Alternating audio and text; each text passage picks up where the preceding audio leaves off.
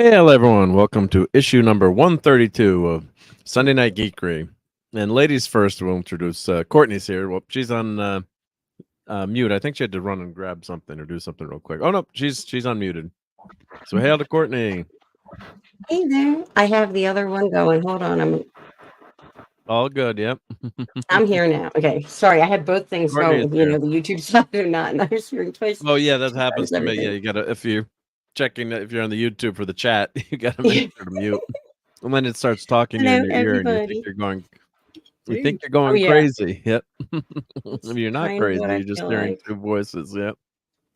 Yeah, we're all a little bit crazy. Why not, right? All That's a good, way all good. better picture of me. Don't say that. Yep. That's just how you Putin's look, cat right? says Yeah. it's Courtney Mobile. No, I'm actually at home. I'll say hello on camera. We got to take Joan Jett down. Yo, you got to take Jonah. Please, Yeah, Joan yeah. Jett for a sec. I am in my room. I'm at home. I'm not in the car. Courtney is real. Yep. She's not in the car. Yep. I'm real. I exist. So thank you for being here tonight, Courtney. Thanks for having me. And we've got an orange pile of rocks hanging out with us. What he said. What's up, everybody? Good to see you. Thank you, great chief engineer, for having me on, as always, to be your sidekick. And good to see you, Courtney. And it's very good to see you too, Clobby. Good to see you all in the chat as well. Yeah, we got our buddies. Well, I'll let see. It's just a habit, Mark. Well, it's your job to shout everybody yeah, out. no, yeah. Tonight you can be the sidekick. Yeah, you should have the sidekick. But yeah, It's just a habit. We got Tim here. Yeah, it's just a habit. Yeah, yeah. No, but thank you. Yeah, we don't want to leave out our buddies in the chat because that's why we're here, right? To hang out. You are correct, sir. I'll be Ed McMahon to your Johnny Carson. Oh, magnificent one.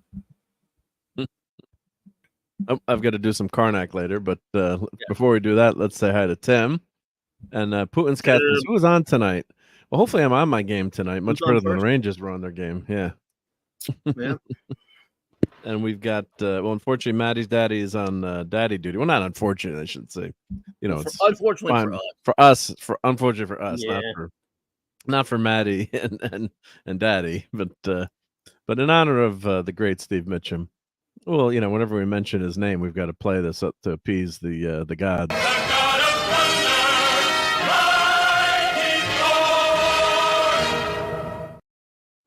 The great there God. we go. So hail to Steve Mitchum, who's on daddy duty, which is probably a lot more fun than hanging out with us. No offense to Courtney and Clobberin Times and chat. But, I agree. Yeah. The kids like that are so much fun. Yep. I have and one Putin's got more person that oh, sorry. Keep going. No, go ahead. Yeah, what were we gonna say? They wanted to say hello, and it's just because he's visiting me because he's been with his dad for a while. And he wanted to show off his MTV shirt because he's hip. He wants his MTV. Yep. Say hi. Yeah, I watched that MTV.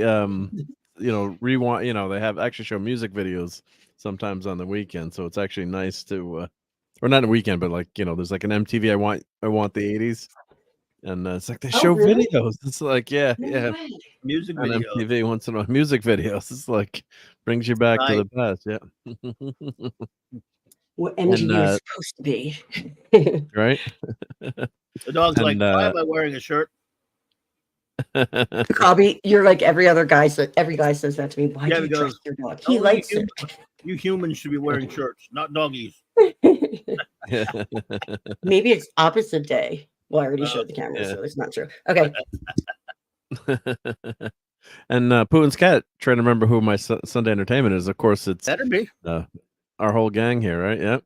And hail to Gwagnar, and thank you, of course, to Gwagnar for doing the great eatery logo. And put that eatery logo up there. So thank you very much, Gwagnar.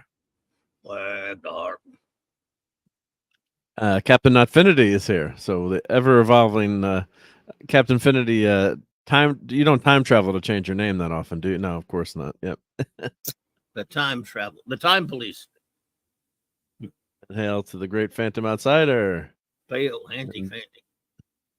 And Daniel Barry Sports Highlights. Hey. And DJ Play Nice. Hey, DJ. Hail to DJ. Yep. Yep. And thank you for stopping by at the poster stream. Yep. And cheers, says Captain Infinity. So I guess we can. I mean, I went to a car show yesterday, so I know we can. Oh, Poon's Cat is time traveling as he writes this. Oh, and the Dallas Stars just scored, so that 70s rock fan is should be a little bit happier now because his team. Sorry about the sports bucking, but his team is facing elimination too. So the Rangers, national TV or no? Yeah, national TV. Well, ESPN. Well, I guess ESPN is. National, right? Not like terrestrial. We have to pay for ESPN, I guess, right? Yeah. Or on the cables or on the whatever. Yep. So so my team, the Rangers, didn't pull through last night, unfortunately. Mm-hmm. So it was a shame. But their team is in the same spot now, and it looks like they just scored to get within one goal. So I'm sure he's feeling a little bit better now. The 70s rock fan. Maximum. Yeah. Max. And Captain Infinity says I'm only about the trope of the parallel universe. Yeah. Yeah. Oh, Max, you want the silly cat videos? We're the silly cats. Yeah. So we can do silly cat videos too. Yep. But no, I guess we could start with the car. You guys want to start with the car show or start with Doctor Who? Start with Doctor Who because I'm not done sharing it out, and I have some car people that. Okay, good. Okay, we'll talk Doctor Who for a little bit then. Let me pull up some pictures from Doctor Who. But I finally got I put it. I was trying to get people to watch Doctor Who with me, but I was watching the new Doctor Who because you got to watch it, and you don't gotta just to talk to. Well, I got to watch it just to talk about it. But you don't have to watch it, I guess, technically. So the new episode was called Dot and Bubble. So I got my son and his girlfriend were watching.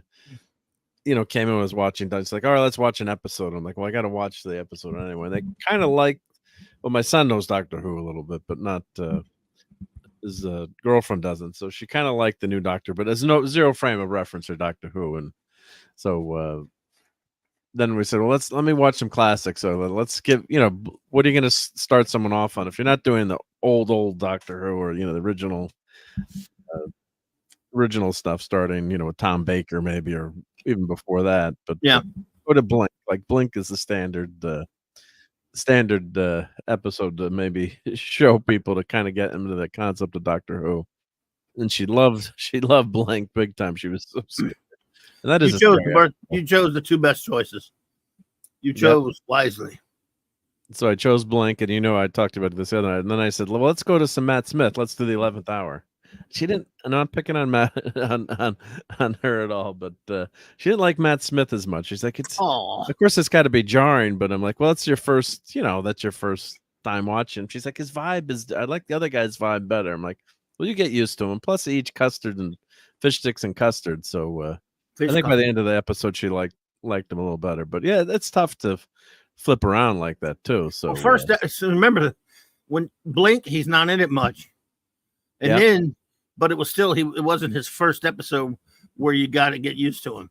This is watching normal. I mean, this is his best episode in my opinion, but it's still his first. So he's introducing himself. So that's a little bit different. First episode of a Doctor's always different. Yeah, it's more of an intro. Yeah, they got to do a lot of exposition there. Yep. So, but I love that episode. It's a great one. And hail to Brian Hepburn. Oh, and sorry, DJ says car show, but Courtney is the lady on the panel, so she said Doctor Who, so she wins. Yep. And hail to Sean Carter here. Says 3 months. Wow, that's awesome. Nice to have more than 150 characters. It's hard to think of an important.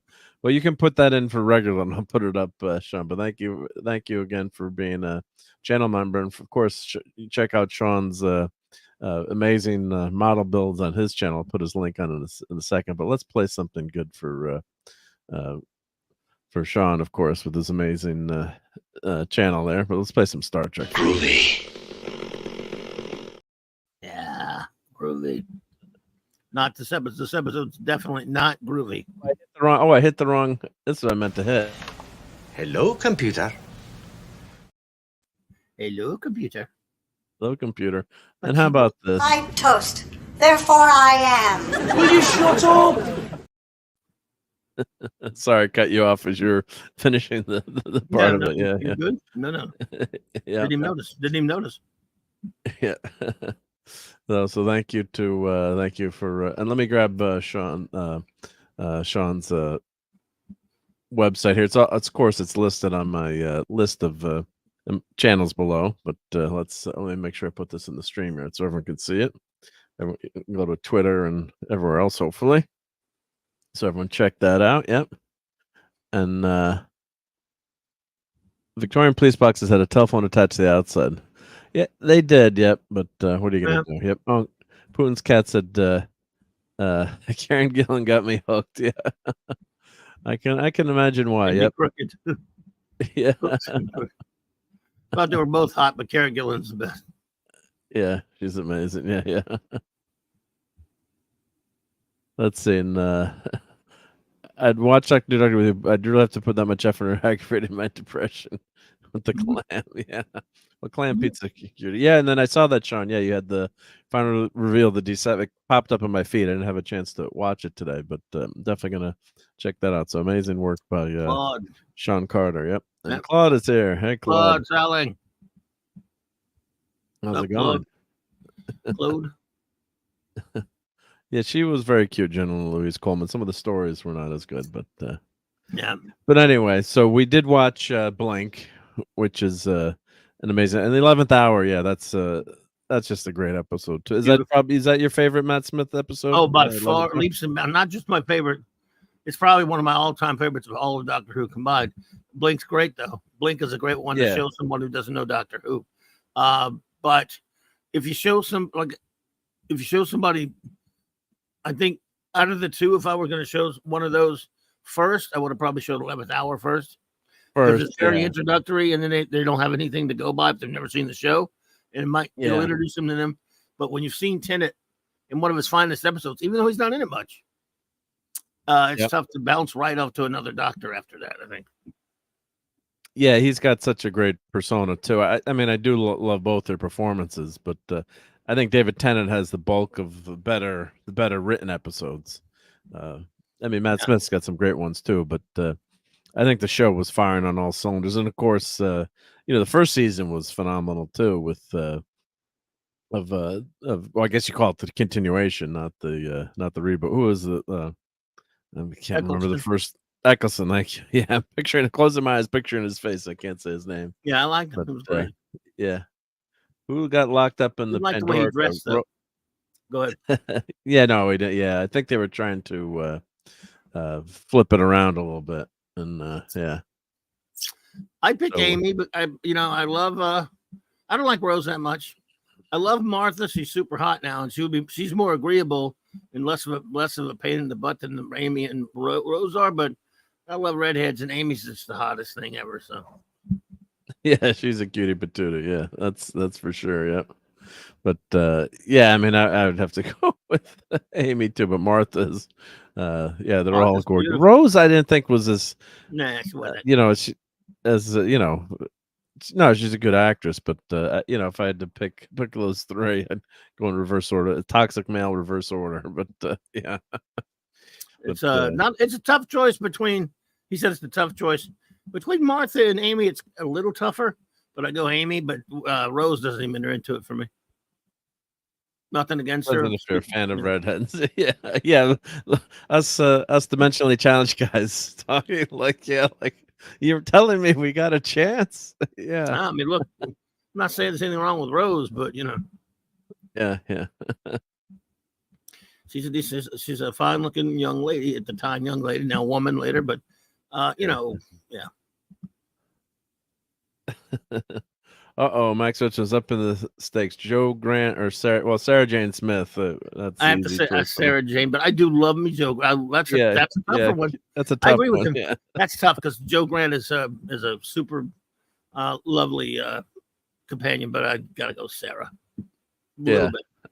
And then coming back too, that's one of my all-time favorite episodes when they then Sarah Jane came back in the school, and they all the kids were getting brainwashed. School reunion, Like, right one. School. Oh, what kind of an episode!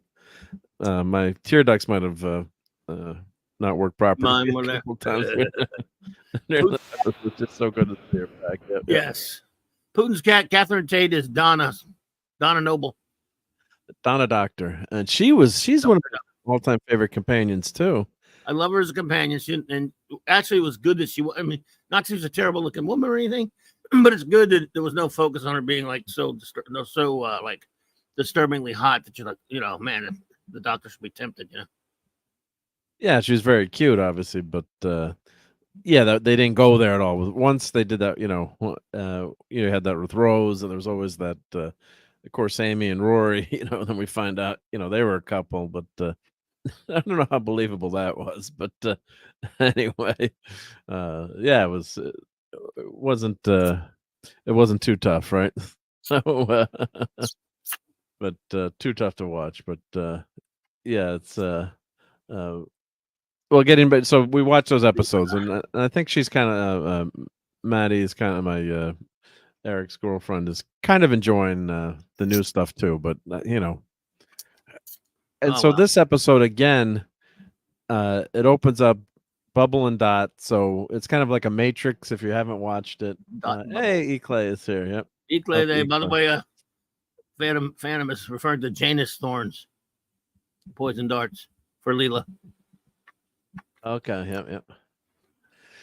So this episode opens up, and it's kind of you're like in a Matrix, but it's a bubbly, friendly Matrix, right?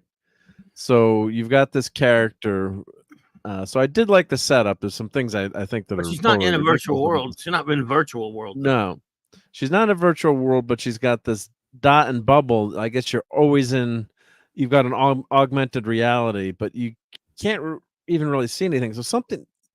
A lot of it doesn't make sense. So, an AR world, you would have an AR has been considered one of the next big things too, where, if you've played Pokemon Go, I know Clobberin Times plays Pokemon Go all the time. Every day. Your Muslim uncle. Hell. I think this is implanted. They don't say much, but I think it's implanted in their head or something. And she opened up her eyes, and as soon as she woke up, she says, Dot.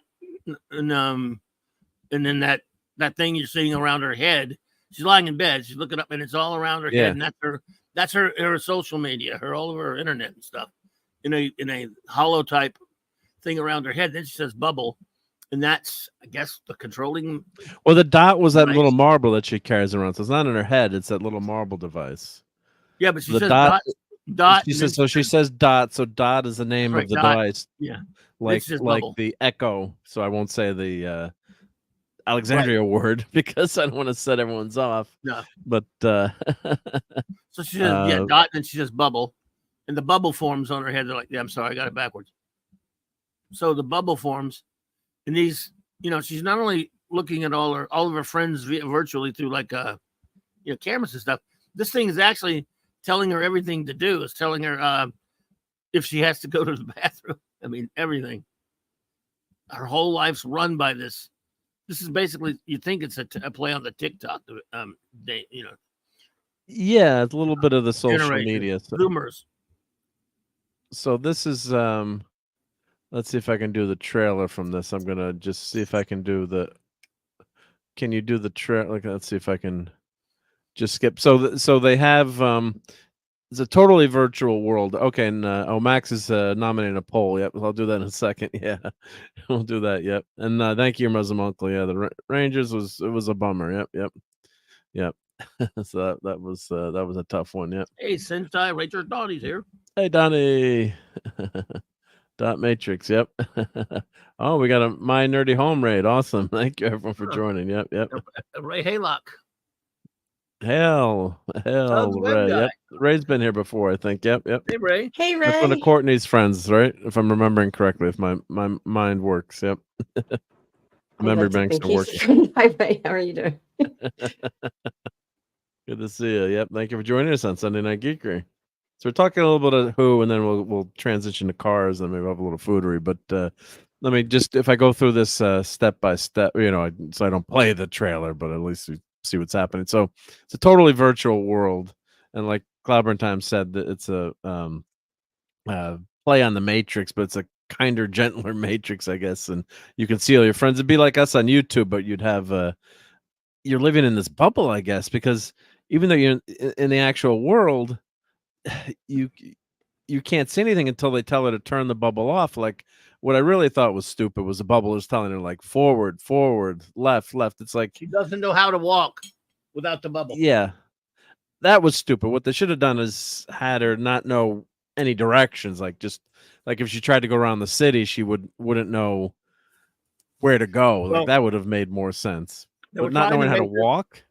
Well, they're trying to make it a parody on Zoomers and relying on, and this is TikTok. It's like relying on the social media to tell them to do everything. And then if that's your goal in the episode, great.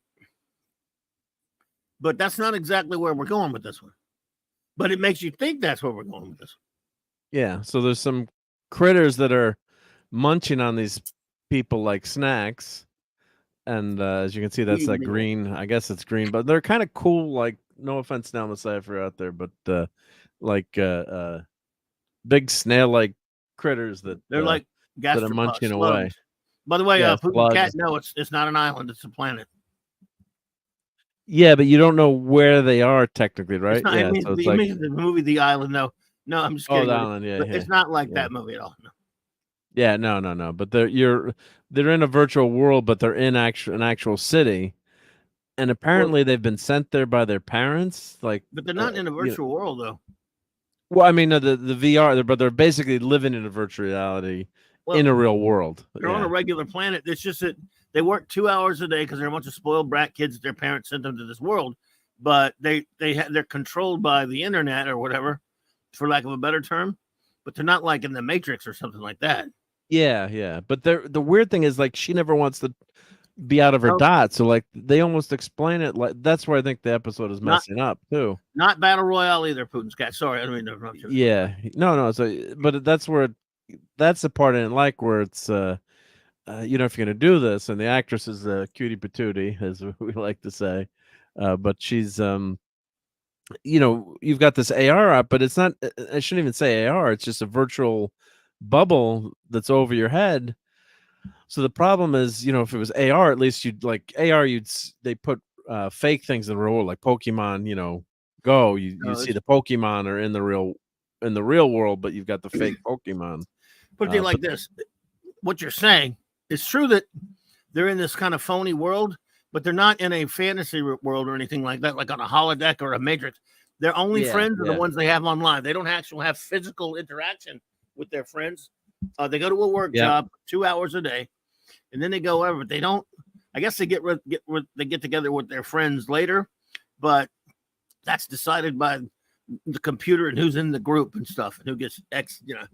And a lot of hers are missing. What we don't know, and what we never find out, is why Shooty and Ruby contact her, and why they know anything about what's going on.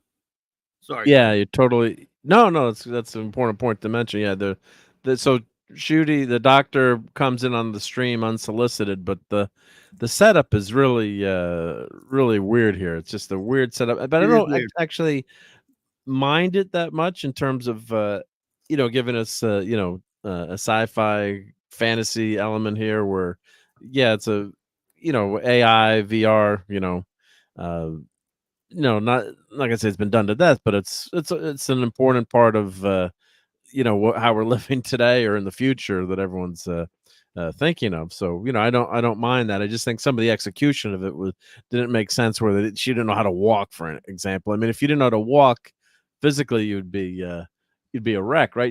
She wouldn't be in as good of a shape. They'd look like they'd all look like pods of goo, I guess, or they'd all be extremely overweight, unless the thing is making them exercise. But just making her not know how to walk, maybe it's them harping on it too much, but it was just I'm not just saying. By the way, Max, to give you they're not really like Mestor or on Jaconda. That's what I thought at first, but when you see them, they're almost like tractators, and they're almost like the tractators from the episode Frontios. And I was thinking that would be kind of, not that the show's good anyway, the show's garbage, but they seem like those, like this could be something like that. They're similar in the sense. I mean, if you look at the tractators, obviously not the same, but it's like a modern day version of that way that would be revised today. So that's what kind of I thought of, but they're not. They don't. Well, here's the thing. Again, we'll never know because they don't tell you anything about them. Yeah, you won't know. Yep. So Donnie says, the Beach Boys documentary I started watching too. It looked pretty good, and also the Jim Henson Idea Man. I'm definitely gonna check that out too. Yep. But cool.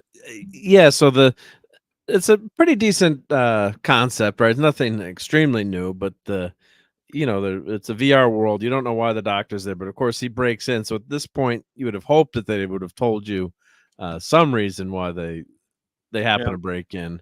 So they kind of help her, to finally get the bubble down, and she notices all her friends are disappearing and the world has gone nuts, and just the whole world, the setup doesn't make sense too, because who's running the world, or who's doing things, or fixing things, or building things?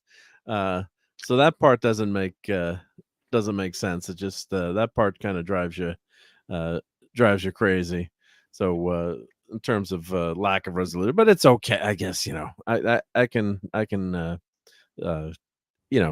get by without every explanation there. But the setup it's a decent setup, almost like the last week, or what was the episode? The 72 yards had a nice setup, but not a great payoff. Oh, and the Dallas Stars just lost. So condolences to sorry, that 70s Rock fan. Yep.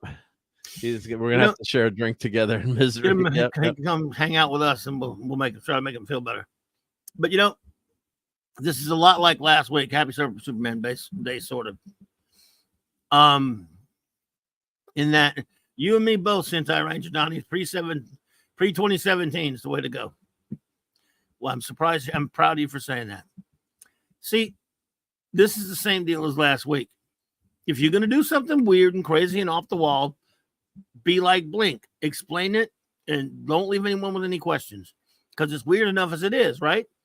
If they never told you what the weeping angels really are, and ever give them any kind of explanation, you'd have been aggravated with the weird story.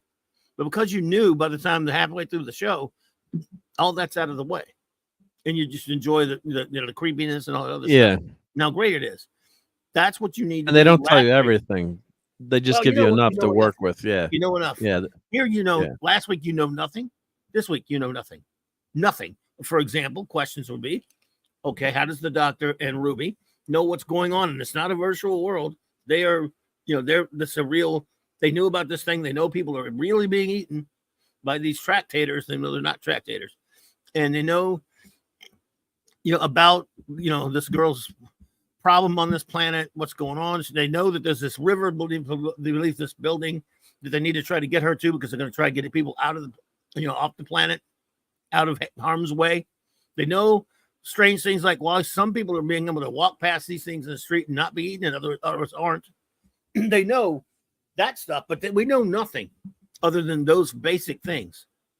And we never, you're going, okay, we're going to learn those things, right? Wrong. The Doctor literally is phoning it in. I mean, the crybaby, and he's not the Doctor. And that's that. You're going, okay, once again, I'm going to see all this weird stuff. But usually on a good story, by the end of the story, you know what happened. This is mystery box crap, Jar Jar Abrams type TV. And spoiler alert, which we've got up, the Doctor doesn't save anyone. So that was infuriating too. Again. So so here she is. She's at work for 2 hours, and she's on this desk, and they're what were they supposed to be doing? Doing some data analysis or something, but right. There was no paperwork, so it's supposed to work 2 hours a day. And they've been sent away from their home world to live here in this, quote unquote utopia. But nothing makes sense. But Rob, and hail to RobAltis. Hail to Rob. Yep. I want to backtrack a little bit on that. In this case, now you said they don't say he doesn't save anybody.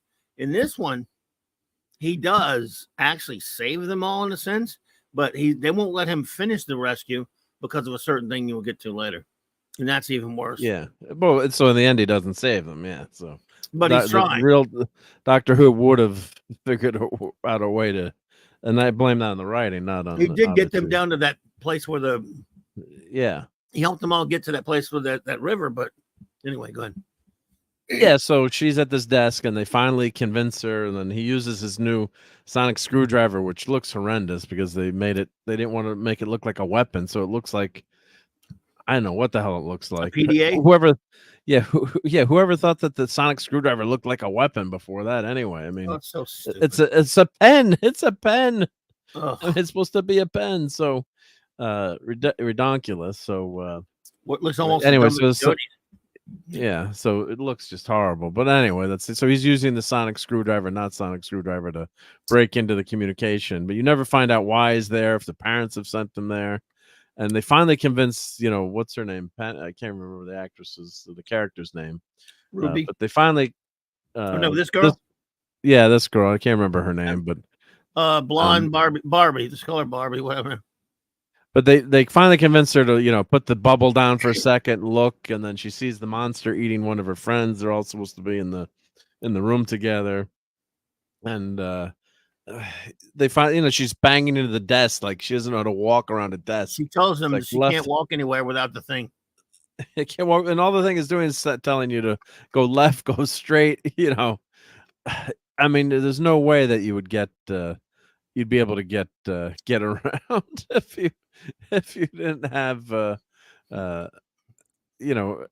mean, you'd have to have like a radar sense or something. It's just ridiculous. So yeah, it was just way too much. So there's what the creatures look like. I guess that's the green screen. They did some nice practical effects. Yes. Got any full pictures of the creatures? Let's see if cycle through if they show any pictures. But the creatures were pretty cool. Of course, they had a kind of an appealing old school cornball look to them. Yeah, so that part was good. Of course, all the guys were very feminine in this show. The one guy that was almost decent, that guy that was saving her, look what she does to him. Guy. Yeah. He looks weird, but I mean, everybody on that planet looks weird. The whole point is, I guess. He even tells her he can actually do actual practical stuff because he tells her he turns up that crap once in a while and he reads and does things. So he's different. And I almost liked him for a minute. Yeah, he does. He said he does his music, and I turn the dot off for the rest of the day. So he's an internet star, by the way. Yeah, so they all have their rankings. Yeah, they all have their rankings and what subscriber number they were, and which is like all that part was pretty cool. I thought that setup stuff was gone. And Sean Carter's here. Connor. Hey, buddy. So here's the creature. So the creature was very well done. It looked like some of it was practical and some was CGI. So here's what the slug kind of creatures look like. Yeah, so that let's see if they I actually thought they were going to be tractators. Let's see if they've got the. Yeah, so that did look pretty good. I'll say that. But he said they wouldn't have any traditional villains. So I should have known. Although not traditional, they only have one episode. All right. So let's see if we see any more. Yeah, here's a picture of the slug. So yeah, they're kind of like slugs with this gelatinous stuff on them. Yep. Yeah, the thing. So you find out, we're doing spoilers, so I don't think anyone cares if we're spoiling. So the creatures are eating one in alphabetical order, so they're going down the list. And hey, Ezra Goldstein, shalom. Talking about your favorite show right now. Everyone's favorite show. Yep. So they're munching away at everyone in alphabetical order. And because there's something to do with computer shit, they're for some reason eating them in alphabetical order, like you said. I'm like, why? Did they explain that and I just forgot? No, they just said they were just going in alphabetical. So they have the file, I guess, of how everyone on the planet. Stupid slugs know how to do that? Well, they're intelligent, obviously. They've got some intelligence. But so what they don't explain that. The alphabet have to do with any damn thing? I guess they're being efficient. I don't know. Yeah. That was their big takeaway that the doctor finally figures out that all their maybe Raquel's controlling them. She's the Grammar police. Yeah, he got a spelling order. Yep. So that was the big giveaway, and of course, then this guy gets eaten while they're watching. So all their friends are going offline. I guess you've got a lot of followers, but you've only got like your group of immediate friends. I guess is how it works. So they're going in alphabetical order. So that was one of the big reveals. So what she does to this guy, was it Ricky Monday or Ricky? Something. Ricky Monday. So he's a big YouTube star, for the lack of a better term, or he's the big he actually turns out to be a decent character. And let me see if I can find out the IMDb for see who. Well, they end up telling when Ruby and her companion, her faithful companion, Dr. Crybaby, figure out that these things are eating people in alphabetical order. It turns out they're all in love with this guy. He's this very famous internet influencer, and she loves she thinks, oh wow, she's so in love with him, enamored of him, and so is the doctor and Ruby. And he's actually able to do stuff, and he's saving her. But when it turns out both their lives are on the line, and she learns about the alphabet thing to save her own stupid life, she tells those creatures that that's not his real name. That's an internet name. His real name is, and she tells whatever that name is, and it's the lower on the alphabet. So they go eat him, and she's able to get it to escape. Yeah, so his name is Ricky September. So that's that's his internet name. That's his internet name, and his real name starts with a C. So the poor guy. So he was actually being a decent guy. He was saving her, and then she betrays him. So she's an evil, horrible person. I mean, just yeah. So it's Callie Cook and Dotton, but the actress. So she was good in it. The actress was good, I thought. So there's the critters, and So the basic setup is the doctor's telling her with Ruby, how to get out, and it said don't, then trying to figure out all along why the creatures weren't yes, there's a character named Dr. P. Yeah, it tells you when you have to pee or not. Yeah. So, yes, he told her earlier in the episode, said no, you don't have to go to pee. And then she's so scared right here, he tells her, looks like you need, basically, I don't know how he worded it, but looks like you need to go wee wee. Yeah, you're whatever was up way above normal something or whatever. No, but when she wakes up, she's like, she hadn't have to go for 3 days. It's like, how is that possible? On that planet, it's I guess, or maybe they're aliens, I guess, right? So there was a Dr. P, that would pop up and tell you when to pee. So that, even though it's not VR, it's VR, right? So Gothic Paul, he unfortunately got eaten. Hoochie Pie. Yeah. So all crazy names, So you think it's spoofing, TikTok culture, spoofing the kids now. Yeah. So they're Callie Cook. She was Lindy Pepper Bean, and that's actually a real name. So they're asking her, what's your real name. So she's good, and she was very cute. So I thought she did a good job with her. You're working with what you're given, right? So so those were the actors in the episode. So the end of it, she turns out to be a horrible person. But I did really like the setup, but then you don't find out, it jumps the shark in the end in terms of giving you any kind of payoff. So you don't learn anything about the creatures. And then the doctor guides her, says you go through this building, and then Ricky Monday helps her. Yeah, helps her go, find, it was all predictable TV trope, but finds the passageway. And down to this subterranean thing. Yeah, which was interesting. It's like there's all this stuff built on the planet. Who maintains there's a river running under this down in this subway type deal. And all the the crybaby is helping them. A whole bunch of the people are escaping that way. They're going to go to somewhere else on the planet. There's like this big desert. And all these pampered, decadent, and they're all something else that have another thing in common that we'll tell you in a minute. Are all to get away from the creatures. we're all going to leave on boats or whatever to go to get away. Yep.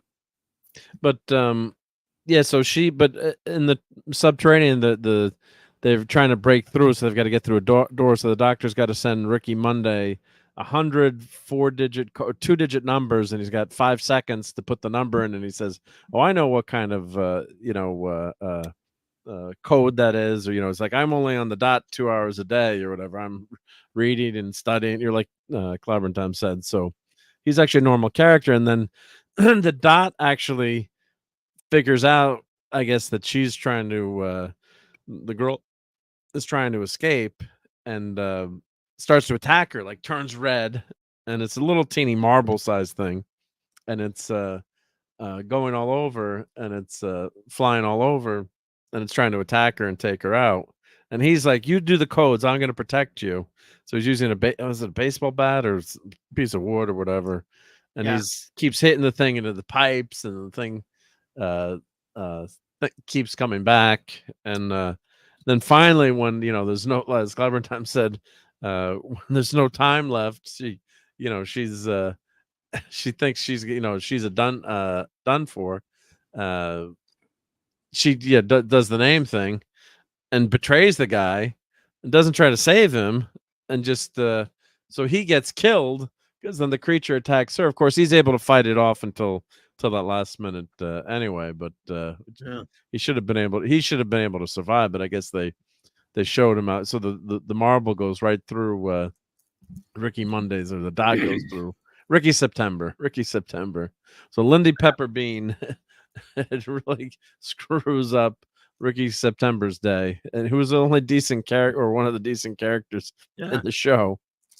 And then so they escape, and then finally the doctor is in with Ruby.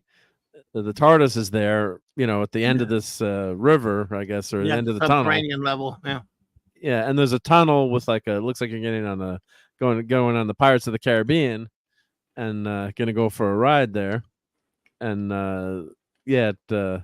it's just so then basically they the long and short of it, the doctor. Well, one of the things that Ricky Monday, Sunday, Monday, whatever the heck his name is, he tries to call home or phone home to talk to the parents. He says population homeworld is 0, and the slugs are everywhere, and they've eaten everyone. They've all been eaten by the slugs, which doesn't make sense too, that they wouldn't contact they wouldn't be able to eat everyone at once, right? They don't contact anyone or do anything or say anything. So it's just nuts. Yep. Is that Courtney coming back? Oh, good. Yeah. Courtney's back. Yep. We lost Courtney. I Was worried. Oh, I'm glad you're here, Courtney. I was worried that one of those slugs got you. My computer decided to update and restart right in the middle of everything. So it does that. It does that. Yeah. Well, good. Yeah. We're almost done with the Doctor Who. You don't watch Doctor Who, right, Courtney? No. Yeah. Well, don't start. I'm not against it, but yeah. No. Yeah. I've just heard that now I don't want to watch it nowadays. I am. So yeah, you could always watch the older stuff. Yeah, but so what happens is the doctor is there with Ruby at the end, and they're down by the river, and he's like, "Everyone can come on the TARDIS. I can save you all. I can take you to a much better planet." He explains them to what the TARDIS is, and he could save them all. Yep.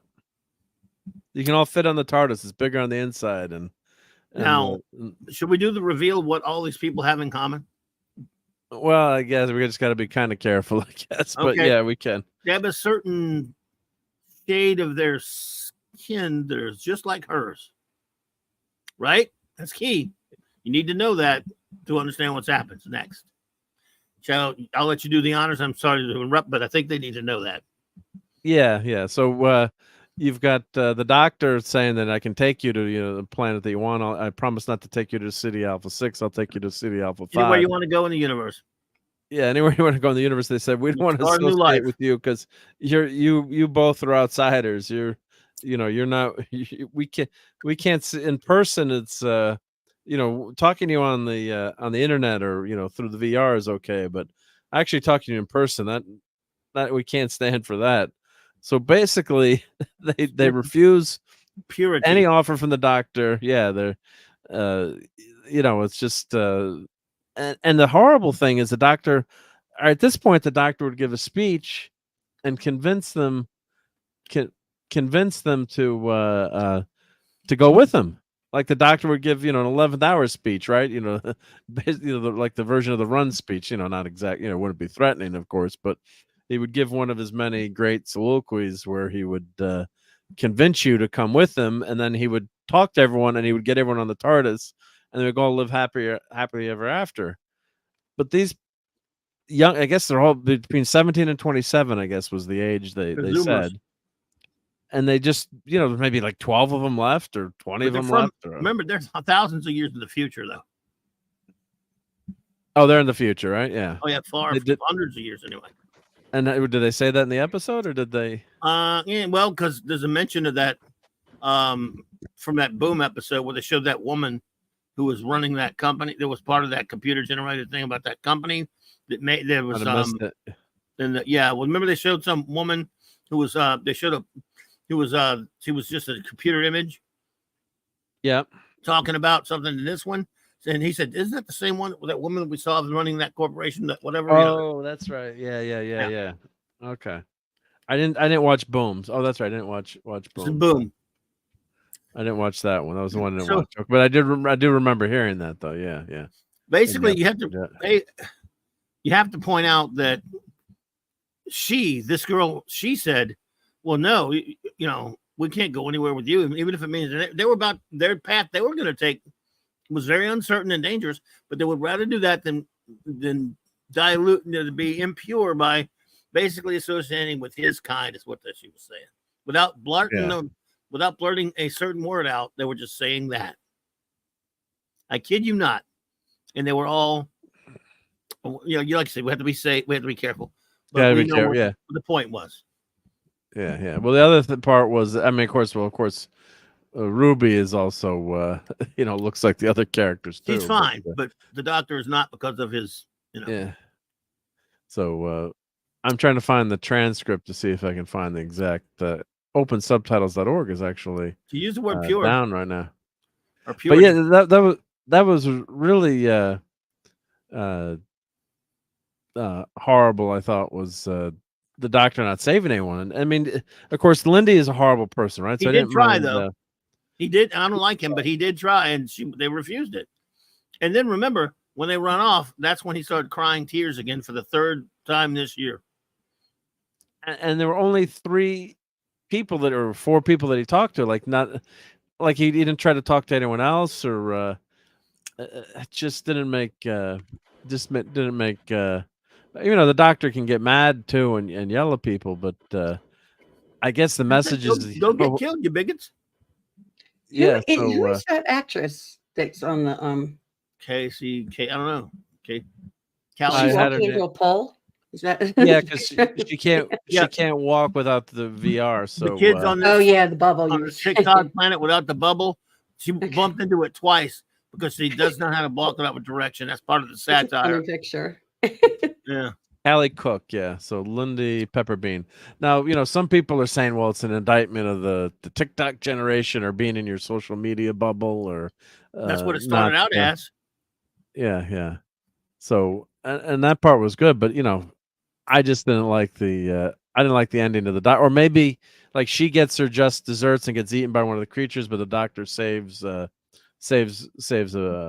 bunch of other people. But it's I guess they're trying to use a racism allegory there, but they didn't even do a good job of that either, because it doesn't fly. Like, just say it then, right? If you're going to go there, just say it. Just saying, because you're not in the you're not part of us. You're not from the society. You're not in our city or whatever. I mean, if you just see all these slugs eating everyone, it was so bad. Well, look, just a few weeks ago, before the episode's coming out, Shuti Goswami, this idiot, lousy new doctor, was out there saying some very racist things about people. So he was saying some racist stuff himself. He's a racist. So what do you expect? And no, Fanty, he actually did try to save them. They didn't want to be saved by quote unquote, pretty much, well, not quote unquote, but basically by his kind. Yeah, someone out of the society. They weren't all that subtle. Yeah. But hail to TZ Burton. Thank you for hanging out with us. Hey. So yeah, I mean, some people I was reading the interwebs, of course, there's always, various opinions around the webs, but I didn't think it did a good job of I think if someone like that, everyone shouldn't be like that, right? In terms of racist in that whole city, like the Ricky Monday character was a decent Ricky September. I don't want to keep saying Ricky Monday, right? But was a decent guy. But like, yeah, you can have some characters be punished, and then if you want to use that allegory, it would make sense to punish, her, maybe a few of her friends. But then he didn't even try to talk to the other people. I can tell, like, there are all these people milling around on the set there. Cried. But you know what? The other dumb thing about it is, let's face it. So, Rossicism, is it really stronger than self-preservation? I mean, most people, I don't care if they're in the card-carrying members of the KKK. If some guy's saving their life, they don't really give a crap. At that point, they may still hate their guts and be a bigot, but are they really going to just die just rather than be saved? But it's so silly. It was just really bad stuff, like everything on this show now. Well, yeah, there might be ending really that would make a failure. There's some lunatics that might pull that, but she just nonchalantly says, "Nah, we'll just go out to that desert out there. I mean, that jungle, and probably get eaten by those things eventually." Just it's because we want to mess around with you. Yeah, we'll be fine. Yeah. Yeah. So that the ending, I wish I could get the transcript, but open subtitles is down right now, so I don't want to play it on Disney Plus. But that's the gist of it. So some people are saying, well, it's that's illustrating how evil people can be, or how short-sighted or idiotic. But sure, just the doctor would work. He would do more than cry to overcome that, right? He would work. He just cried about it like a big. That's the second time this year he's cried about it. Yeah, so they would have done something to try after all that work and landing on the planet and trying to save them, and also you don't find out why the planet was wiped out or what happened. You don't find. They never said what those things were, how they were there, what was going on. Nothing. Just like last week. Zero. Yeah, you got zero. So. 2 weeks in a row they've done that. Yeah, so I think the stories have been I shouldn't say the stories, the concepts have been much better than the Jodie airs so far. Most of them in terms of the setup and potential. The Jodie they were just yelling at the plastics episode, the Rosa Parks episode. They were just preaching. So this maybe you could argue is trying to be a little bit more subtle at being kind to it, but in the end they're not giving you the great payoff, like the Devil in the Dark, where that's hatred towards a creature that looks different, but then everyone realizes how silly they were, to not look past themselves and say, yeah, this is actually a mother that's trying to save her. Oh, Larry's here. Sorry, Larry. Missed that when I was Larry. Yep, missed you were here. Larry. Out to the great Larry. I was listening that for some reason. So so that's the problem with the they're not as preachy, and Doctor Who should have you always want some social commentary, some messaging. I think is fine depending on how it's handled. But this doesn't give you that payoff there where you have a hero that's actually able to save someone. Now, maybe people argue, oh, well, not everyone, should be saved or they don't deserve to be saved. But if I'm watching Doctor Who, who's a protector of planet Earth, yes, not to say that he doesn't, take people out or, punish people or, that's why in the 11th hour, look what's happened to everyone who's tried to invade the Earth, basically run, when they go through the montage. So the Doctor Who is not he's not a complete pacifist, but he usually tries peaceful means or, a way to protect without, overt violence. But he would have done something here. It's like, he would have worked out a way, or at least he would have had a better speech than crying. He would have uh, told them how ridiculous they were being, and then if they decided, and he doesn't reach out to anyone else in the group. It's just those four people. Those four people in the end. It's not like he said, "Everyone gather around. I can save you." Or so that's where I thought the episode really fell down. Is crying a speech? No, that's the problem. Doesn't sound Cry like it. Yeah, baby. it sounds like a problem. I mean, he was Yeah. in 2 weeks, a week before last, that stupid boom episode. He's crying all throughout the episode while he's standing on that mine, tears streaking down his stupid face. And this week he does it again. Horrible. Yeah. Yeah, it was a shame. Yeah. He might be worse than Jody. I never thought I'd be able to say that about anybody, but I think it's true. I think he's worse. I don't think that was her possible. stories. I think His are just as bad. I think this is almost as bad as anything she did. Nothing's worse than a timeless child. I'll say that for you. She's safe in that. She's safe in that, but that was just for the damage, though. It's hard to get stupider than the Devil's Court or Space Babies. Yeah. I don't know. Right now there's a dead heat, and they've had more stories for Jody, but yeah. They're really trying to catch him with a vengeance, though. The 72 73 that had potential too, which is such a shame. It's just they just don't know how to.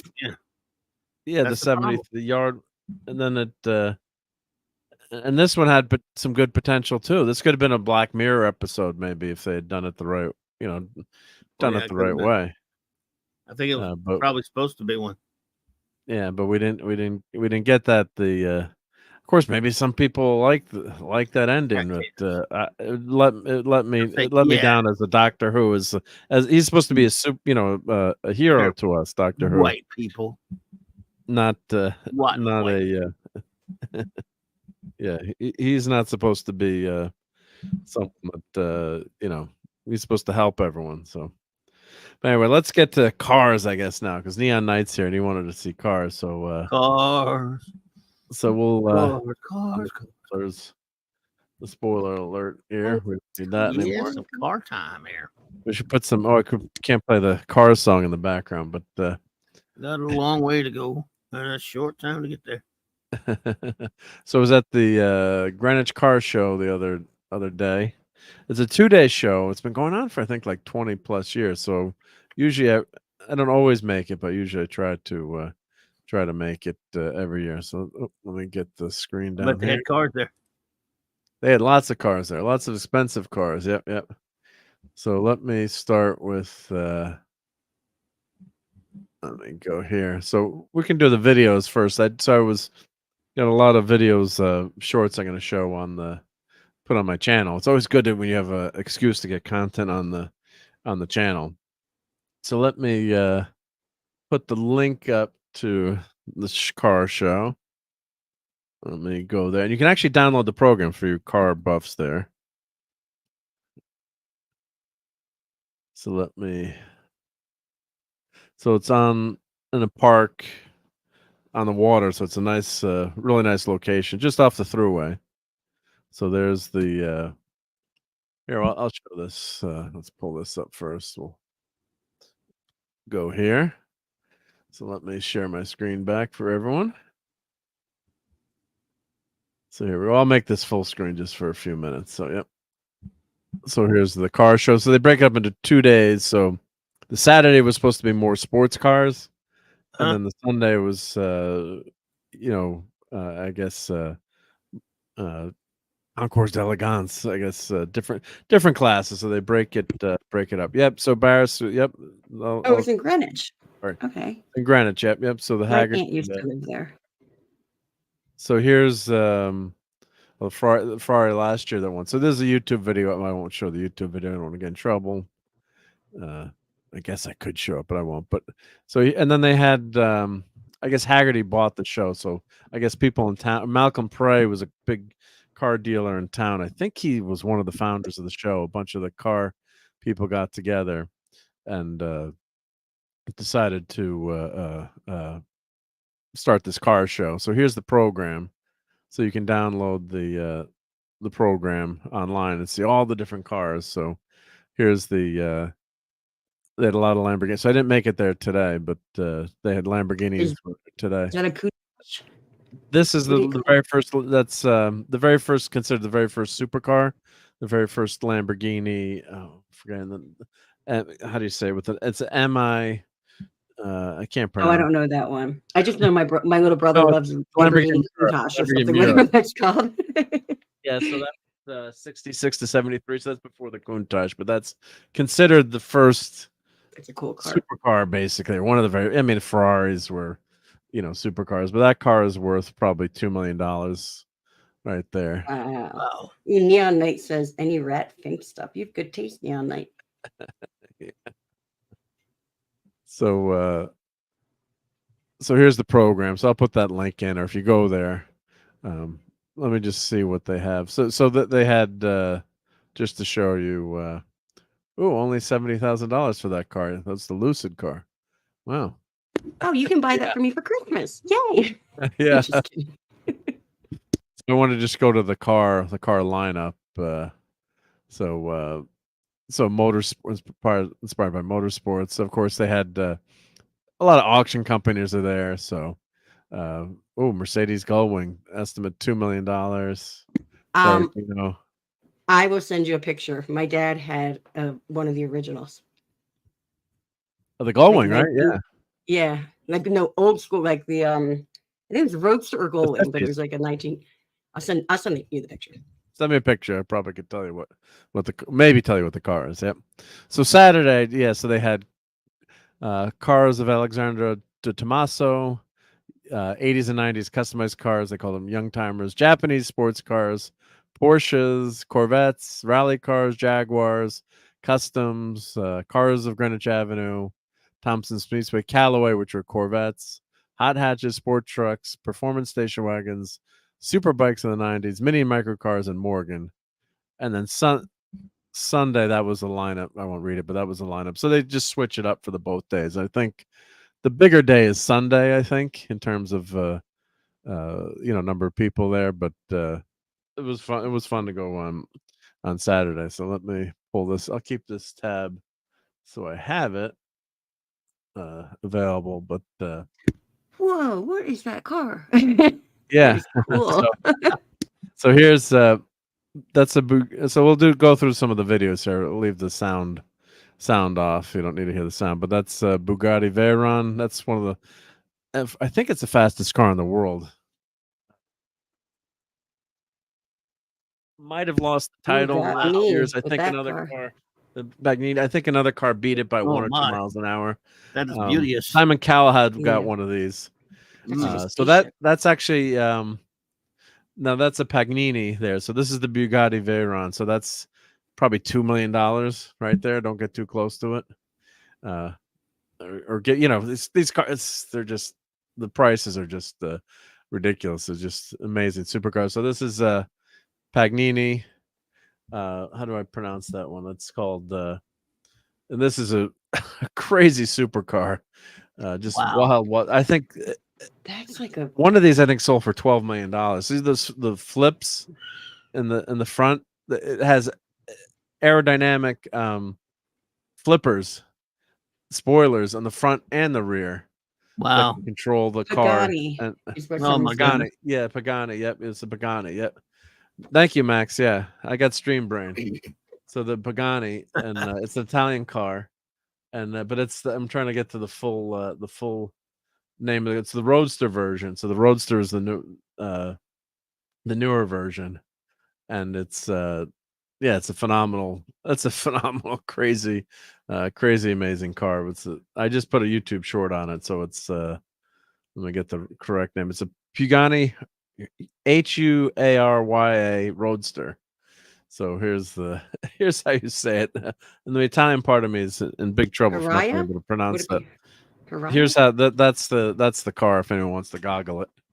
So that's what that car is. And of course the owner took all the badges off, which is very cool, right? Because you should know what the car is without the badging. So some people do that. They take all the badging off. Mary says in the chat, I'll take the 1966 Batmobile. I was going to comment on how that's like some newfound crazy looking like Batmobile type look. I don't know thing. It's funny. Yeah, that's what Bruce Wayne would drive. Yeah, so this is a Subaru rally car coming out, and the guy could barely idle. He's like, I can't go slow in this car. Everyone, get the bleep out of the way. So I'm like, I'm moving over to the right here. If this guy hits the accelerated too much, but you could tell the the car's it's a race car, right? So it's not set to go. So it's like everyone get out of the way. I can't go slow. So this is of course the supercar of the 80s, right? Every red-blooded American guy wanted to have a Lamborghini Countach. Is that what? Is it Kit? Nope, that's the Lamborghini Countach. I know, I was just joking. Yeah. I know that I was just joking though, because you said of the 80s and it was all black. So Kit was a trans man. Yeah. Nice. And Nina says here, when I want to torment myself as much when I can't have, I watch Barrett Jackson. Yeah. So yeah, everyone had posters of this car. Roadster. Pagani Huayra. Huayra. Thank you, Max. Yep. Horatio Pagani would be ashamed. Yes, he would. He would disown me. So I'm out of his will now. See? Says, do I know you people? Oh man, that looks like my first car, just way fancier. We had one of those. My dad had one of those. Had one on his lot. Couple. Yeah. He used to get these on his lot all the time in the 70s. So this is really. Although that looks this good.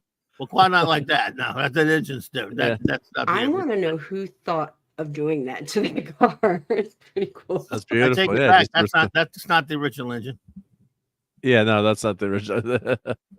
They put mag wheels on it. Yeah. Now, is that one of the cars that has the seats in the back? Yeah. Yeah, remember that? Yeah, Courtney. Those station wagons. Always had those.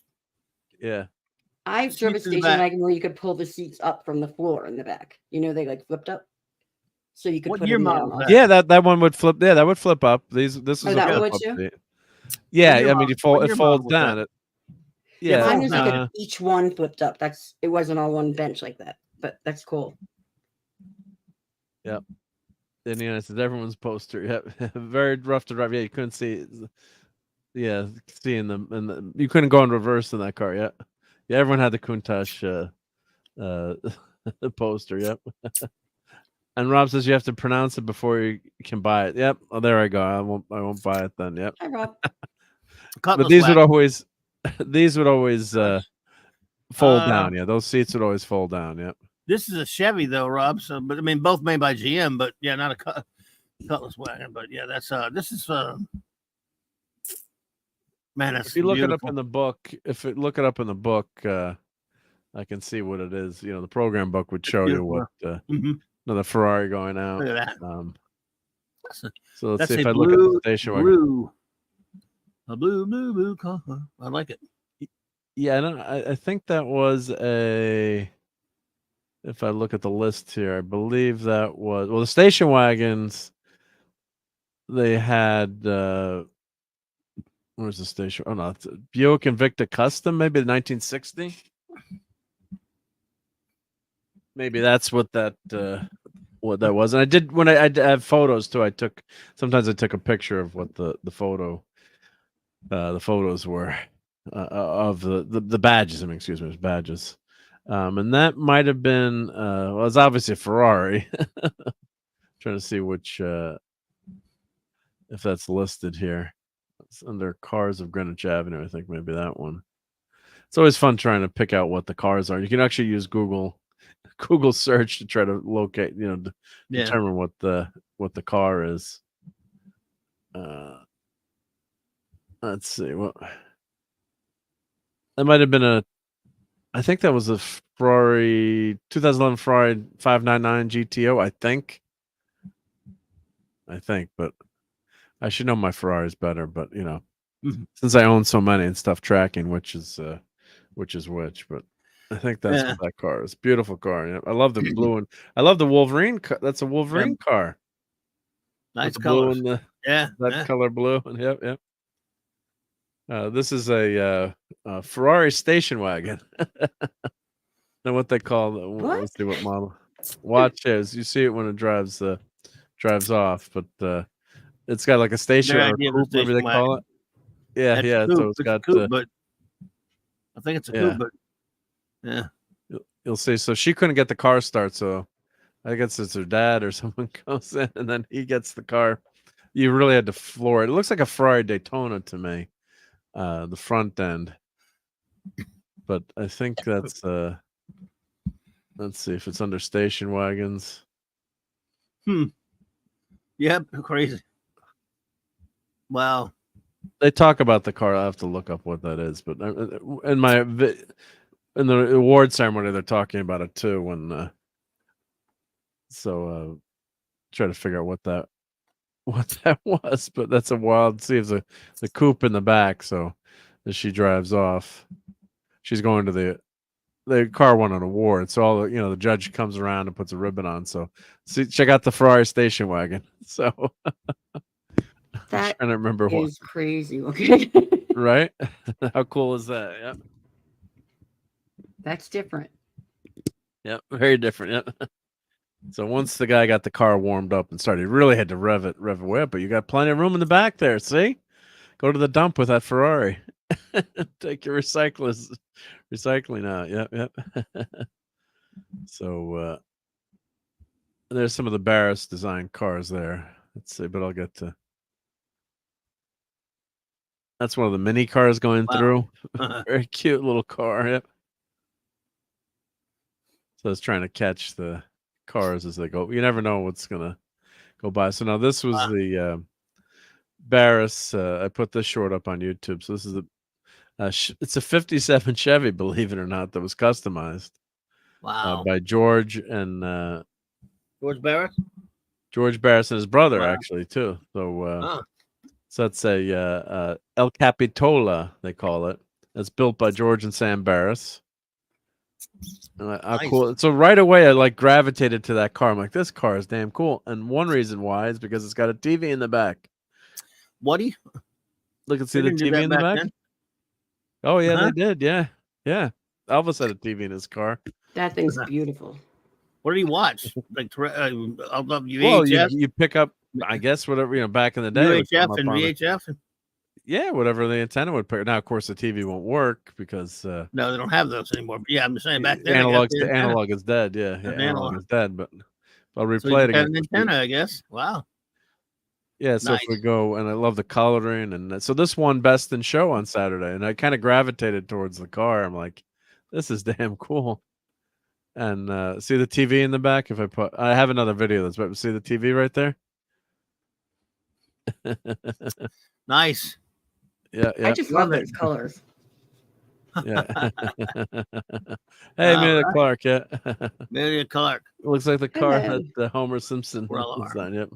Think Pink. Yeah. Where was the electric? Oh, you just run the off the bus there, off the car. The car has a generator in it, so alternator generates electricity. It runs your radio, right? So you just have it set up to. No, good question, but you have it set up to run. Now maybe it's a TV that's been converted to run on DC 12 volts, or maybe they had a inverter in there. But yeah, no, you definitely could do it. I remember seeing some of Elvis's cars, and they had TVs. TVs in the back of the car. One of them had a record player in it. Try to do a portable record player. So that car won. This is another George and Sam Barris car. Yeah. Damn, that is badass. That is badass. Yeah. Weird. The back's so weird because you can't see the tires or barely see the tires. Oh, yeah. Yeah. Wow. I would hit my head on that thing. Yeah, be careful parking, right? I banged the concrete again. Yeah, I think these cars are all trailered, I'm guessing. That's another really cool looking car, custom car from the 50s. So yeah, if you look at the program guide, you can kind of figure out which cars are which from the brochure. Let me put the brochure up. If anyone wants to follow along and try to figure out this is all the Saturday stuff. So it's tough to me to, as much as I'm a car person, try to figure out each one. Now this is a cool truck. Yep. I see a theme with the orange there. Nice. Yeah. DJ Play Nice says in the chat, he asks, wasn't it GM who had models with record players? I'm sure they all probably tried to do it at one point. I don't know specifically, but I know at one point, yeah, they were trying to put record players in cars. Yeah. Yeah. So I'll play that again. This one's too cute. Yeah. Little Red Express. Yep. But these trucks are, I should say making a comeback, but they're really desirable now. These trucks of the 70s, which is funny because like no one wanted these, 20 years, 10 years ago. Like who wants a truck like that, right? So Wow. So really nice job, and they've got the little mini, the mini mini truck on the back. Yeah, yeah. Speed bump would be a nightmare. Yeah. So for sure. Yeah, yeah. No ground clearance. Yep. And Mara said, yeah, they tried, but especially in New York City road, yeah, they kept jumping. Yep. This is one of those custom vans you could buy. I guess if with I guess it's a 6-seater with all the it's one of those. Should have taken a picture on the outside, but it's one of those sport Mercedes Benz, sport. Wow, sometimes they use them for work too. Like people, what's it called? The Mercedes. Forgetting the name of it, but which one? I don't know. It's a brand of Mercedes van. They sell these Sprinter? vans. Oh, The Sprinter, yeah, Mercedes Sprinter. yeah, Sprint. I I think. used to drive. I should have known that. I used to drive. I drove one for years for deliveries. Freightliner. Yep. So they thank you, Putin Scott. Yep. Yeah, so they decked these out, Yours wasn't like this clever in times of assuming. No, it wasn't too much like this. It wasn't That like is this. beautiful. Yeah. That is something. Well, You Amazon ride in uses style. Amazon uses those Sprinters or those Freightliners now. Yeah. So you could deck it out. So you couldn't get in there, obviously, but I can imagine how luxurious it is traveling in something like that. Wowzers. Yeah. So going in luxury. I'm sure a lot of movie stars and big time executives, have places like this. I finally What is that? There you go, Elon. I saw one of these a Cybertruck. couple weeks ago in town. Yeah, I finally saw one. Yeah. What That's is it? a Cybertruck. The Cybertruck. Oh. Yeah. That's like From Mad Max. Mad Max. Elon Musk. Gosh, that's funny.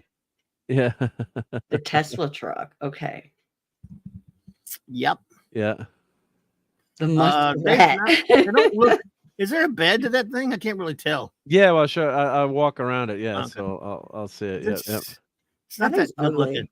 No, yeah, it's ugly. It's wild. I mean, I think it would look good on I'd like to see the interior. like in Damnation Alley, like on Damnation Alley. Yeah. I'd like to see the interior. Yeah. Couldn't get in there. Well, it's shiny. Like I tried to get in there. You just see my ugly mug when I get. I'm sure online you can see the. I mean, it looked okay. It looked a little sport, but it's shiny and stuff. Let's see if I go back. If you can't really tell. It was too hazy there. Got a big ass computer on it though. Yeah, they all have big screens there. Yeah. That's the bed. It pops up. Well, it slides The up. It's the hatch. It slides up. So I guess it gets that's to be not a pretty truck. big. Yeah, it's just it's a concept car, right? I mean, it's a. It looks like the bed's very small. I think you can fit a 4x8 piece of sheetrock or plywood. I think on it. It's cool. I like it. I mean, if it's not, I wouldn't buy one. But I mean, it's great. I'm like as a show car, like It ain't cheap. crazy. That's a whopper The right there. the chat's cracking me up. That's where you store the moon rocks. Did you store them in rocks? Yeah. Yeah. Chrysler had a highway hi-fi as an option. It was factory installed. Wow. Did you try to? Yeah, I was actually walking up to him like, should I try to break the windows? Yeah. So Did you? Did you see where Elon Musk let Joe Rogan shoot the doors with his bow and his arrow thing? His yeah, and it bow broke, arrow and right? stuff Didn't like break. that. Yeah. Yeah. It wasn't supposed to break, and it did. Yeah. I mean, like, it oops. didn't do so little damage, but not mine. I mean, I would love to see someone just run up and try and break the window in the video. But I finally saw it on the road. You know, yeah, I the saw first one. one was on the road. So I wonder if it was that one. Yeah, That's Space pretty. Sprinter, remember the 50s.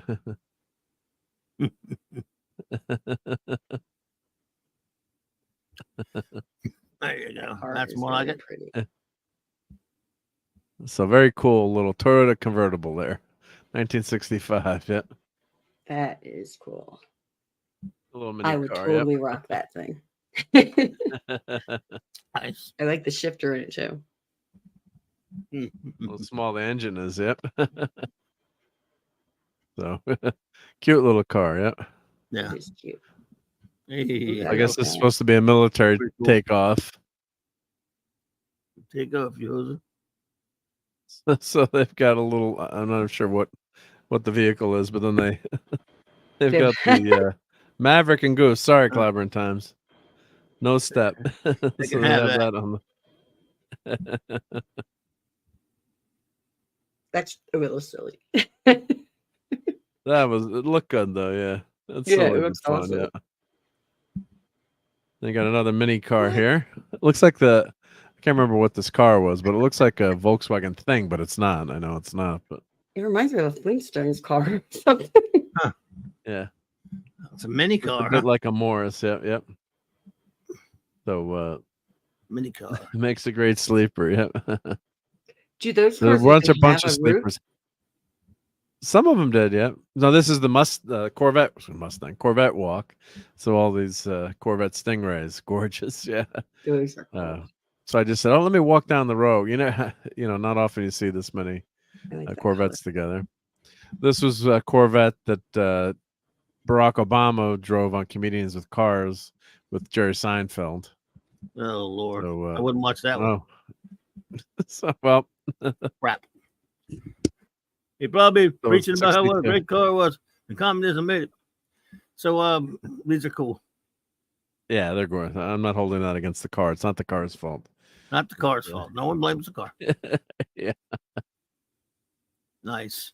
That was a nice. So some of these videos are up on Cool. YouTube or shorts are up. That's the Tomaso. So I have some of those Matchbox cars. So yeah, look at that nice view there. I should have held the shot there with the Corvettes. You always got to hold the shot instead of panning too quickly. I always forget to do that. But cars of Alexandro de Tomaso. Great cool stuff. Here's a little Morgan 3-wheeler. Wow. So I've seen that car on TV, or not that one, but like I told the guy, I'm like, it's cool to see it in person, but only seen him on TV. And of course, the third wheel's in the back, which makes sense. So it's a little bit more stable. But, yeah. And then they had a 4-wheeler. So here's that Barris car again. Driving out. Yep. And a good thing it didn't rain, I guess. Too. It would sink into the grass there. Yep. Soft out there. Yeah, well, no, I'm saying if it had rained, God forbid, yeah. Mid Yeah. 80s to 2000 vets are attainable. Yeah, you just buy those cars that are, they got to be a little bit older. Yeah, haven't hit that collector status yet. That's when you make your money buying them. Yep. Yeah.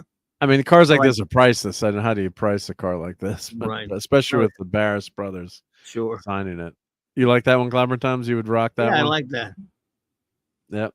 Purdy. It's got a little Batmobile. You Kinda- can turn it to Batman at night. Kind of like the orange color. That's because I must have lost their values because I'm orange. You do like it or don't? I kind of like it. Yeah. Yeah, it's nice. Yeah, it's a nice color. Yeah. I like that color a lot. Yeah, I do Yeah. too, Clobby. Yeah. Is there a back seat there? Could you it's, sit in the back? Not that you would, but Hey, Stephen Mack. Yeah, it looks like a back. Hi, Steven. No. no back seat. No, I guess you don't need a back don't seat think in a so. car like that. But like that thing, the roof thing, if you Yeah. slammed on the brakes, I swear you'd hit your head on that. I I mean, if you Yeah. went too fast, sorry. That's what I meant. The Yeah. Well, yeah. I think Yeah. you're probably right. Yeah. Stephen Mack. is what Neon Knight says. How do you Oh. say it? It's orange. Orange. Oh, so Courtney, you had your let me Yeah, I search want to know yours. what that was. That's Yeah. my dad's car. Well, it could be I think I thought it was a Mercedes Roadster. It's like a 1953 No, oh, it is. Yeah, or yeah, 6 yes. or No, it is. 50 It's a something. 50s, but let me pull this up. I'm sure you don't mind me showing this, right? No, not at all. He doesn't Yeah, have it yeah. Oh, anymore. This is like years yeah. ago. So that That's the could be car a he had. 190 Mercedes. Anyone Mercedes been? the 190, which was the smaller engine. No offense, don't take this the wrong way, but my dad said it was the worst Mercedes ever produced. Mm. So he didn't like the car because what they did, they put a really tiny 190 cubic inch engine 190 in the SL. car. 190 cubic inch, so a very small engine, like a smaller Yeah. than my 6-cylinder Mustang. He knew his And engine. you know, sure. so the unless that's a 300, if it's a 300 SL, that's a multi-million-dollar car. Now, Well, I can't when tell, but Wow. he saw it in when he didn't have the car anymore, I'll just put it that way. It was in a car magazine, and in the 80s, still it was over 300,000. So yeah, no, 300 SLs, that's $1 million and that was in car the now. 80s. So now here's a picture that kind of looks like that there.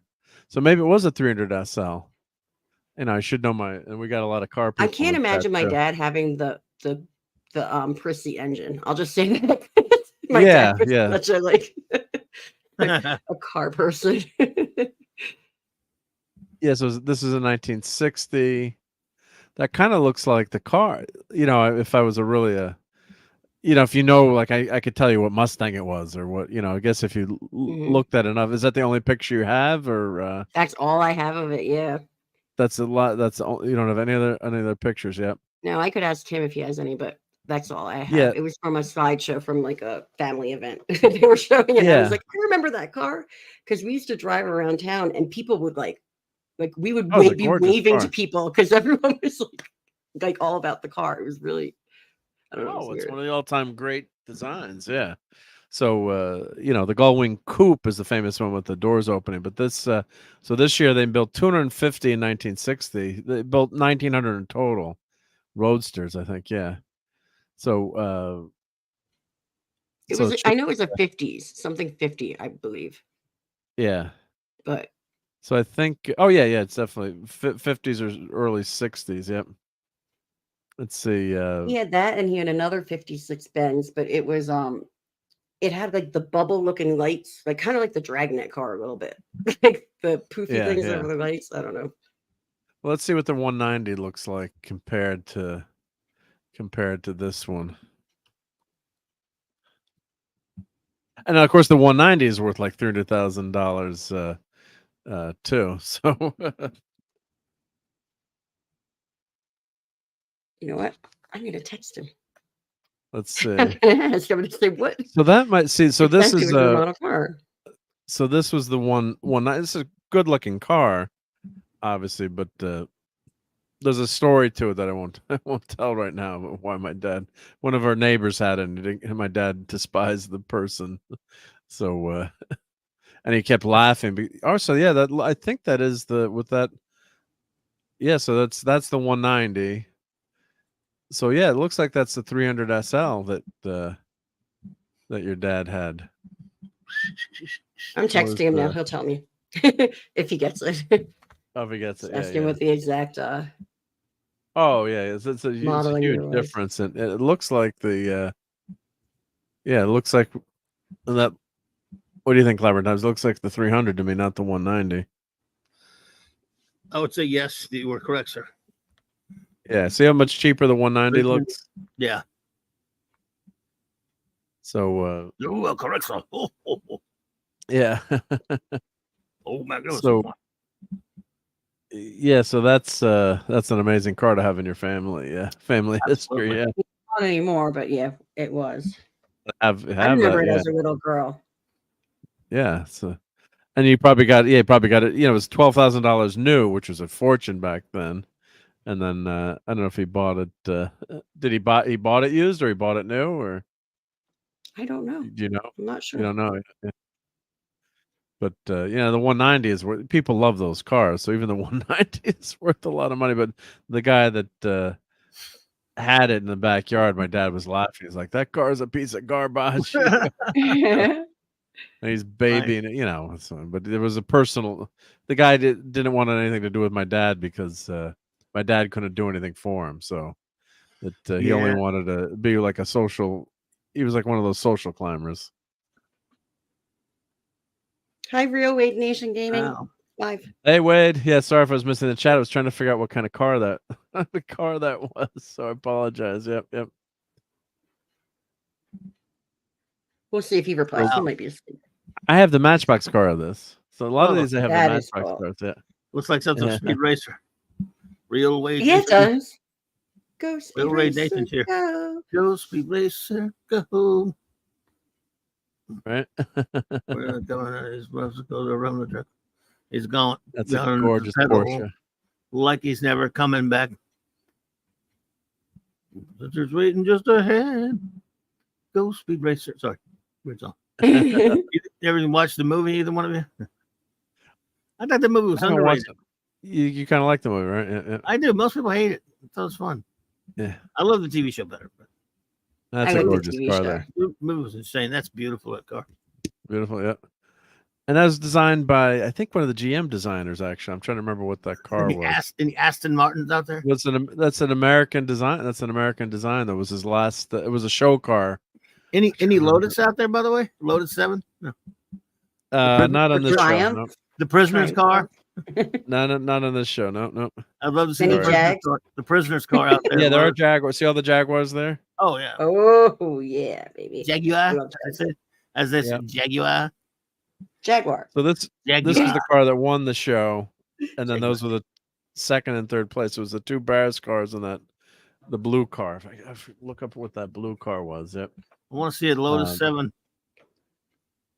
And Eclay kind of liked it too. Yep. Trying to see. Oh, yeah. Go cool, Eclay. I love that movie. It was it was crazy, man. It was really nuts. That's really cool. Let me try to see what that car was. Yep. It was a Go custom. Speed.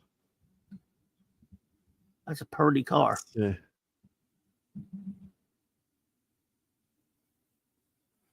And then just waiting Let's just see a here. Datsun, Morgan class, super bikes. Was it a rally car? And then he was talking over the loudspeaker, and I was trying to figure out what it. It was like a show car, I think. Yeah. Go I'm Mark trying to Racer. think of what it was. Yep. Go Those Mark the guys, Racer. during doing the coverage there. Yep. Booty break. Whoa, Eclay's getting some. Well, I was talking about the boot and the. Oh, okay. I Oh. misunderstood Eclay. I Yeah. thought you were about to go, get some action. That's kind of like a prisoner, not exactly. That's nice. Prisoner, Yeah. I like it, Yeah. though. Yeah. But the prisoner, he built his car with his own hands. KAR 120C. There's the Morgan going by. Oh, that's close to one right there. Right. I Well, like I didn't get my camera out as quick enough as it's coming. Oh, let's see. Oh. Yeah. I was like, Nice. "Oh, get the camera!" Or she's going back here. Like, yeah, that one. And I was like, "Oh, too Chitty bang bang. quick." Oh, And I'm what's talking working about? He said, so I was talking about the girl standing there. Oh, gotcha. Okay. I was only looking at the cars. Yeah, I didn't notice anything else. Yeah. The booty break. Yeah, where's I don't know. Chitty bang bang when you need him? Yeah, 50 Hours Customs. Was that? I have to listen to my audio again. I'm trying to figure out what that blue car that came in third place was, but Go Chitty bang bang.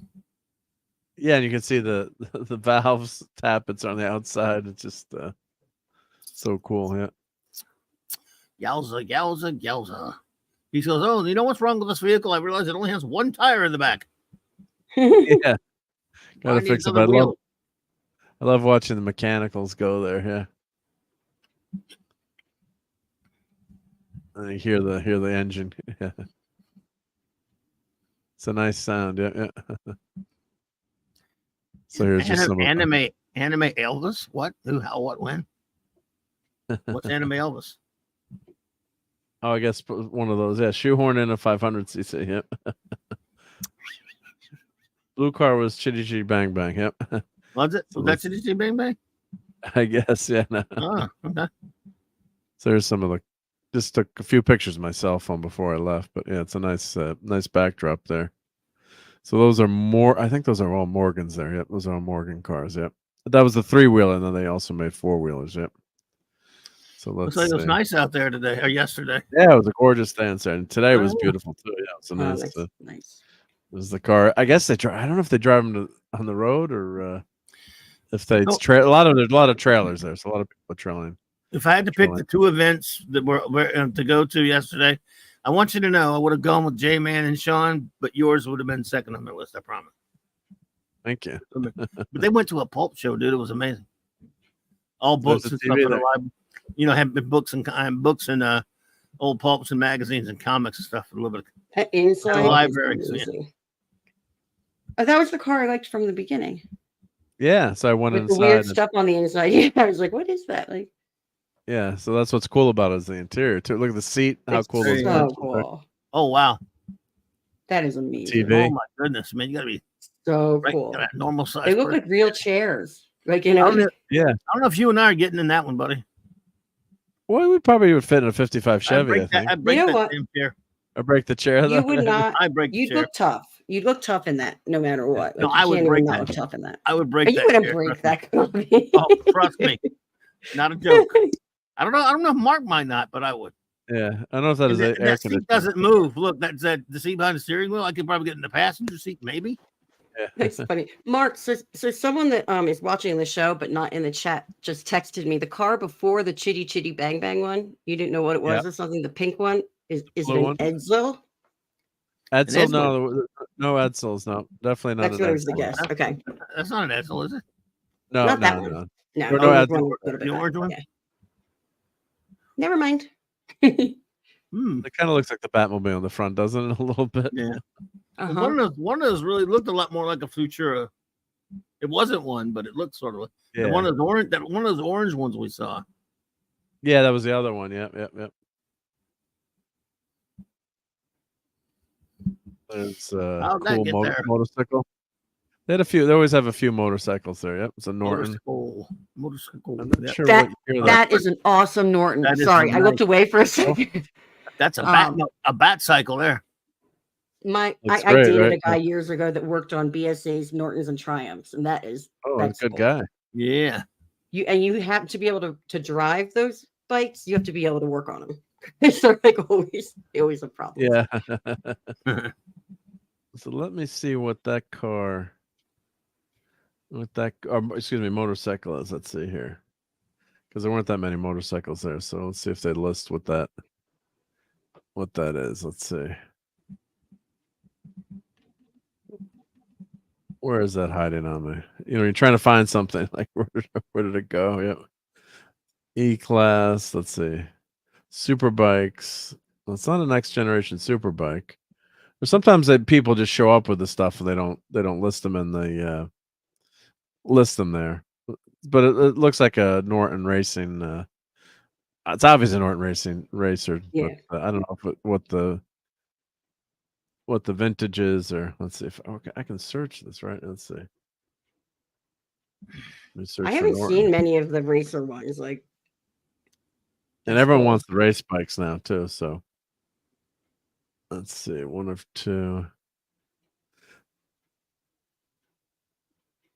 Norton Max. Yep. Nope. So I don't know why they. I don't know what year that is, but it's a cool Norton, right? you have a couple more questions. Putin's cat says, Oh, was sorry, the yeah. blue car a Rolls? It was definitely not a Rolls. When I go through and put them on YouTube short, I recorded a lot of video. Well, of course, you just watch the video, but I had the audio off, so they were describing the car. Let's go. All right, well, let's go listen. I'll turn the audio on. I'm not gonna get dinged for that. I don't think they care if it. Yeah, it's a car show. So let me go back and I'll share it so you can hear the audio, and they'll probably tell us what that. I think what that car is. Yeah, so 1972 Kawasaki KH750, known as the Widowmaker, says Neon Knight. Thank you. That bike, wow. So let me share it again with the audio. Let's see if they say what that car is. So let's play it. I'll turn my audio on. I'll listen. I don't know how good the mic is on this, but let's see. Well, ladies and gentlemen, we're getting very close to the big moment, and we're going to take a little pause because guess. Oh, they didn't say there. So let's see Look if at we the go. grill of it. Can you tell by the? Well, they're gonna. It was a custom car. I remember listening to this. It was a custom car. Chevrolet 210. Oh, here we go. The describing the Chevrolet cars. 210. 2024 is the 1957 Chevrolet 210 of Tim McMahon. Oh, that was the one that won. Washington. Bring it forward, and congratulations to our winner, Tim McMahon. This car, as you heard me say earlier, So that's the winner. was commissioned by a man by the name of Don Chevy. in 1967. This is 67. another Barris car. Was executed by Sam Barris, brother of George Barris. The body was chopped 3 inches in front, 5 inches in the rear. The door posts were removed, the side glass. Yeah, it's totally custom. Totally custom car. Those two. The body nose decked and shaved, the front fenders reshaped. A plethora of parts was used on the car, and the interior done by A. Martinez in 1958 remains. Well, that guy that went there, they all yelled at him because he wasn't supposed to go. He wasn't supposed to go there onto the field. And they're like, "You ruined all our photos with the." And then he's like, they're yelling at him. And he's like, "Well, now you can get some photos." At the Greenwich Concourse for a big round of applause for Tim McMahon. Yeah, they all yelled at him. And for everybody here on the Haggerty team. The location's pretty right there on the marina or Gorgeous, whatever. yeah. It's nice to hear the sound of the cars too. So let me play that. Let me go back to the Morgan if you hear that one here. Oh, here, right here, yeah.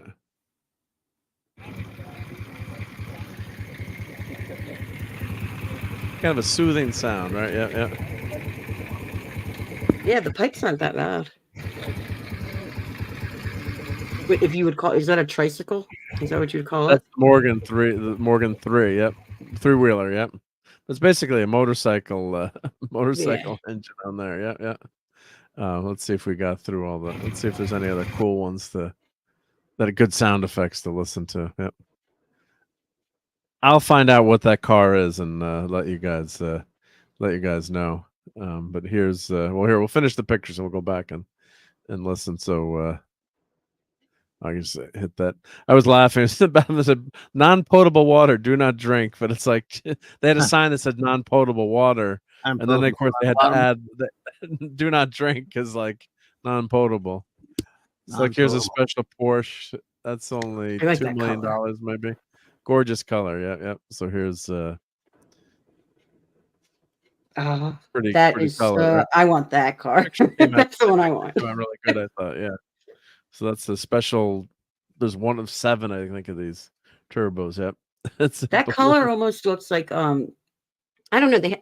My friend showed me these like YouTube videos of this special type of like hypercolor paint or whatever, and how they do it, and it kind of looks like that. They turn out looking really, really pretty. Oh, there's the prisoner going out. No. Yeah. Not bad. The funny thing is, like, all these cars like going out on the road, it's like, don't crash at anyone. You know, like there's a Jaguar, some fancy expensive car. No one's noticing next to the old MG there. And one time someone was leaving with a fancy car and like they went over the curb and hit something. I was like, oh no. Oh my goodness, that is unfortunate. I was like, no. It was a classic Lincoln Continental. You know, just the cars in the parking lot sometimes are, I'm not going to say nicer, but just going to the parking lot is fun. Let's see if there's any good. And I got to find out what that car was. Let's see if they're starting the Ferrari. Let's hear this one. Let's see. Well, she's trying to start it. It's like, come on. Chitty Chitty Bang Bang wants to go. Yep. Cheesy Burton, that's crazy. His brother races motorcycles. He's hit around 150. Portable. God bless him. Yep. Very. I've got some motorcycles, but never been there. So I'm assuming his dad or someone got in and got it going. Like we had to really floor the thing. Sounds beautiful. Wow. Though, yeah. 150, baby. Wowzer. That's not. Oh, there's Wayne Carini's from Chasing Classic Cars. There's his Volvo back there. Yep.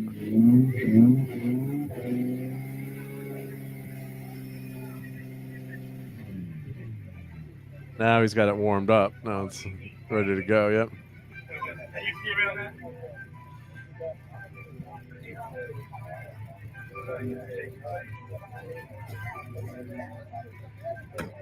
Where we go.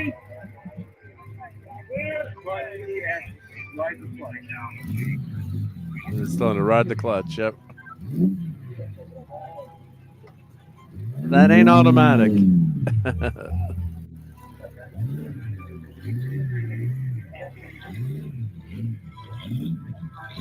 Very cool car. Yeah, this actually should have had the volume on for some of these. So I think that was one of the ones that was running, and then also this one you can hear this one revving up. Yep. That's part of the fun of the car shows, hearing the cars. Yep. Hepburn's got waterbed in the back. Yeah. Please, I'm like, don't crash into me. Yeah, you seem like you're right in the way. You could go forward if you took that video. Yeah, well, I was actually off to the side there. You can't tell, but I was like moving. I was moving over. Those are all these cars aren't running.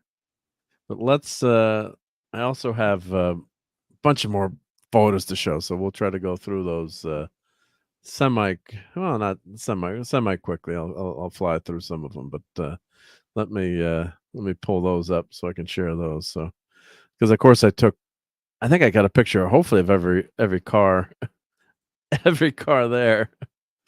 So let me grab those. Let's see, where's that hiding? Yep, there's my folder here. So these are unedited photos. So where's my car? All those cars are my cars. Yeah, no. Let's see here. Oh, here's the car show. So let's let me go. Let's see what's the best way to show this. Actually, if I do, let me do thumbs plus, because that's the best way to show my little old-fashioned program. Let me pull that up. Yep. Mark drives the Spider Buggy. Yeah. For sure. Yeah. So let's go to thumbs plus here. Let me Whatties? The whatties? Old school program. That's the program I use for Toxic Tuesday to do the slideshow. That's the best way to do it. So let's go into that. So let's go to. Just got to find on my hard drive here. I got to get to the right folder. So Courtney, I know Clobberin Times' family's been in the car business and loves cars. Are you a car?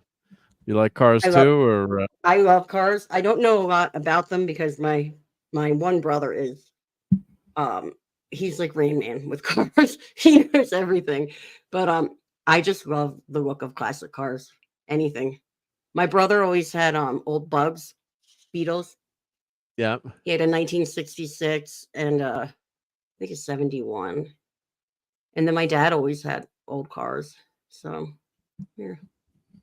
They were cool. He also had my dad had a 1966 ruby red Porsche also.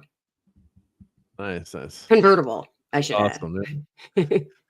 So there's some Mini Coopers. I just have this going, I think, at like 3 seconds. So we'll let this, if anyone wants what are the to tops tell me. On those? It's funny. Sorry. Like basically like canvas top. It's like a, it's I've never seen them like that. That's crazy. It's like a let me make the slide. A picnic, it looks like, or something. Or a golf cart. It's for like you're at the beach, I guess, or like the resort or whatever. We'll make them five Fantasy Island. Yeah. Fantasy Island for sure. Yep. Let's see. We'll do 5 There's seconds. There's a Fiats, I think, is what Rob said. No, those are mini. I thought those were mini. Or they? Oh, yeah, those are Fiats. You're right. Yeah, those are Fiats. Yep. The Fiat 500, I believe. Rob. Yep. Who is a Clay blue Thompson car? asked. Oh, yeah, you got it. Wow. There you go. Yeah, Oh, is a 64 Morgan plus 4.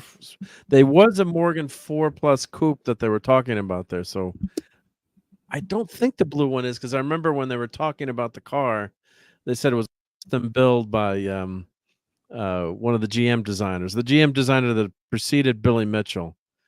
And I can't remember. Oh, Who was the GM I don't know the designer. guy's name. The head designer. What is that? Just an off-road thing? Just off-road thing. Yep. What is that? That's the Lucid car. It's an electric car, I guess. Lucid. I've never heard of it before until I went to the show. Me But I'm assuming it's a. Now these are unedited and uncolor corrected, and I ran them through Photoshop, but I haven't had a chance to export them. But usually, Photos. and I'm just letting these fly at 5 Wow. seconds, 'cause otherwise That's we'd be kaboom. here all night. That's an electric motorcycle, and the Sea-Doo little. Oh, I see. Okay, that's why I was Yeah, confused. yeah. The way the picture, I see it. KTM there. Some of these were electric bikes. Yep. It's like a Can-Am, Oh, Harley Earl. That's what. Yeah, chief designer at Cadillac. Yep. Mitchell succeeded him as GM designer. Cadillac. My dad's a Cadillac man. I Down here drove in a Wild World. 1990 Cadillac DeVille, the gold edition. It even had a cassette tape that told you about the features. My dad sold them in the 60s and 70s, 80s. He was called the Cadillac man for a while down there. Cool. Ran one of the dealerships. And, he loved some Cadillac. We had some. They are the That's most great comfortable Cadillacs. cars to ride in. Oh yeah, they were great, especially the old Eldorados. Those badass cars. That blue car was a Harley Earl car, and I love these Porsches. The off-road rally cars. Yeah, Wombat. And that was one of the Porsches. There had the 944. They had a Corvette engine crammed into it, because the 944 didn't have a big engine. Dumb place for a spare tire. Where is that on the front last there? Where one. did they put? Yeah, they go back. That last one there.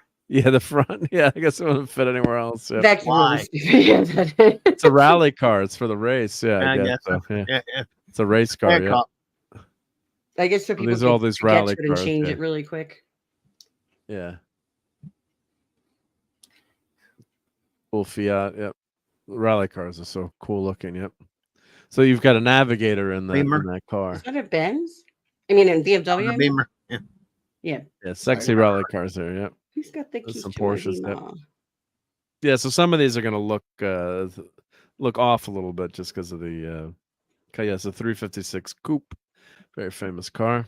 I love that. Look, I love the blue stripes on the white. Yeah, nice Porsche, another Porsche there. Yeah. Porsche, they corrected us. It's a Porsche. Yep, not a Porsche. There's 2 cylinders in Porsche. Yep. And of course, James Dean unfortunately crashed his Porsche. That was it for him. Yep. Or not crashed, sort of was hit by another car. And now this car, we had a car. I think we had a car just about That was like the year of my dad's Benz. Like it had those bubble kind of like headlight things. That's what it was like.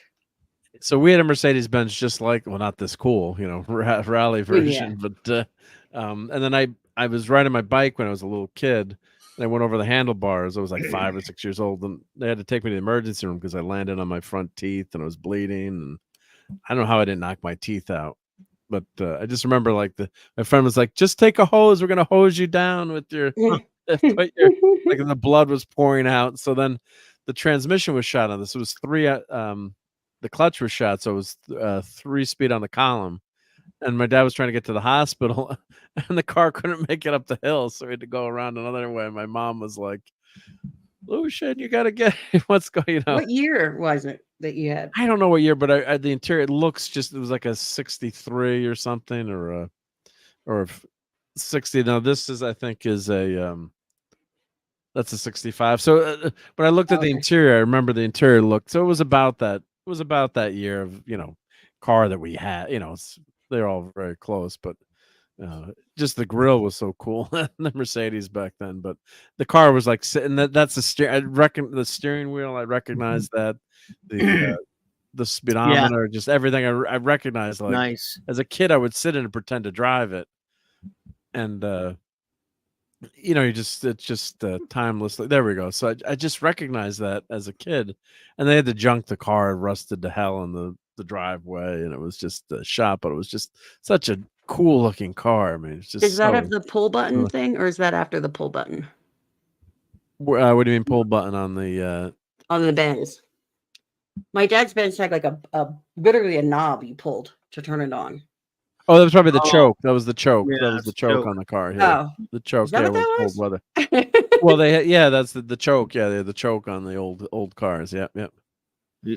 So manual choke. Later cars had an automatic choke on the that's carburetor. Yep. So wheels, Mr. Spock, a flivver captain. Goes, I believe they had a thing called a clutch, a clutch, perhaps one of those pedals on the floor. I can drive a clutch. Oh yeah, we can drive sticks because we're old. People cannot drive sticks anymore. I'm talking about. They still make them. They Yeah. don't even. They Unless barely you make bought them, one, right? they can't. What? They barely make them though, don't they? Aren't Well, they? they do make them though, but not many. But they still do. More in Europe. Once in a Although while, I'm old, but I didn't learn until I was 35 how to drive. Oh, How okay. to drive like that. I don't mean to call you That's old, perfect. Courtney, but you know what I mean. We're from a different I am generation, old. but they were around. And it used to make you learn on the stick. That way, if you drive the automatic easily enough. Yep. Yeah. My dad tried Oh, to look, teach me how to stick. there's the Corvette engine in the 944, the little teeny Porsche. So it's got it's got the Corvette engine in there. It's crazy. They shoehorned it in. Yeah. God bless them. That's so weird. That sounds like a weird thing to do. Make you go really fast. Yeah, I guess so. Yep. Yep. Nice.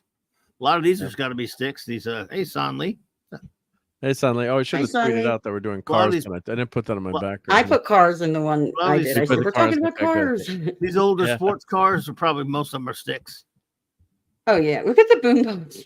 What Is that a the hell? boombox on top? Yeah, there's a boombox on top. Yeah. Let me go That's back. There you to go. that, That's a stick right there. yeah. Oh, let me go. Go back to the. That's Where is probably it? a stick. Yeah, pause that for a second. Yeah, most of the. Yeah, it's a stick. Yep. That's the That car was- version of John Cusack and Say Anything. Right? I thought that was so cool. Yeah. So. Yeah. There we go. Yeah. So that was pretty wild car. Yep.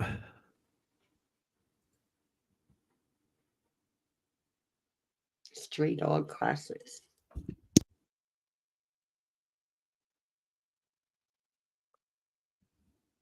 Now, I wonder, so this is a question I always something I always wondered about. So like the old, maybe the new ones too, I don't know, but the Bugs, Beetles, whatever you called them, VWs Nice. that my brother had, Yeah. they Yeah. had, when you shifted, it was like backwards. Like reverse was like where first gear, you know what I mean? Like it was, is that a 3-speed maybe that does that? Or, I'm not sure. Do you guys know what I'm talking about? Anyone? What do you mean by Like reverse? the shifting was different. Like reverse was where first gear would be, and first gear was where reverse would be. It was backwards. Like Well, reverse a lot of times was you had to pull a lever up on your stick and then to a release, and then you could go. It was usually all the way to the right and rear. maybe that's reverse. how it was. Maybe that's how it was. You had to I pull just a remember lever it was up. off. It was different, like the way you shifted. Nice. I was wondering if Nice those were color. the only cars that had like the clutch, like the that shifted like that, or if there were if that was a common thing like back in those years. Well, you always had something not always, but a lot of times you had something that you couldn't go into reverse by accident. So like It was a 3-speed. Sorry, Yeah. RobAltis is saying if it was a 3-speed. Yeah. So And I think it layout, was. the layout would be different. Yeah, but normally it was out of the way. Like there was on most of my cars, the reverse is right into the rear, Well, and then there was like a little that's how lever. You had the to truck not that a I lever, drove but was. you but- use your two fingers and you had to pull up on a release there. Oh. Yeah. So Brogu from my old hometown. hey, Brogu. That's a Hi, gorgeous Mercedes. So the muscle beat. So they didn't have a ton of muscle cars this day. These are more, for lack of a better term, highfalutin cars, if you want to say, or sports cars. They had some cars of the 50s. Yeah. And I bet you that on Sunday maybe they had a class of muscle cars. Last year when I went on Sunday, they had a ton of muscle cars. And what I'm going to do too, for my members, I'm going to put the link to the slideshow so all my members can enjoy. Channel members can enjoy looking at all the photos. So I'll put a link into the photos and probably go back and put. I've probably got like 10 years of car photos going to the show or more, and I'll try to post some of those. And I'll put I think I'll just put them on Google Photos on my. For my Marc D with a C channel, and that way everyone can if you're a car nut, you can enjoy looking through these photos. We're going fast now. If I see something, we'll stop, or if anyone has a question, yell out. But look how cool that custom car I like is. how they called it the young timers, the 80s and Young 90s. timers, yeah. There's people in this chat that might not even be born. That's so funny. No, yeah, right. The Ford Broncos are back now, right? That's a custom. Cool. So that's a resto mod. So they do that car up, and then they it's a modern car with the old the 60s Ford, and they put anti-lock brakes, airbags, disc brake, all high-tech stuff, but you get that classic that looks damn good now. It's funny how that's cool looking. Yeah, looks great now. No one wanted that car again. That was a car 20 years ago you could have bought for throwaway money, and now everyone wants the old Broncos again. So yeah, my stepdad had the exact, and even the color, the white Bronco, like the same kind that OJ drove during the time.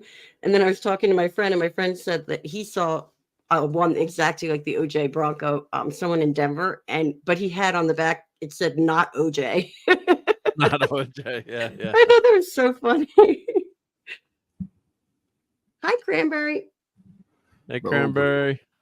He says I was born yesterday. I'd be a preemie timer. So here, see how that folds down, Courtney? So there's the seat. Yeah. That's how mine. Yeah, that's how mine. Buick Invicta. Yep. Yeah, you could have it like a regular station wagon and then pull the seats up. It's good to see you, Cranberry. We're looking at some. Yeah, the interior is gorgeous. Cars. Yeah. So I'm going fast here, but look at I just love looking at the old dashboards and they're beautiful. Yeah, the old radio with just beautiful. See Buick here on the radio. And how you like Clobber Times, you or me, and I'm sure Courtney would know how to program that radio. So what you do, you go to the channel you want and you pull the button out and then push it in so it would recognize the position on the radio. So that was your preset. But like if a kid got in there today, they have no idea how to program the radio, but you just pull it was ingenious mechanical system. So you just pull the button out. That's right. The view, and then you push it in and it would store the station for you. Love that. Yeah, right. And you think about it now, that's like Perfect. who who would think of that? But yeah. I mean, today, like you wouldn't know how to use it. I mean, yeah. What is Cadillac? That's a later model, but yeah. Oh, Cadillac there. Is that a Volvo? Volvo, yeah. That's Wayne Carini. He's a very famous car guy chasing classic cars, and so that's it's a sleeper. That's a total sleeper car. So you've got a Volvo, which they did have offer a turbocharged model, and my friend, his parents had that car. It was pretty fast, but this is a crazy supercharged, version in the engine. So you think, I'm gonna take out this Volvo can't beat me, right? And then the car takes off. Hi, the Geek and I. Yeah, supercharger. Yep. Oh, so that was one of 3 302 V8 powered 96 wagons commissioned by Paul Newman. Oh, I didn't even notice that. Oh, wow. So Paul Newman was a big time car buff race car driver.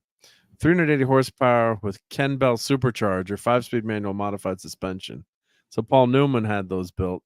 So if Paul Newman lived around here, you'd see him in Westport driving the Volvo 960. He could take a 302 380 horsepower Volvo back then would fly. Very cool. So Paul Newman owned that car. So not a fan of the styling, but yeah, there's that Ferrari station wagon. What in the hell?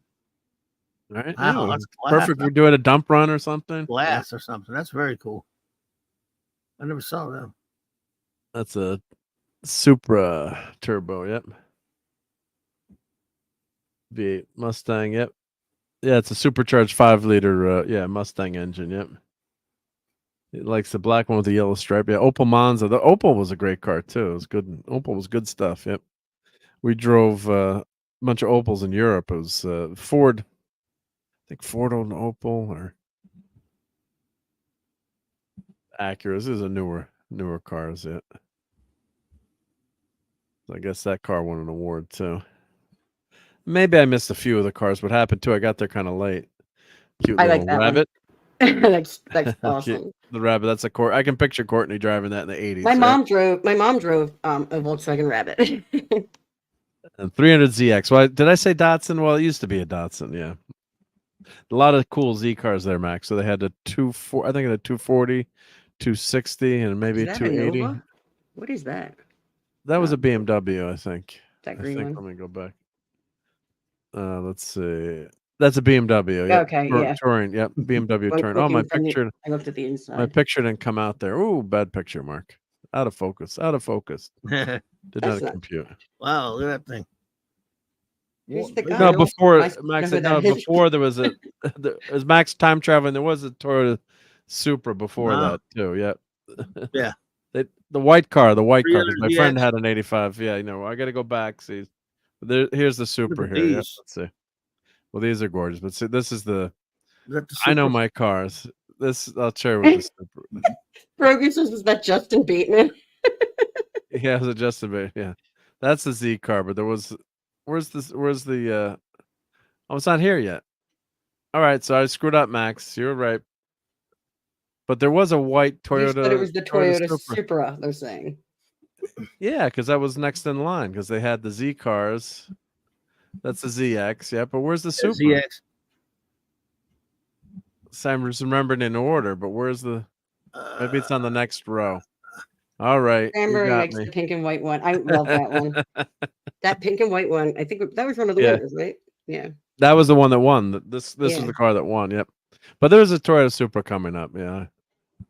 I got stream brained. Yep. And look how cool these cars are. Yep. Nice. 50 sleds. Yep. These are What's that 50 gold sleds. one? Yep.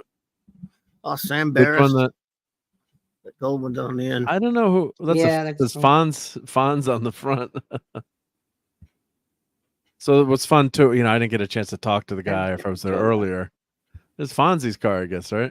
That's a Mercury. I can't tell the year from that. Mhm. These are really cool. And I like that color. not too. Ooh, I like sorry, that Mark. color. That's sometimes Yeah, I worse like than you it. mispronouncing sous vide. Sous Oh vide. God, sous vide. Yeah. Yeah, yep, that's okay, Max. Yep. I'll try to say sous vide from now on. Yep. Oh, look at that color. 49 That is Merc. a Yep. gorgeous This is color. pretty. Yep. Yep. Nice truck. Mopar. Like even the sticker, like everything on the engine is perfect. It's like, the sticker, like look how clean that is Yeah. in that engine. It's like, God, I wish I get my engine to look like that. Yep.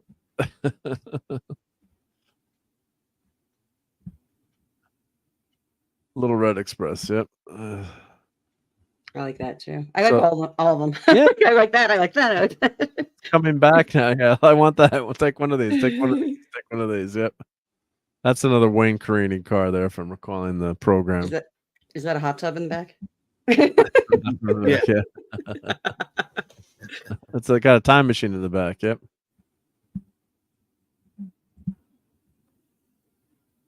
Ooh, I like that little one. That's cool, right? Like a little Porsche. pink and purple Porsche, rally car. Yep. This is the car they were selling, a Callaway car. Yeah, so they're trying to sell you the car. That's the new Cunningham line. Yep. Rangers, no good. I like the Mustang towel there. Yep.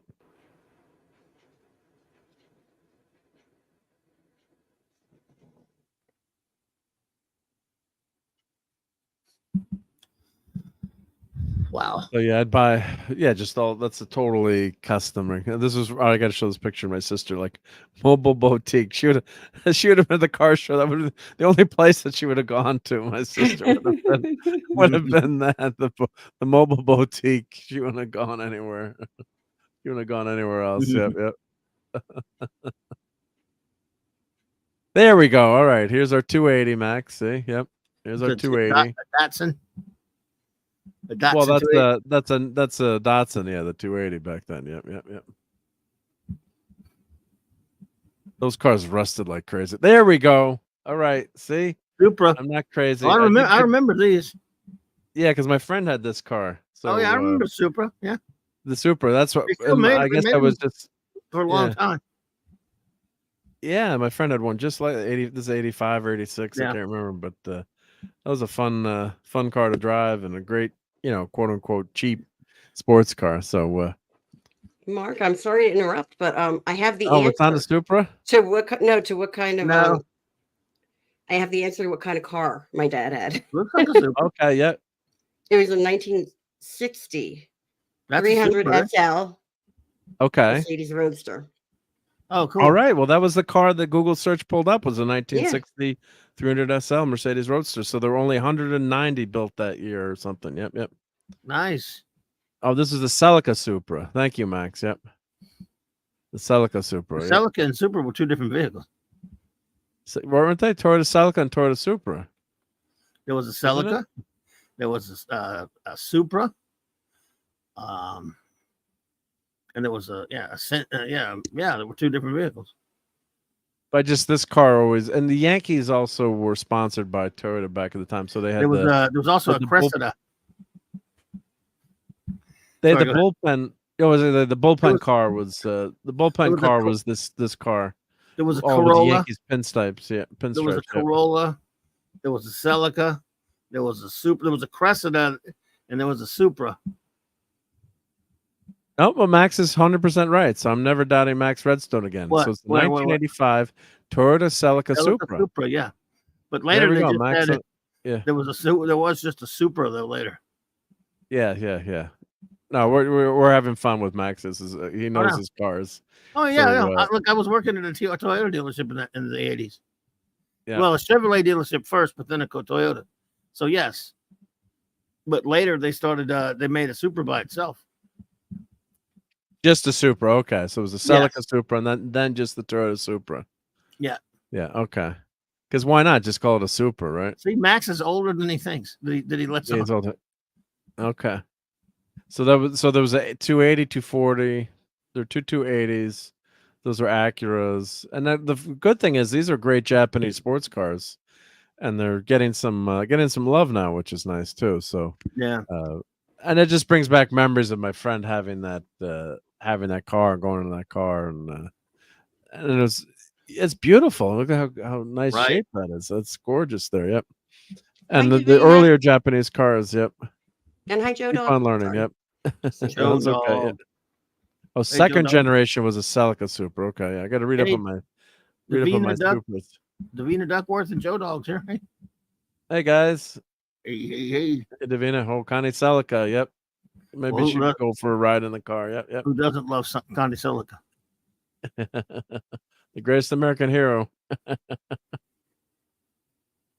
And Rob says his ex-girlfriend had a Supra. Yep. And then Max says generation was his own car. The fourth generation was the absolutely legendary A80 Supra, also known as the A6. No, Davina, maybe that was the A60. We got a lot of people know their cars in here right now, which is great. So, yep. Play this. Ooh, that's gorgeous. The 280Z. I remember everyone who had one. They all rusted to hell. Like they all rusted to hell. Those cars. Whoever had them in town. Yeah, the Datsuns. Yeah, they're gorgeous. Kind of a little Ferrari based. My friend has a Toyota 2000. A lot of people love those 280s now. The 280s and my friend has a convertible Toyota 2000. We had some 280s on my dad had a lot in the 70s and 80s. Those are good. But as I say that, look how gorgeous that is. these weren't collectible for a long time, and now No. they're becoming. I think the Z cars always were. It wasn't the Right. what car did the 2000s? The 300 ZX supercar. Yeah, so it became Nissan later. Whoa, yeah, that's cool, look huh? at that. Oh my, that's close to a Lotus. Gorgeous stuff. Yep. Roadster. Prototype. Ah, I'm trying to remember what my friend, what model my friend had of the. He still got it. He's got a convertible. Yeah, the 2000s, the Toyota supercar. But I have a picture of it somewhere. But Superman. Someone it's get- Cranberry Road. The Superman. Look Wow. at that color. nice. Wow. most rusty car was the Ford Angelina, which gained fame in the Harry Potter, the little car in the Harry Potter movies. Yep, these are all Callaway Corvettes. Yep. And Davina says, "Yeah, I don't think the Japanese manufacturers improved their steel galvanized until later in the 80s and 90s." But like my dad, when he worked on cars, we had like worked in a garage, as a teenager. They said in Europe back in the 40s and 50s, they would just spray oil underneath the car to keep it from rusting. So they would just spray oil on the car underneath. That's They treat it. Yeah, like every. Does that work? It worked. It wasn't too environmentally friendly, but yeah. And the 9302 Supra had the 2J Z engine, the Montgomery Scott of Japanese power plants. Yeah, this is a gorgeous car. Yep. Wow. Look at that. Wow. Cool. Oil still effective. Yeah.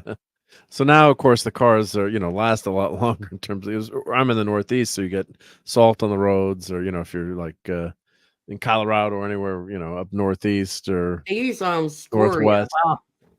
Doug Dodger isn't as bad, but it'll tear it up still.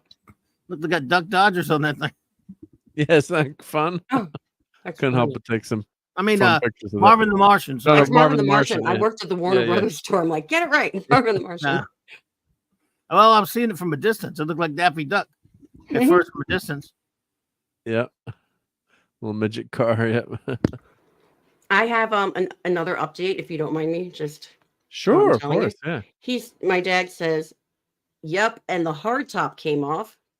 So underneath was the navy blue soft top, and the interior was medium blue leather. Car was completely restored by Gullwing Service Company in Topsfield, Massachusetts, above Boston.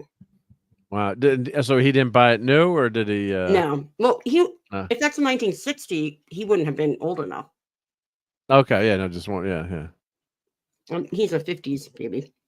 Yep. The Paul Russell Company. He's sending me all these links. I don't know. I'm sorry. I didn't mean to interrupt again. But no, it's good. Letting you know. Hear about it. Yeah. Yeah. Top speed of this little car, 55 downhill with a tailwind. Parts unavailable. Improvise. Example: bumpers are Home Depot door thresholds. Ask to leave if you laugh at me. That's a good sense of humor there. Yep. A little mini car. Yep. Cranberry Langers. It looked from a distance. It looked from a distance like Duck because it was black. It was way back, and it looked like it had a bill on it, so I thought it was Daffy. Excuse me for living. Jesus Christ! You can't do anything around here, can you? Nice. Oh, look at this Porsche. That's gorgeous. Yep. Wow. Yep. That's in perfect shape. Now, what some people doing now too, they're not restoring the cars, and they're leaving them, with the patina on them. That was that boombox car Courtney called the John Cusack car. Yep. Yeah, it's the John Cusack can say anything car, but it's a car version of John Cusack. But that was they just found it, and they don't restore them now too. Sometimes they just leave the car as these are all obviously restored. Yep. Or sometimes better than new, right? I think Seinfeld I know was a big early Porsche buff, and they bought a car. I think it was like $1 million, and the car, the patina in the car was obviously well worn, but that's one of the cool things about it now. Yep. Wow. Nice. There's your Jaguar, Courtney. Jaguar. That's gorgeous. Say it like the British people say it. Jaguar. Jaguar. Aluminium. Jaguar. Aluminium. Sorry.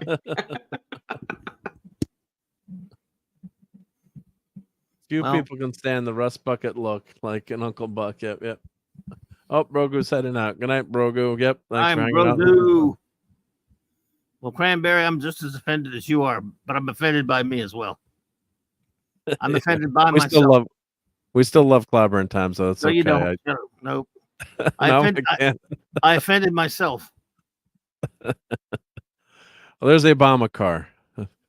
There Can we you go. review a Bob Rozakis Teen Titans, says Joe Dog. You know, I might just do that tomorrow night just for you, Joe Dog. Can it be a random issue? Go ahead. Oh yeah, let's see. This is the Obama. So Obama's got the worst signature too. That's the Barack Obama signature. At least Jerry Seinfeld could read his That's signature. B.O. It's like, Yeah, it just looks like BO. Yeah, it's not yeah. even, it's Barry Sotero.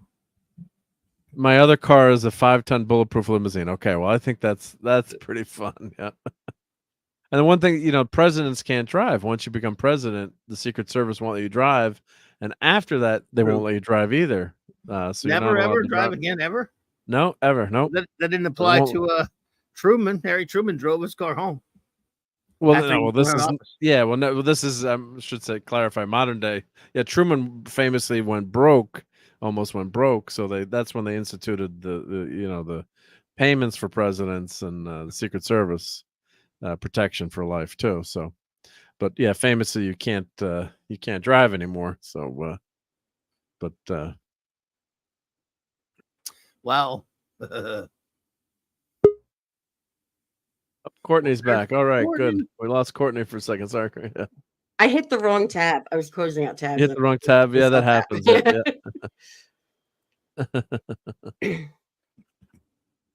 They can drive their entire. Well, I don't think any. I was reading that article there, and they said, well, of course, when you're president, you're not you're not allowed to drive anywhere. So, Huh. I remember George Bush reading an article. George Bush said he missed driving. Yep. So of course he's got his big ranch. I guess he can drive around his ranch. Of course, Joe Biden's got his famous Corvette that had all the classified documents right next to it. So, but yeah, you can't take it on the street. Well, of course, I wouldn't want to drive anywhere with Joe Biden these days anyway. I was going to say, Yeah, Reagan used to drive his Jeep.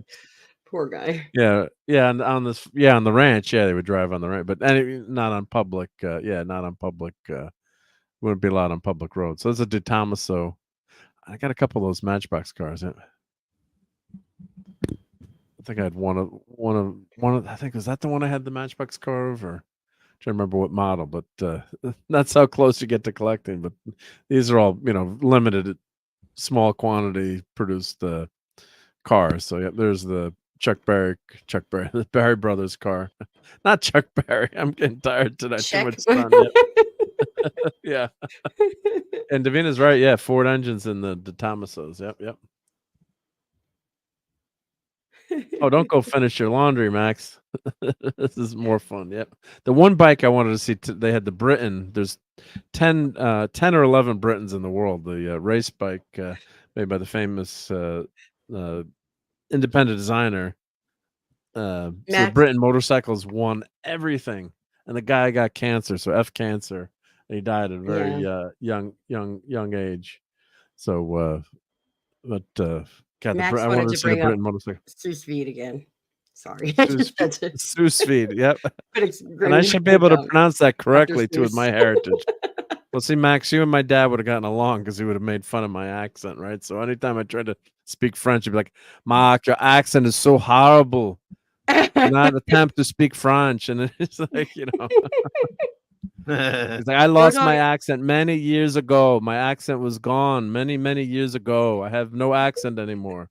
Like, what are you smoking? Ask what your favorite band is. My favorite band? It's Backstreet Boys, Jodo. I was going to say, is it the Beatles? I don't know. It's Backstreet Boys. The Kinks? Milli Nilly. My favorite band. Next to Milli Vanilli is the Nelson Twins. Jethro Tull. Jethro Tull is my favorite band. Okay. Is that a band? Yeah, he was also a famous English agriculturalist. Yeah, Jethro Tull, Ian Anderson, and Jethro Martin Bodine, Barrett. Jethro Tull, yep.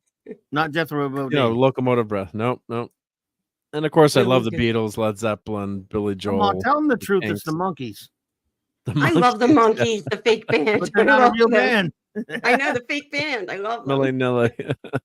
Millie knew. My aunt was a stewardess The and had Backdoor them Boys. on a flight right after that whole thing like came out. I remember she was like, after that whole news thing, she was like, I just had them on my flight. Alice Jethro Cooper, Tull rules. Yep. Cranberries, Wolfenstein. The Cranberries. Yeah. He's Abba was his favorite. Actually. ABBA is very good, though. He I mean, liked the don't Bee tell They Gees. anyone. are good. Don't tell It's like, anyone don't how knock good ABBA. ABBA is. He Please liked the don't let anyone He know. liked the Bee Gees. Yeah, Bee Gees are great too. Yeah. Yeah. Tell I'm them trying to Pink find- He Floyd. I'm also Pink Floyd loves find one Winnie that the would Pink Pooh, embarrass Floyd. guys. Trying to find one that would embarrass you. You can't. I'm above. Ugh. I'm too old to embarrass now. I He think likes it's 90s that bands. ship has sailed. That ship has sailed. Yeah. Here, let me show. So this is Wayne Carini from Chasing Classic Cars. Great guy. I've ever watched his shows all the time. So he knows his cars, and he's somewhere in Connecticut. Yep. Always has great barn finds, and yeah, he's one of the great automotive guys out there right now. So said hi to him a few times at the show, but yeah, the Doors are great. Yeah, but Well, I love Police, them. I love the Police. Yeah, they're great. But Jethro Tull, a lot of Billy Joel, a lot of Kinks. But probably I Jethro knew the Tull would have Kinks to be because more. I remember you talking about the Kinks too before. I do love the Kinks, yeah. But there's the Prisoner type car. But yeah, when I was at college, we had a keg party, and like I chipped into this keg. I get 3 Jethro Tull songs. Like you get 1 because that doesn't give all the women enough time to leave. I'm like, come on, man. I paid for this keg. Part of this keg. All right. Locomotive breath. Yeah, Yeah, you can have Jethro locomotive breath. Jethro Tull, they have a flautist, don't they? Right? Am I Yeah. correct? Yeah. No, they're off. And there's the list. Morgan 4. Yep. There's the Jaguar. Jaguar. Nice. Jaguar. Is that really how they say it? Jaguar. Jaguar. Jaguar. XKE. Yep. Jaguar. Something Jaguar. That's I a just new like the modern Jag. Morgan. The Jag Hearst combo from Harold and Maude. Have you seen that movie? Oh yeah. It combines a hearse and a jaguar. However you say it.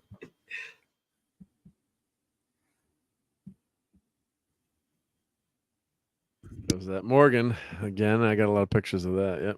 That's just a cool little piece of history there. Yep. Why do we need 4 wheels? What does God need? God within the Starship or 4 tires on a car, right? Let's just go with 3.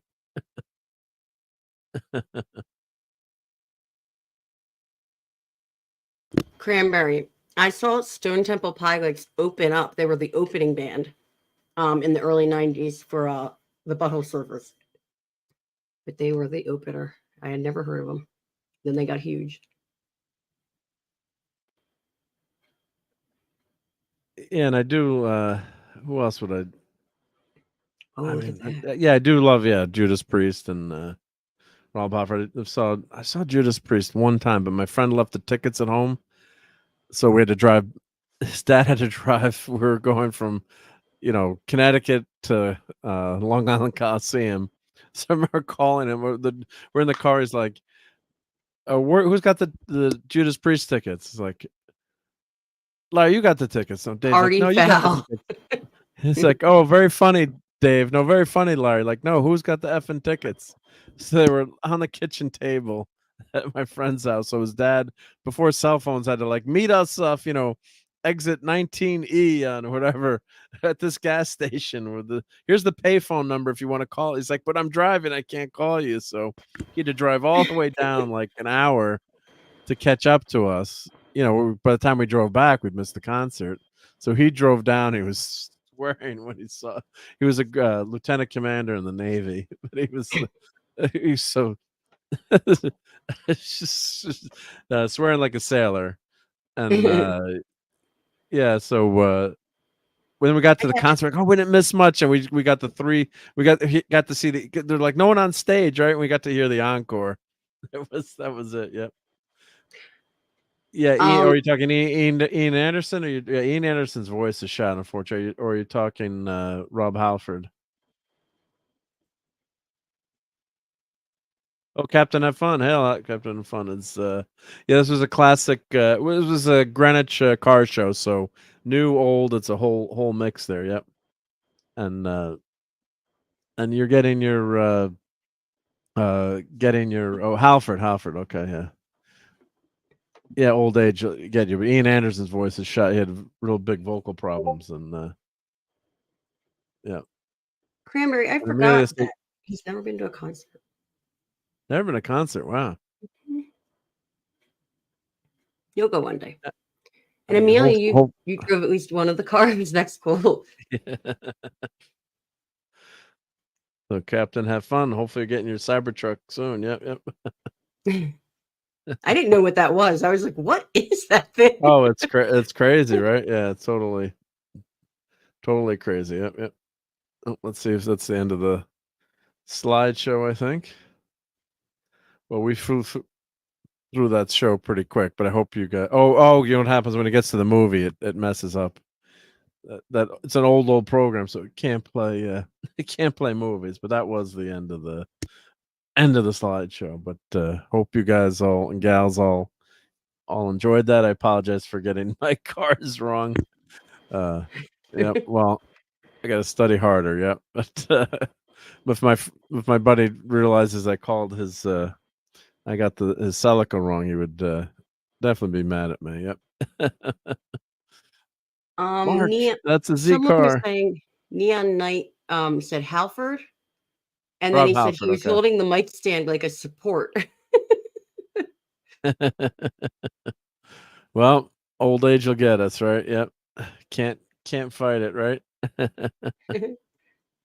So yeah, but I hope everyone enjoyed those look into old cars. I just love old cars. Like I wish I could have gone to the show today, but couldn't get there because had a Eagle Court of Honor to attend, and that was more important than the car show. But it was a lot of fun. So what I'll do for my channel members, if you're it's nice to do something for channel members. So I'm going to post a bunch of these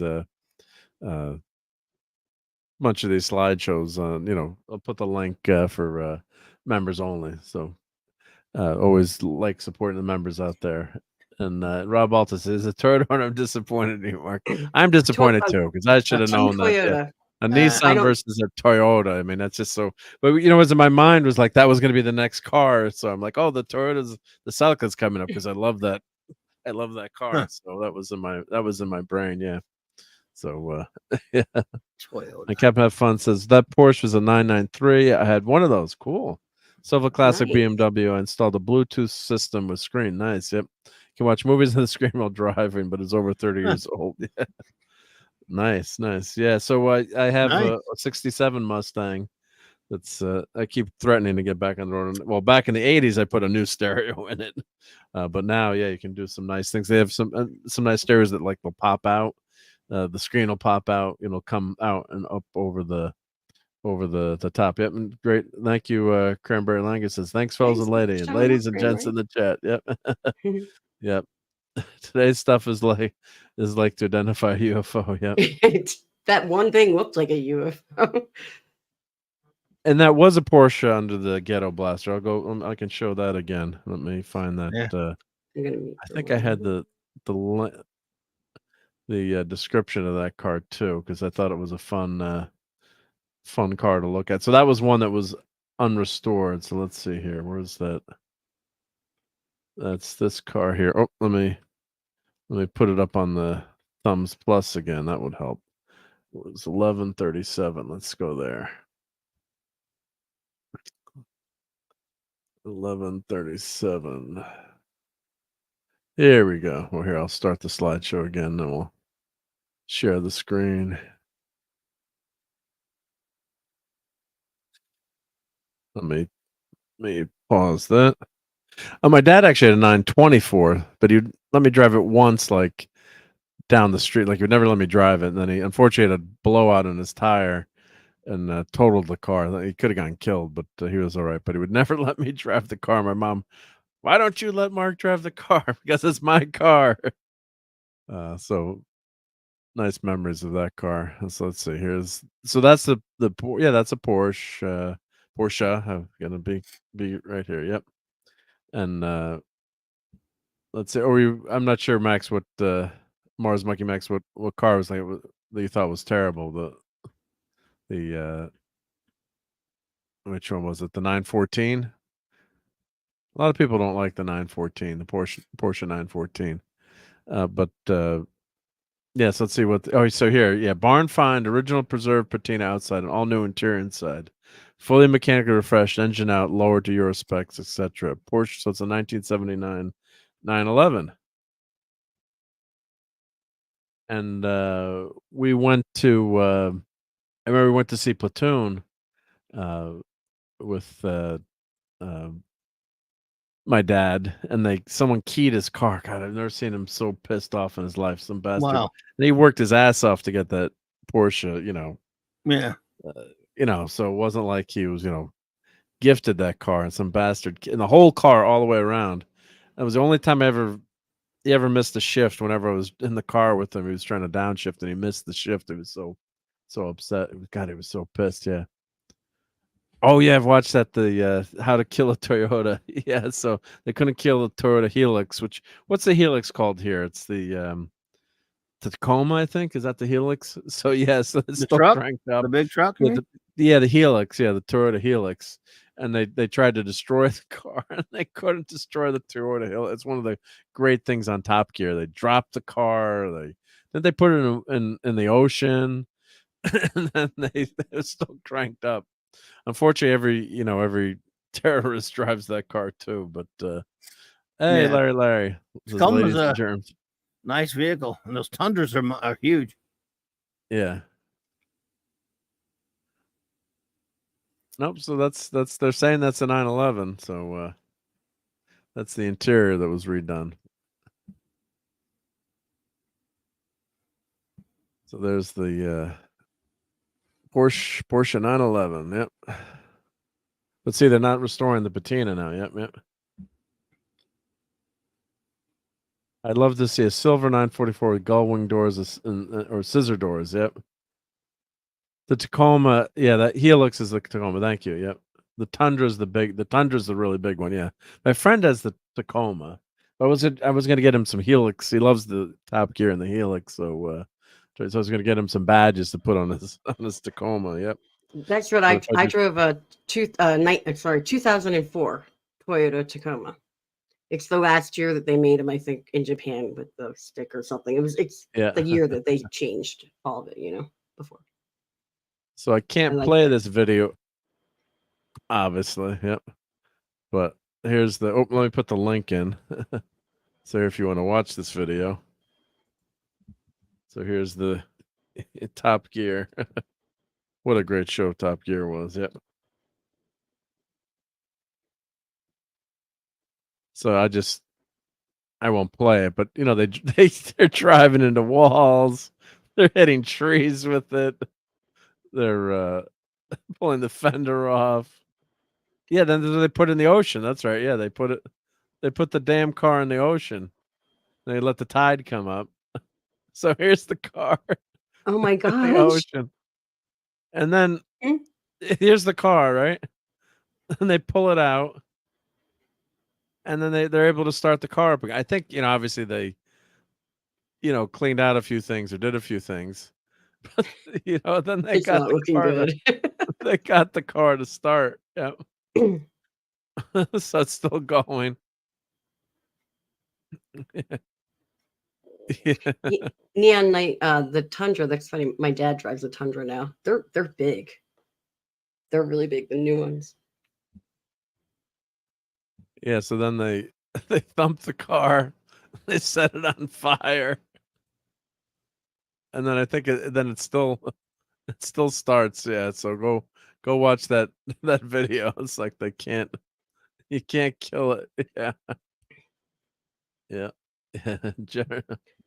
There's a YouTuber, I can't remember what his name is now though, but all he does is take these cars and like destroy them. And he's got like so Oh, many yeah? followers. It's crazy. Yeah. He drives them like off of cliffs and like all sorts of stuff. Yeah. And Captain Fun says after that Toyota, after the frame broke, the body was still holding it together. Yeah. And Joe Dog is a big Dodge Ram fan. Yep, yep. I want anything except for the vehicle I drive now, which is a Ford. A Ford Escape. It's not. So Courtney, if you got that's Clobberin Times next to what if you could pick like one car to have as like a dream car, but like a semi-practical car too, not like a Ferrari, but like Oh, you're gonna laugh what, at me. what would you love to have like as a daily driver? Yep. I always joke around, and this is not like obviously if I thought of, I could think of something way nicer, but I used to joke around and say when I grew up, meaning like I'm still saying that when I grow up. Yeah, well but I love those. I really liked the Toyota. Were they called FJ Cruisers or something? They looked like the old surf kind of. They had the white top. Okay. They looked like the old, not the not truck, the PT Cruiser. Yeah, the FJ, yeah, I know not the mean. not the Loser Cruiser. Kind of looks kind of modern. Yeah, they like look a modern look look like, to it. Yeah, I like the friend one has that one of those. my friend had one in maroon with the white top, and then they had one in like that cool color blue, like the surf blue. Yeah, see the second There one you go. to the. That's got Courtney written all over it, right? I just liked them. I don't even know. I don't think they make them anymore, but I did say for a while when I grew up, that's what I wanted.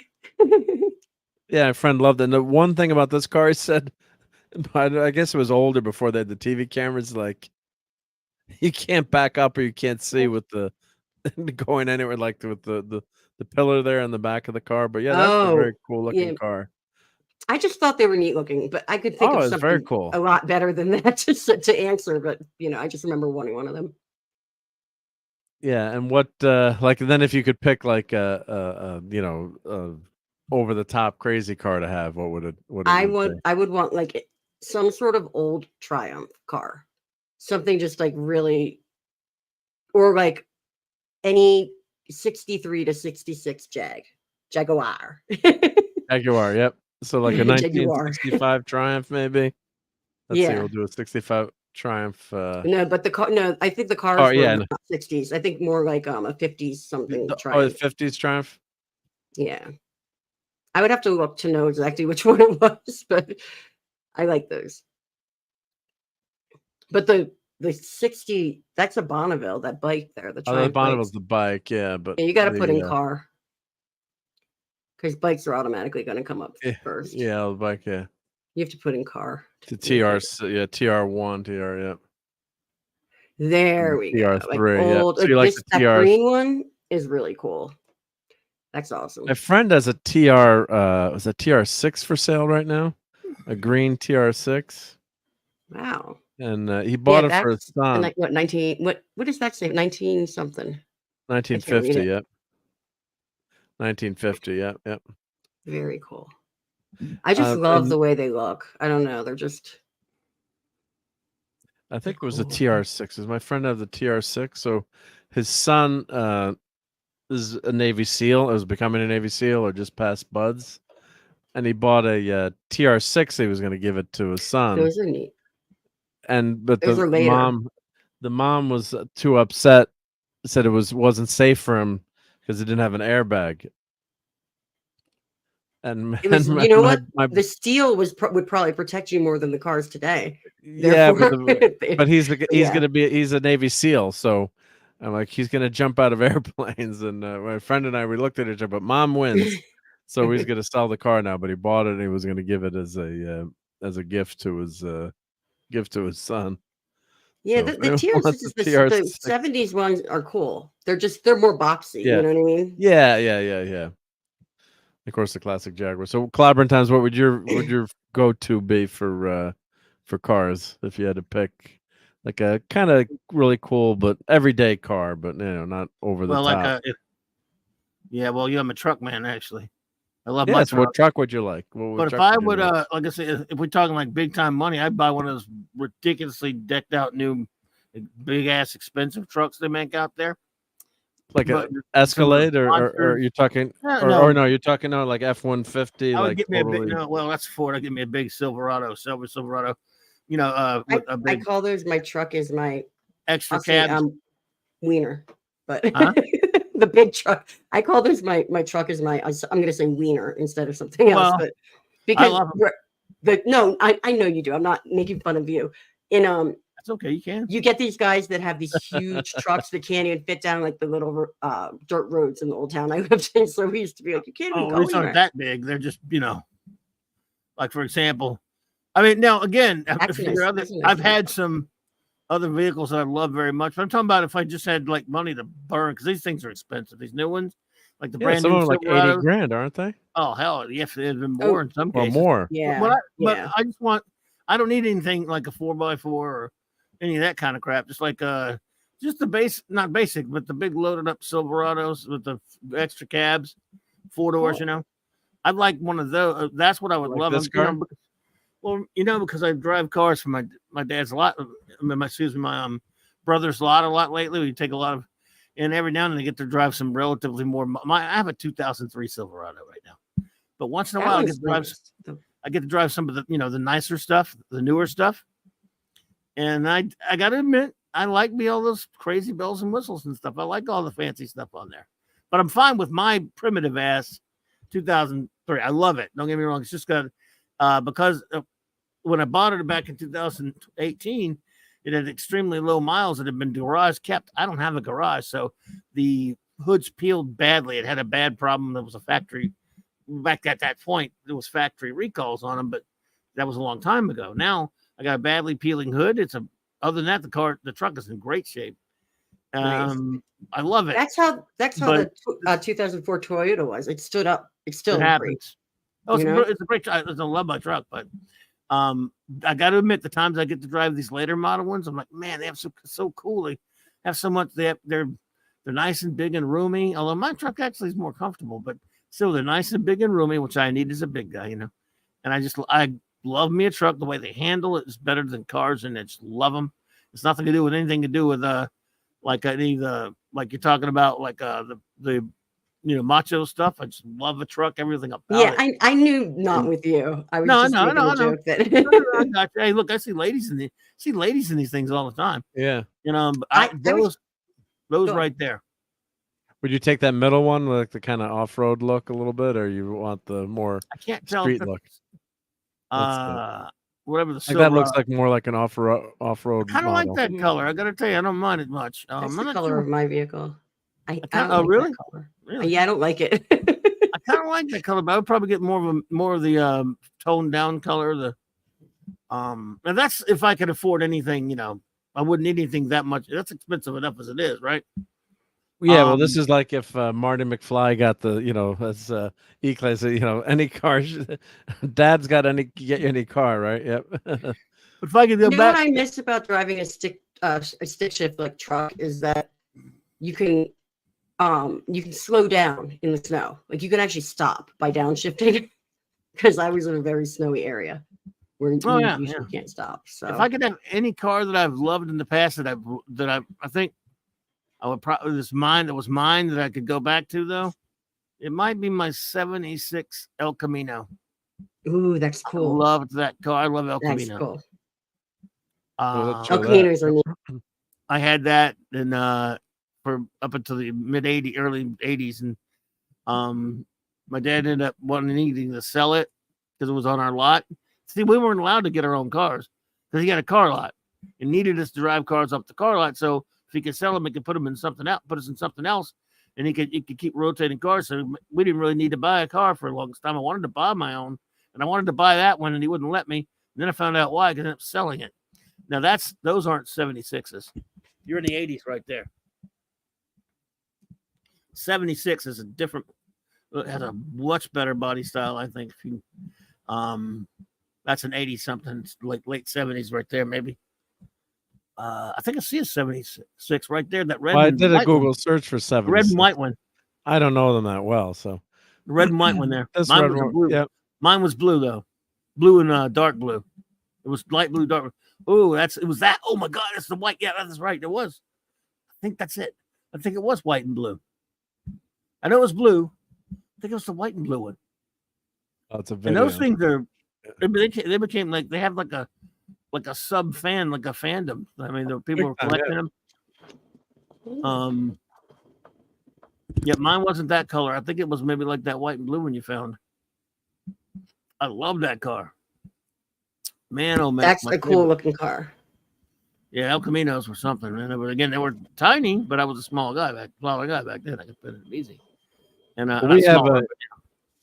we have a Hyundai right now that has 200,000+ miles on it, and it was a family friend's car, and they would drive it a lot. Obviously, and it's a 2008 or 2010, and then it was a kid's car, and then they gave it to my daughter. Like they were just gonna get rid of the car, but it's a loaded car, actually, loaded Hyundai Elantra, beautiful car to drive. It's got I think 215,000 miles on it. And my wife started driving it too to save on gas mileage. We're like, well, just drive the car until it goes, but it still drives great though. Over 200,000 miles on it. Yeah. Oh yeah, Son and Lee saying, those El Caminos were all over the place. I mean, the Ford had a Ranchero, which was the competitor of it, but El Caminos became a big thing for a long time till like I think 86 or 7 or whatever it was when they finally stopped making them. That's when they stopped it. And Bill Clinton famously had an El Camino, right? Yeah, he did. With AstroTurf. That's where he first planted flowers. Now see, I think trying to figure which color was mine. Maybe I like this red one. I can't believe it was blue like that, but I can't remember if it had the white like mixed with the white like that one there, or lighter blue maybe. It's tough to remember, but. And of course, I also had a great Cutlass.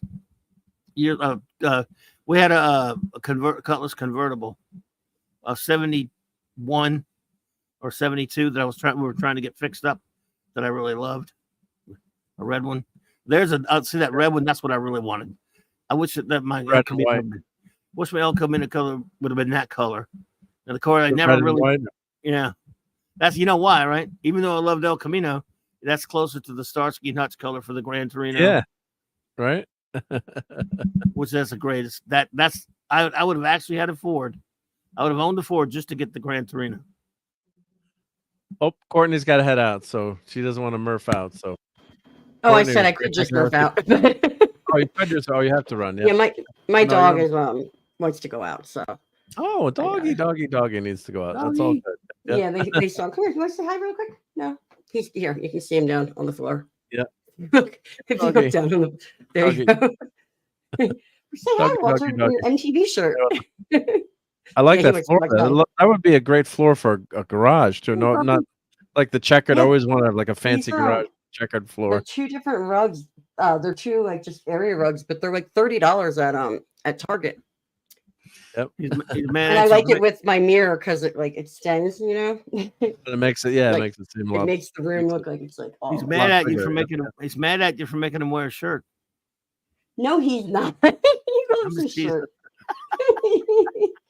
He does look mad at me though. He's like, "Are you ready? We're going now. It's time to go. Can we go now?" So anyway, thank you, Courtney. I just wanted to say on that 70s Rock Fans channel tomorrow, we're doing D-Day. It's like the 80th something, but we're doing basically like a military kind of thing tomorrow. He's doing covering movies, like not The Longest Day, or just in general. At the very end, he may go over some movies and TV shows, but it's going to be like real deal, like a history channel. Okay. Yeah. So very cool. That's where I'll be tomorrow. Yeah, because D-Day was June 6th, I believe, wasn't D-Day June 6th? I don't know. I don't know the exact date, but yeah, probably it would be. I think it was June. I think. I've been to the beaches in Normandy. That's pretty much my connection to anything. I pay attention in history. Yeah, June 6, 1944. Yeah. All right. So, well, bye, guys. Thank you, Courtney. Yeah, I love talking about the cars too. That was fun. Oh, it was fun. Yeah. Thank you. Bye, guys. Good, Courtney. So let's get back to. We'll show a few more cars, and we'll get on out of here. We'll drive on out of here tonight. Oh, Courtney's room. Can I get a tour later? Well, you have to contact Courtney for the tour. Yep. Good night, Courtney and Courtney's doggo. Yep. Yeah, Yeah, those are cool. 6644. Yep, yep. Some cool El Caminos there. But yeah, like that person was whoever was saying, El Caminos were been very popular. People have been restored them for years and stuff. Yeah, definite real popular niche. I mean, it's a niche car, but there's a lot of El Camino lovers out there. And I think it's a damn cool car. That's wild. It was not a lot. Oh, look at that one! Wow, not a lot of space. You know what else was cool around that pump in the 80s was the SS Monte Carlo. Yeah. That was a really cool car for a while. I like the Monte Carlo anyway. Those were pretty good, but the SS Monte Carlo was something. That was a badass looking car right there. Yeah, very fast. Wasn't it at one point the fastest car? It was pretty fast. But the SS Impala many years later was an Impala with a Corvette engine, which was I totaled one once. I totaled the Z28 once too, but that was not my fault. I saw a bad accident tonight coming home, and someone took a left-hand turn in front of someone.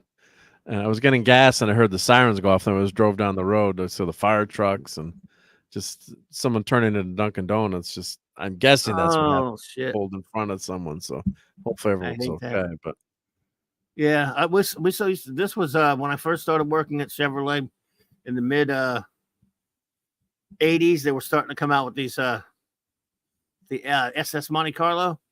It was really popular. But have you ever seen that?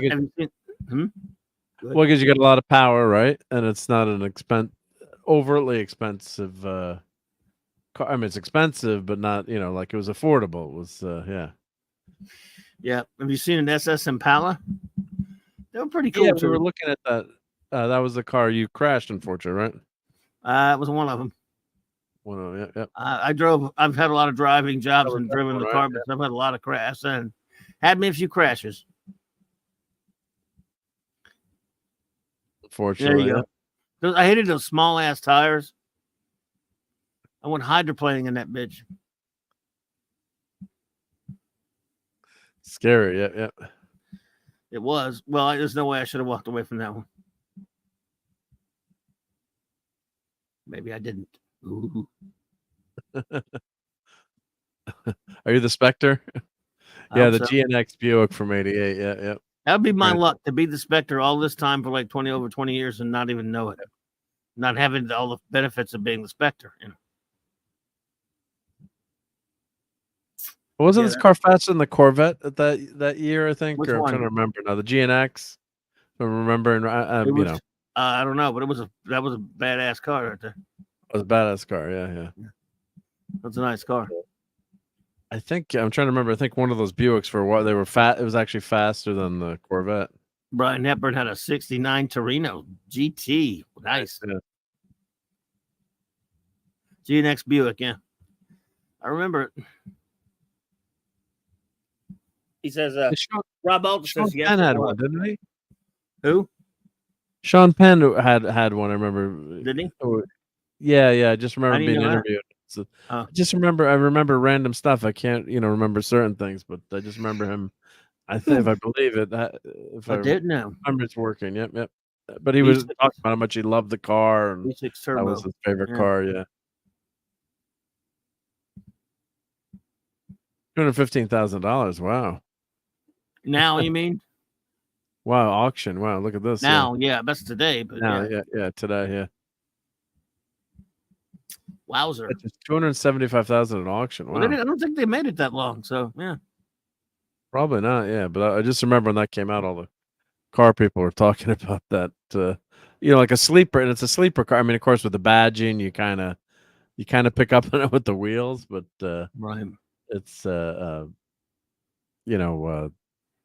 of those sleeper cars, yeah. For the most part, yeah. Especially if you pulled up, if you didn't know what you were looking at, yeah. So I think the car that sold for crazy money had almost no miles on it. I think, if I'm remembering. Yeah. It's a cool looking car. Well, if I had a dream car, dream car would be 1967 Shelby Mustang. Well, you mean not the 66 Batmobile? Well, yeah, of course, yeah. But I would love that, and the blue and the white. This blue is nice, but I like this blue, this deep blue better. GT500. And a friend who had one, I drove one down the block, drove it around the corner, but the car was a lot of trouble and we never got it working right. But I just love that. Love that. Of course, I have a '67 Mustang, but I have an inline 6-cylinder. But this car is a mean machine. Very special car. But I love the '67. And Nice. actually, my mom bought not this car, but the '67 Mustang. And then she got when she got pregnant with me, she gave the Mustang to my grandmother, and she bought a station wagon. Wow. So my grandmother, my 5 foot tall grandmother, drove a '67 Mustang for free. And everywhere she went, I remember being in a car. Do you sell the car? You want to sell the car? You want to sell the car? Nice. But yeah, so that would be my dream, kind of a dream car to have. And if I had to have like a practical everyday car, it's got probably a pickup truck because I love trucks. Not a minivan. Definitely not a minivan. Some of my friends took a pack. They said, if any of us buys a minivan, then you're allowed to take us out. They had a pack like at the end of high school. Like none of them were ever allowed to own a minivan. Only 547 GNX bills. Wow. Wow.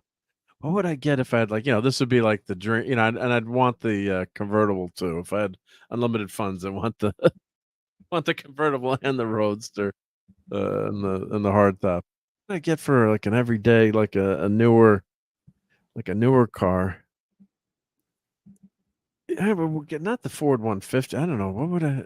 It wouldn't be the Cybertruck. I don't know what I would buy for like a daily. If I had my pick, I'm like trying to think now of like a new car.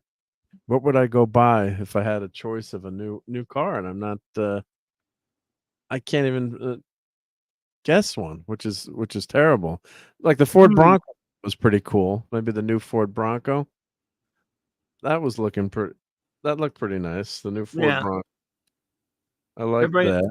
Yeah, I think they're bringing back some of those new Broncos.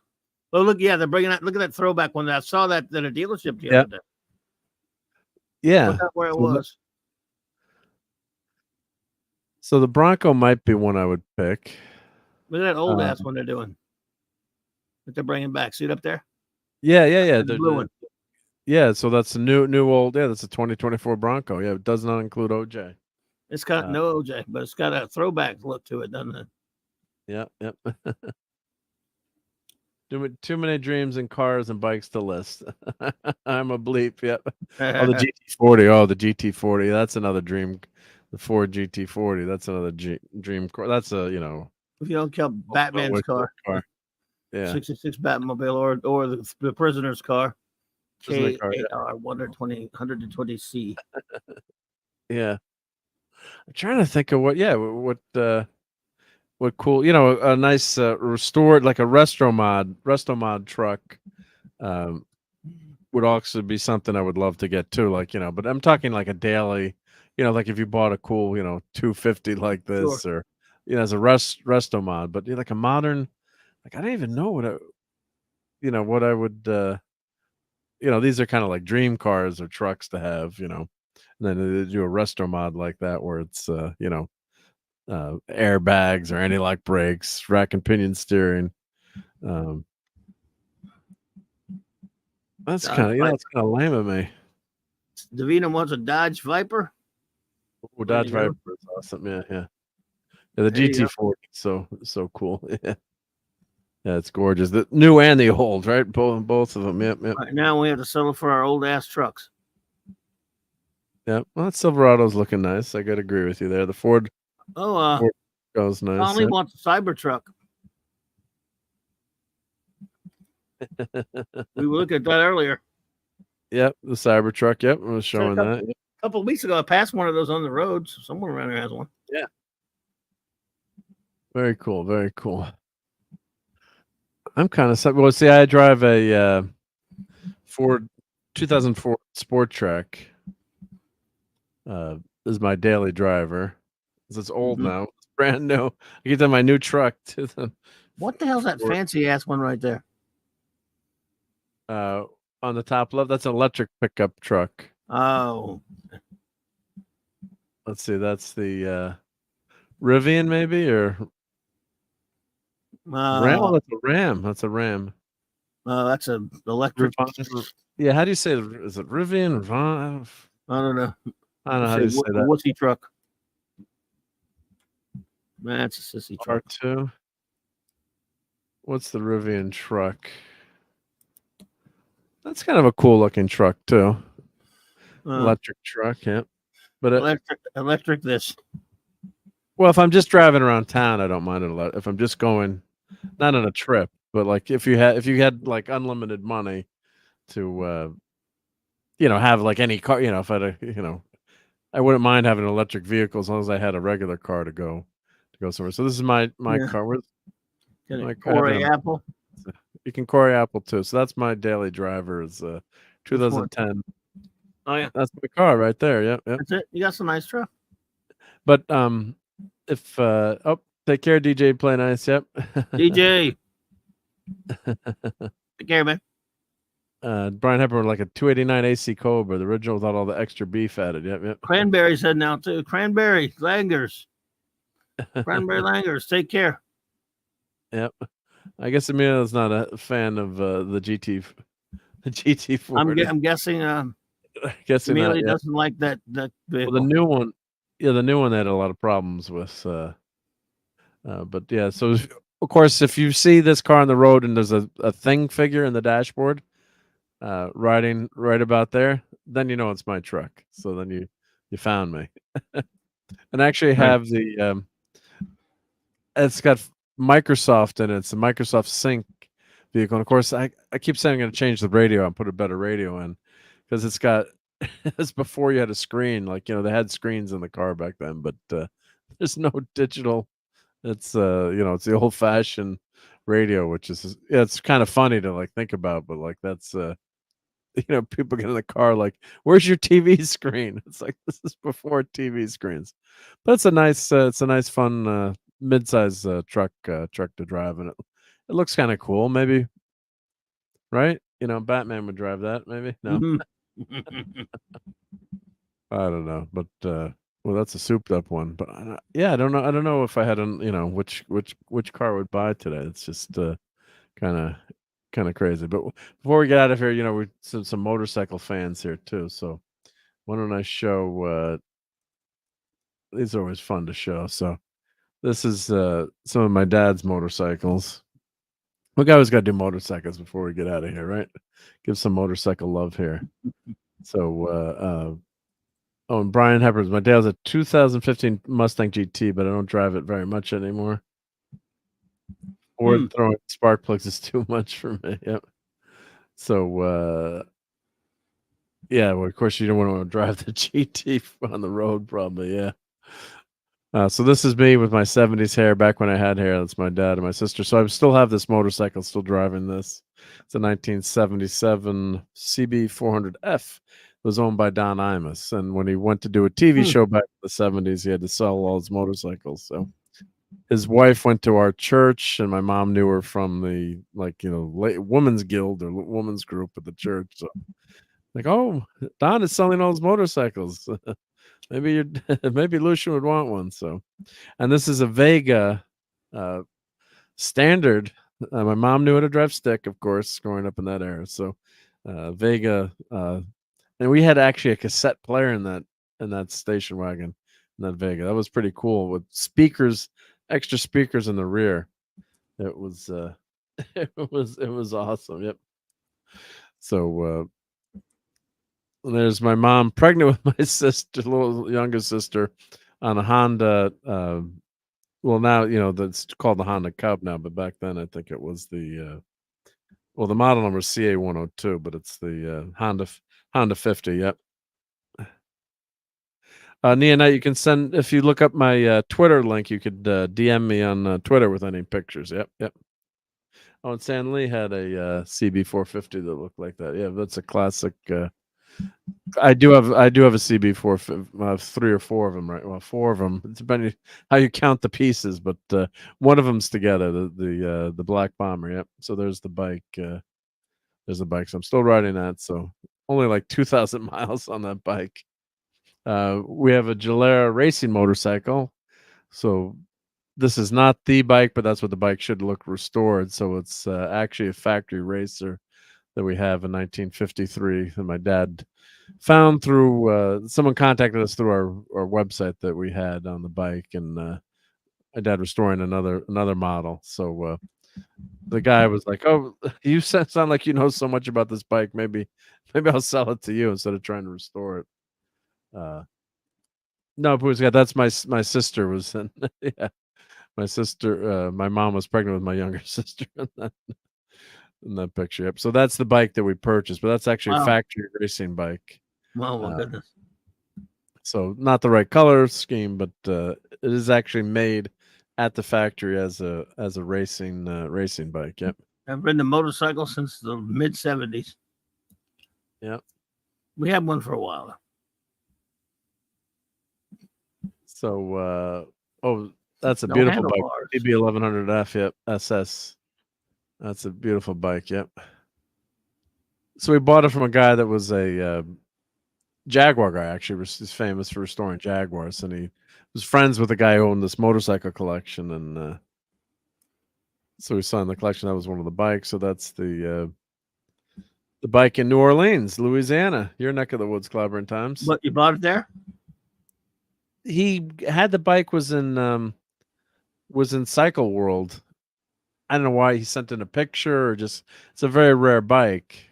So he just sent a picture of himself with the bike, in New Orleans, Louisiana, way back in the day. So I kept having to buy Cycle World to try to find this article because it wasn't listed in any of the indexes. So I kept buying, like on eBay, he kept buying them up to try to figure out which one it is. Yep. You can count how many motorcycles you have by how many organizations you'll donate. Yeah. So there's my Ford Sport Track. We're taking the bike back to my dad's house, and yep, there's him on the bike. We never started it, of course, but I don't know if it was working order back then. But you never want to start an old bike like that without taking it apart and working on it. So that's what the bike should look like restored. There's my nephew. My dad started taking the bike apart. Unfortunately, he got had cancer, F cancer, and didn't finish restoring the bike. So it's about halfway. Hey, someday. Leon and Raceland. I know where Raceland is. I'm from down here. So you said about mine in '89 in Raceland, LA. So we're from the same. They were from the same area. Or close. Yeah. And Amina, thank you very much. It said we only had 20 to 30 viewers, but this is a tour de force, a historical look at the world through the lens of cars and bikes we drove. Well, it was just so much fun hanging out with everyone tonight. And we only had, if I get 20 to 30 people, or we still got about 20 people watching. So I appreciate everyone who's hanging out with us. And, maybe later on we'll get more views on this, but I'm just doing this because this is fun to share and hang out with everyone, and love and I hope I try not to miss everyone in the chat, anything in the chat. But Neon, Neon knows where I am. Good night, Joe Dog, sir. Yep. I forgot about that, Neon. Look, I'm old. I forget stuff all the time. Thank you, Rob. Yep. So there's my dad racing his Gilera back in the 50s. So that he had number 42 back in the day. So that's and then when he came here, he sold the bike, and it was one of his few regrets, he said, was he selling the bike.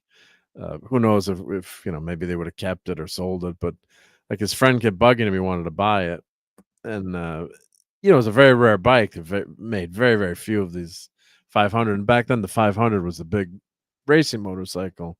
500 cc's, most bikes were very small back then, and so it was like the Ferrari motorcycles, lack of a better term.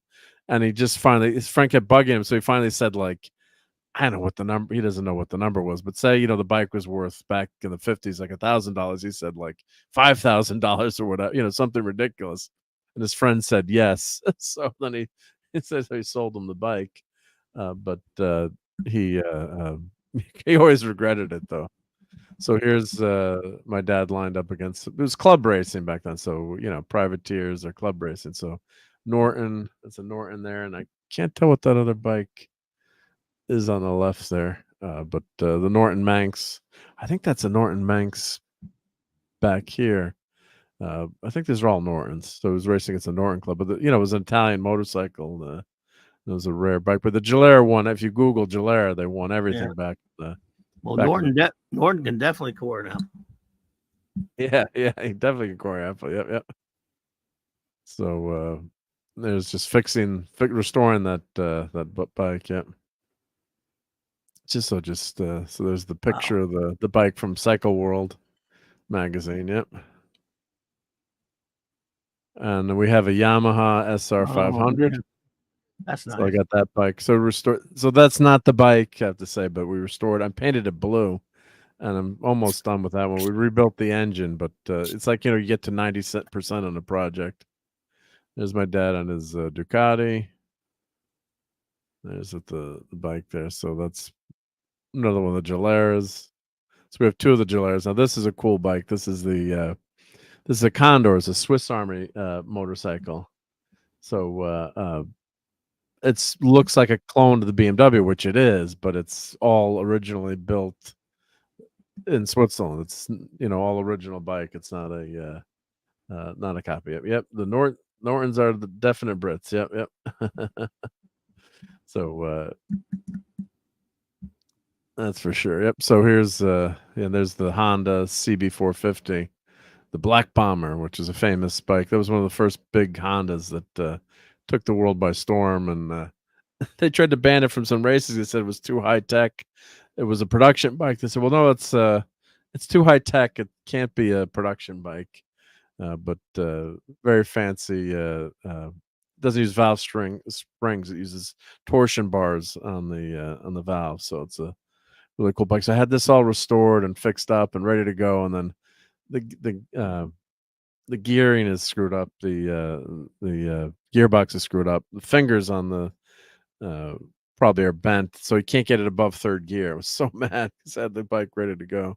That's an old BSA there. The bike was 15 miles away from the Triumph factory. Very cool. Hickling, Leicestershire. Very cool. There's my niece. She's a lot bigger now on the Ducati. Ducati Monster. Yep, 85 Ducati Monster. There's the Honda. This bike sat in my grandmother's basement from the 70s. I had it on the stand, and then I'm like, it has an electric start, so I had a new battery in it. I said, let me just try to start this. The gas from the 70s, I think, was in there. It's 50cc engine. Let me try to start this. And you prime the carb. There's a button you press, prime the carb. That sucker started up as after like 2 or 3 cranks. I couldn't believe it. Not doing anything. Then eventually, cleaned it up and took the carb off, cleaned it, did minor stuff, but you just can't kill that that Honda 50. It's just crazy. Wow. Yeah. So the covers are off there, but it's just such a simple engine, but it's like that top gear. Can't kill it. Yeah. So that's me with the fixing that bike up. Yep. And that's the BSA. That's what it's supposed to look like. That was that bike that was all taken apart. And we've got our Yamaha. So my dad was going to take the engine out of that and put it in something else, but there's a Ducati Monster. That's the Honda. That's that yellow bike all taken apart. So it. Yep. I will go check. Thank you. We had a flood and engine got into the water got into the tailpipe and rusted everything, stuck a valve. So it's like if we had known what had happened, it's like the whole house was a mess. Unfortunately, you've lived through that clobber times, but flooding and down in your neck of the woods with hurricanes. Yeah, we're not worried Well, about right you're now, worried about stuff. Houston's been having that stuff on. Yeah. Houston's having that, yeah. So we the whole bike was stripped down, but it was the internals are bad, so you had to take the whole bike apart. But if it's the same thing, like if you'd caught it that day or the next day, started the bike up and ran the engine, probably would have burned out all the salt water. Would have been okay, but the tailpipes went. Yep. So that's taking the bike back. So this bike has been almost all rebuilt too. So you got to do some work on the carburetor. There's the SR 500. Rebuilt that engine. Hey, Ashley. Hey, Ashley. How's it Ashley going? Lynn. Lovely lady. Good to see you. Just showing some bikes. Yep. So there's the Honda restored now. Driving it around. So let's don't put a lot of miles on it, but just take that here and there. Yep. Well, these are just boring pictures. The stand broke on. I took a picture of to replace it, but that's so it's nice. I always remember my dad when I'm driving that. Yep. Mm-hmm. So yeah, Gads last was pre. I thought, yeah, Max, it probably it definitely was. It definitely was. Yeah. Yep. Oh, if you jack that inflates you're throwing from your bike, it was fine. Of course, he had. Yeah, well, that's pretty cool. Yeah. Oh, the CBR Honda 500, nice bike. Yep. Love me some motorcycles. When I learned to ride as of right now, I just sit on the back. Yeah, well, go take some There you go. motorcycle classes and It's easy enough to learn. I've ridden one in a long time, but I know I could ride it again. I could remember. You never forget. Yeah, you never forget once you. But you can also learn on a scooter first, and whatever you do, learn on learn on a small bike. Definitely learn on a small bike. In Europe, they don't let you start with anything bigger. I think you have to start at 50 cc's, or some countries are under 125 cc's. So definitely learn. Yeah, don't buy a big bike, or you can buy like the Honda Grom. Is a small 120. Is a 125? I think the Grom. So that's something that really great to learn on. Yeah. Let's see. So checking my. So let's see. Sent some photo. I'm checking my Twitter. If you email. I got a cousin of mine who's a hardcore dirt bike rider from back when he was a kid till even now, and he's not close to my age. Of course, tore himself up to lay his knees and all that stuff. He was big time. I mean, he was really great at it. And those dirt bikes are dangerous, boy. Well, yeah, when you're jumping and you got to be in great physical shape to do any of those dirt bikes and. When we were in the 70s, we used to go to that Superdome Supercross all the time. Watch the guys do it. Those were fun to go to, man. Those guys that can ride, boy. Good. Yeah. So let's see. I'm checking my Twitter. I don't see. Let's see, Neon. You said you sent it to my Twitter. The pictures, or maybe message request. Let's see if it came in there. Let's see. Nope, I don't see it. So I'm looking for Neon Knight here. Let's see if I search Neon Knight here on Twitter. This has a different name on Twitter. YZ100. Yeah, that's a great bike to start on. Yep. Yeah, I remember going to Europe and they had like this Honda CB 125, like a 125 that looked really like high tech back in the day. So Neon Knight, are you on YouTube also as Neon Knight? Video maker or Witcher guy? Sometimes I play guitar. Is that you on messages? Messages on YouTube, or excuse me, messages on Facebook or Twit?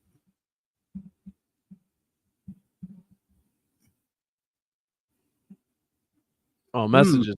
Which messages? Yeah, which messages? Yeah, no, Twitter's usually the easiest. Oh, on X. Yeah. So let me see if this is you on. Because then if I follow you, then maybe it's blocking if I don't follow. Is this you on? Is that you, Neon Knight, on the Twitter X's?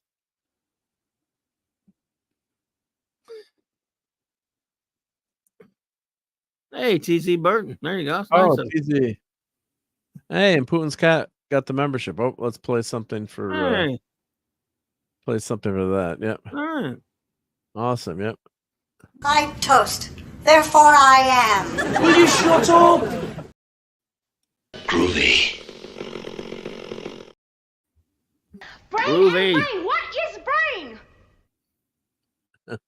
And let's find something on. How about Dumb and? I think we could use some Dumb and Dumber right now. How about? I thought we were going to be together forever, and then about a week later, right out of the blue, she sends me a John Deere letter. She give you any reason? John Deere letter. So you're telling me there's a chance?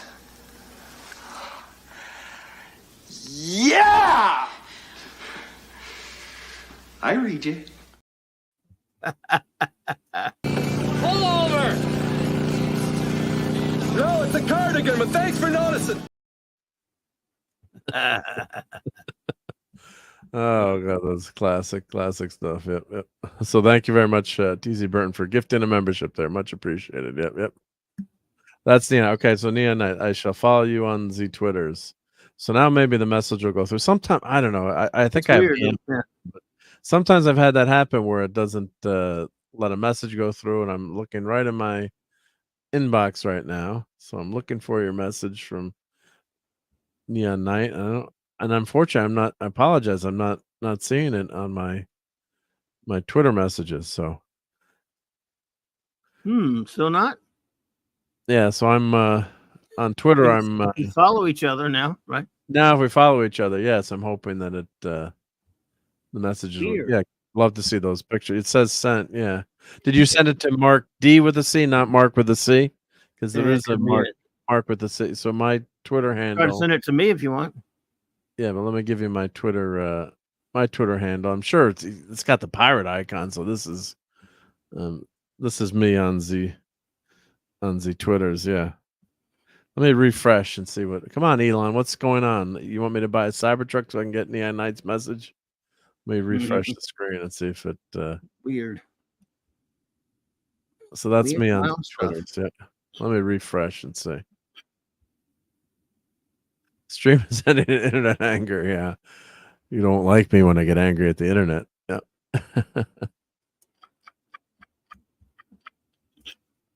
Greg Nabbits, it's not coming through. Yeah, now that I'm following you, that should definitely. I've had that happen before, where if you're not following someone, it doesn't pop through. Send the message using com is. Oh, what is this? Wrong person. Oh, you sent it the wrong.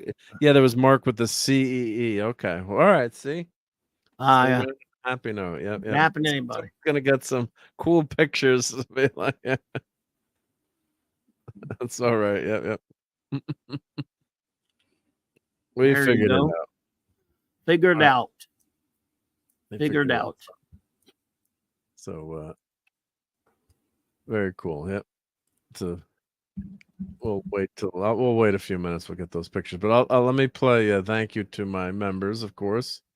So let me play that while we're waiting for the. Yeah, we'll definitely hold on Neon Knight. No worries. Yep. No rushes here. Yep. Let me play my channel member. Thank you. Moving along. Where is it? Here it is. Yep. Moving along. It's not totally up to date, but this should cover everyone on this. Yep.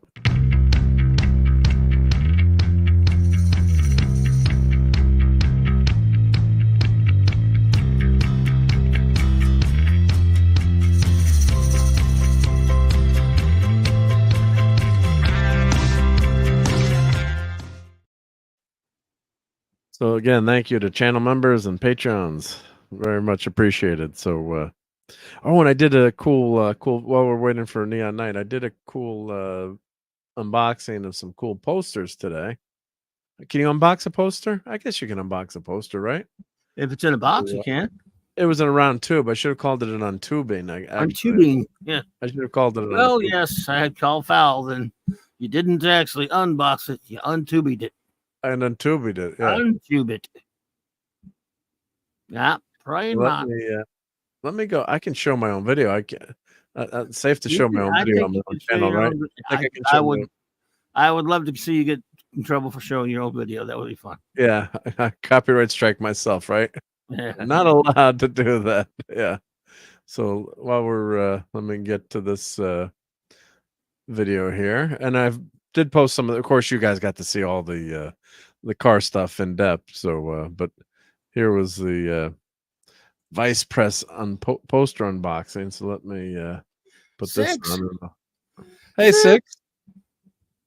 You'll get hit for reused content, she says. Oh yeah, even if it's my own stream. Even if it's your own, it's on your own channel. Wow, that'd be kind of amusing.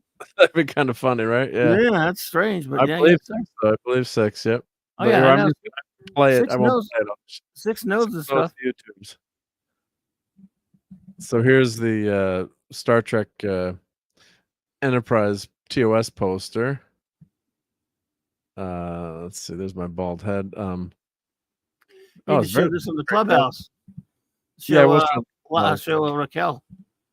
Oh wow, it's looking very yellow on there. The color correction. I guess in the lights, you know what I have in the dining room? I have those amber kind of like lights. Oh wow, it looks. I should have pulled on a light, But so I had that Frankenstein. I've shown Nice. these, but I showed them on the website, but I I love finally. those. So Michael's had a sale on poster frames, so I bought the frames. She'll love that one. I got the Wrath of Khan. And they're so thick; they were really tough to to get into the damn frames. Oh, like Zach's talk. Zach's and Echo Base got majorly hit for that.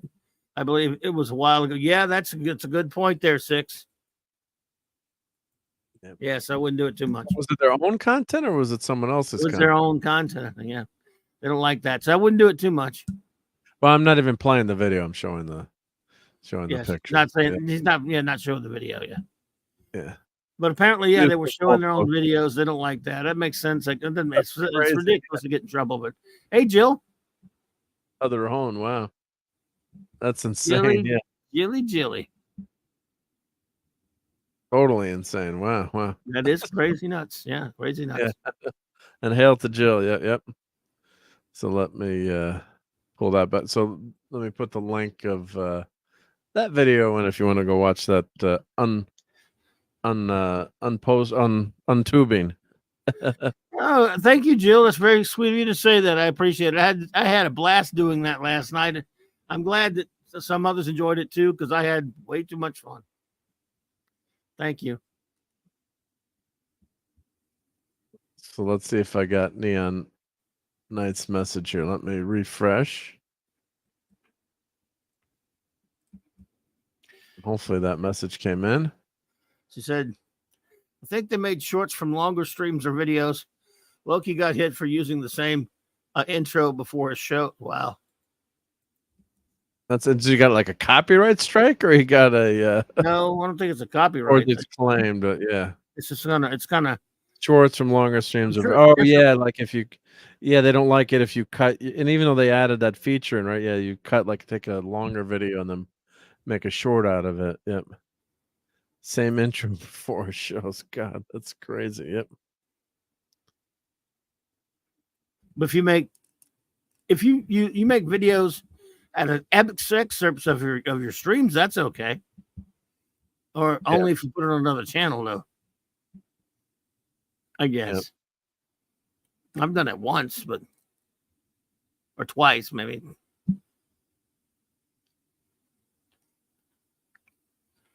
Yeah, it's tough to figure out some of these things sometimes, right? Yeah. Yeah, who knows? Yep. We're not trying to break any laws here, but it happens sometimes. Yeah. It's a little random. Gillinator, the Gillination station. July 4th will. I lost it. But thank you, Six. Yeah, it says reused content a while ago. Yeah, I think I'm remembering that too when that happened to them. Reused, yeah. Remind me what it was. Yeah, I remember that happened. Yeah, it's just and you want to follow YouTube's rule. Sometimes it's tough to follow, especially if it's your own. I can see.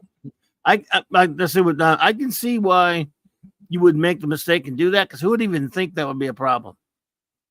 Right? Yeah. If it's your own stuff. So I think YouTube's up their ass on that one. I mean, it's like, if it's your own damn video, you made it. It's on your channel. But look, they don't like it. They don't like it. So whether you like it or not, or agree with them or not, it's irrelevant. I just don't. I think it's silly that they have a problem with it. Yeah. That's because they figure, oh, we want new content. I get that. Yeah. It's your own. I get that part, but if you're just doing a stream and you show one of your own videos, that shouldn't be a big deal. Yeah, especially I was showing those videos tonight.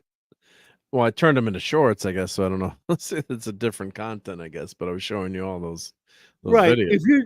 If you're doing a stream and you show one of your own videos, it's like a couple of minutes. I don't think that should be a problem. I understand if you're doing a stream and you show a 2-hour other stream you did earlier. I can see what they would have a problem with that. Yeah. 2 hours again where you're just playing replaying. I get that. Well, that wouldn't be good for them. Yeah. So they just don't like repeat like that kind of stuff. Yeah.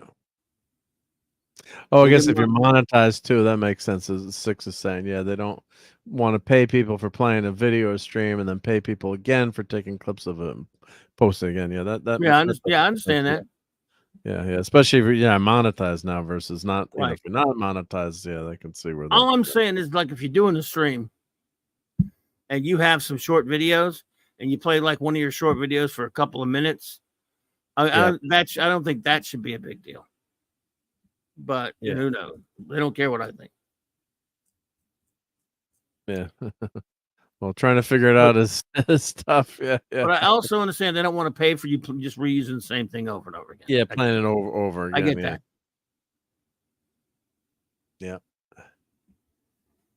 So while we're waiting for Neon Knight, I still haven't seen the message come in. Yeah. Did you see those pics that Sean Carter sent us? Where did he send those? On with some thing that we're all with him on some he tagged us both from some of his new pics from his Lost in Space thing. Is that on YouTube or on he sent us in X. Did you see those? Those are cool. But why am I not seeing those? You're in that group. Let me find it. Yeah. Oh, here it is. Here it is. Okay. Yep. Let me show you. Okay. Oh, yeah. Yep. So it's okay. I'm assuming Sean says, "Oh, that's amazing." I don't know. I don't know if he's here. We better not show it till he says so. Better not show it till he says so. But he's got a beautiful. Yeah, because I was watching his videos on building the Jupiter. He says it's a sneak peek here, so I'm going to go and say that it may not be cool. I'm not going to show it. Yeah, I'm not going to show it. We'll show it on the Clubhouse if he says it's okay. If he says it's okay. Yeah, I'm sure he's going to post it to his YouTube channel.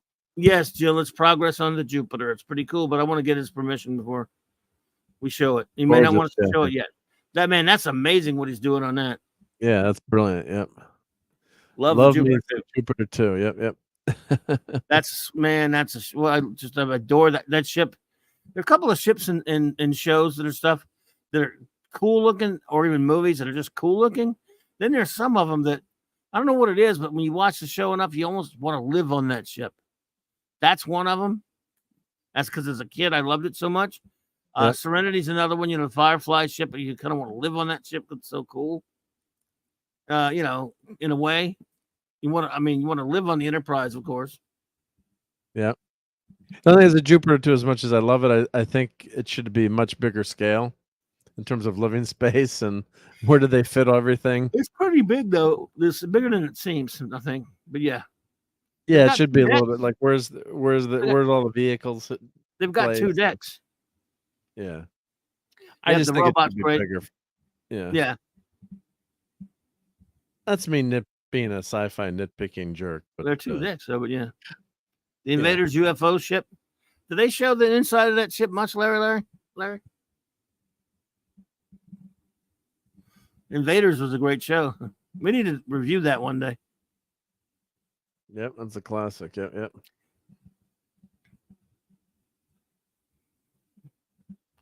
Most of the channels I sub to use shorts and a one-off without clipping them from longer videos. Yeah. Yeah, shorts are getting really popular now, yeah. Right, Max's question. Oh yeah, like the Oscars trash can Sesame Street. Where the hell did that go? Yeah. And Jill says, "See, I'm right. There's no room for the chariot. Where does the chariot go? Because I've looked at the I blueprint. don't know. It's on there. Yeah, but how do they fit it? Yeah. Well, there's a garage thingy under there. Yeah. They fit it, but yeah, the scale should just be a little bit bigger, I think, relative to how big the people are. But it's still a very cool ship and very cool design. Yep. My opinion, I do like the new Red Dwarf, and I just watched Red Dwarf full through for the first time. Is it what's the lemons? Isn't that one? They're bringing it back soon. They're talking about bringing it back. Oh! I thought he meant like just the last few seasons of Red Dwarf. Well, I think he says He says the new Red Dwarf episodes. I assume he means when they brought it back a couple of years ago. Because they haven't made any new ones since the last new one was 2000. Was it 18 or 19 or 20 or whatever it is? But by the way, Six is asking you about your car video and how did you get away with using the did you not get hit for the Rush song? If you do YouTube Shorts, they've actually had a brain there, and they've licensed all the certain songs, not every song. But you pretty much find whatever you want. So if you use it in a YouTube short, when you go upload a short. So what I did, I'll shoot the video at the car show, and it'll say add music, and then you can do a search for a song. So you can search for Rush, Red Barchetta, and if it's listed there, you can play up to 60 seconds for the song, and it's licensed through YouTube, which is the way it should be across all of YouTube, right? I think the artist should get paid, but say I played a song, then hey, pay the artist, or they get part of the cut. So YouTube Shorts actually let you license music, which is play artist music, which is really great. So, and it really makes the videos really pop too. So yep. 3 new episodes in 2025. Well, I did like the the last few seasons of Red Dwarf. I mean, what do we say? 3 to 6, we'd agree, or probably the peak Red Dwarf. But what season was the Lemons episode in? It was one of the probably the was a later one. 10 or 11. Let's see. Oh, series 10, 2012. Okay. That was a good one. I mean, it's not as good as it used to be, but it's still pretty damn good. Yeah, the Promised Land was that. I guess they consider the Promised Land a season. Promised Land's like a special, 3 parts or something. Yeah. Promised Land was good though. I thought it was pretty decent. It's no, they were crap, says Amelia. Oh well, I've liked them personally, Max, but nothing's has touched the quality level of season really 3 through 7, or excuse me, 3 through 6 are the best in my opinion. 3, 4, 5, and 6. I love for 1 and 2. I do love now. I've grown to love them. 7's kind of an up and downer. Has some good stuff in it. 8 is okayish. 9 was sort of like that 3-part special Back to Earth. That was kind of okay. I did not like Back to Earth. It was kind of, it wasn't that great, but I thought 10 and 11 and 12 were decent, solid stuff. And Promised Land was all right. So, I mean, considering what they do with modern crap now, the fact that they're the old crew, look a lot older, but they're still funny.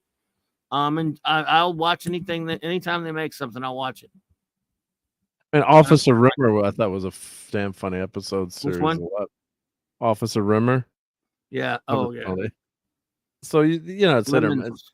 Yeah, the new ones are good.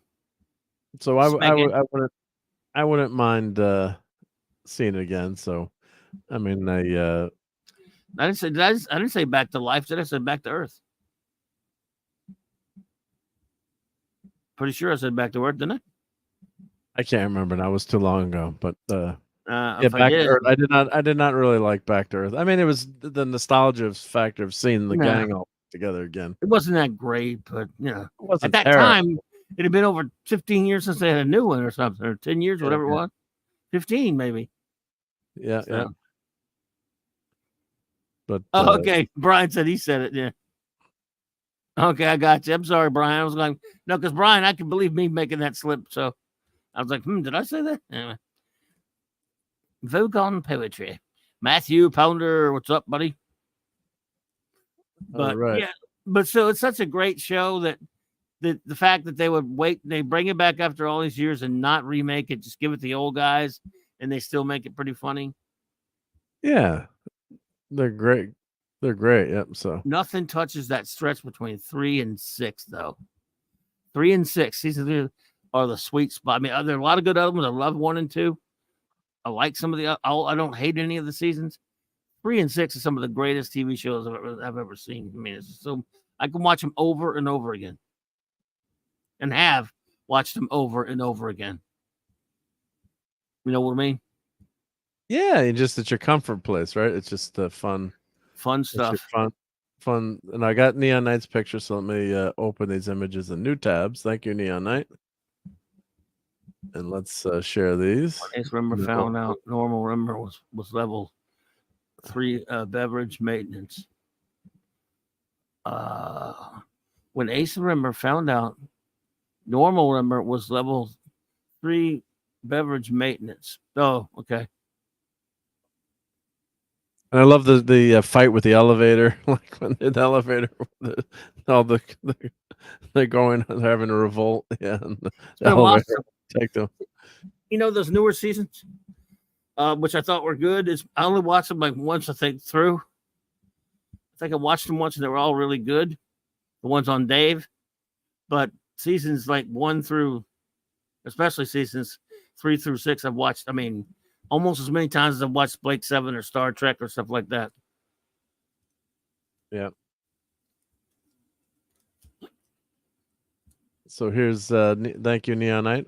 We finally got the picture. So this is his 250,000 mile truck that does not look like a truck with 250,000 miles. Amelia Clark, those are the books you've been okay.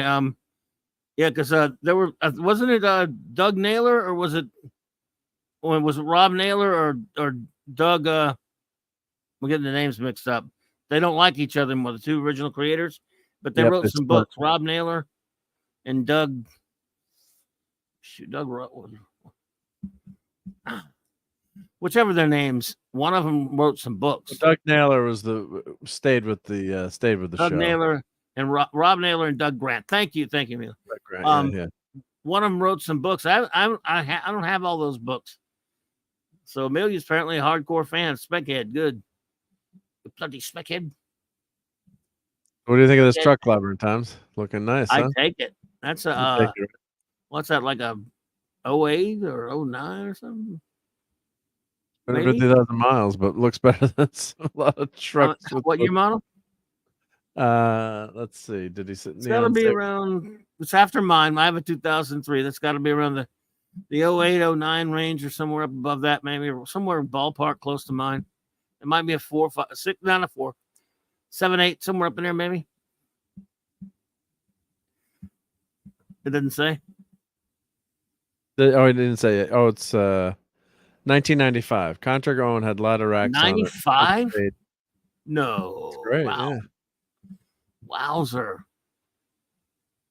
I had a 97 or 98 for a while, and then I had it 2 different times. I had like 2004s, and then now I have a 2003.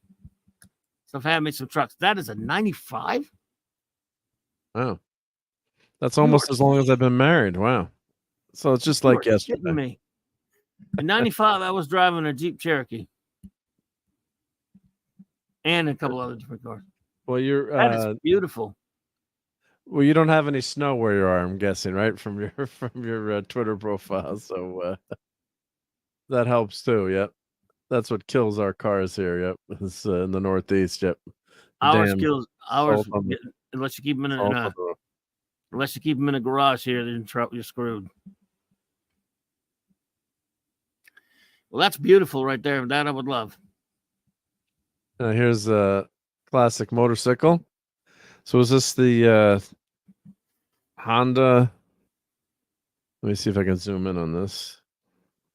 So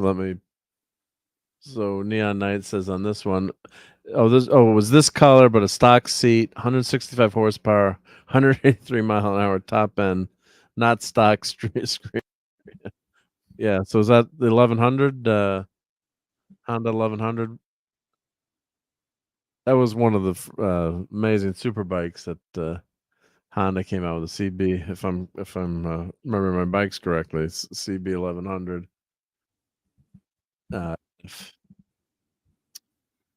Wowzer, nice. Is that this bike here? Crotch rocket.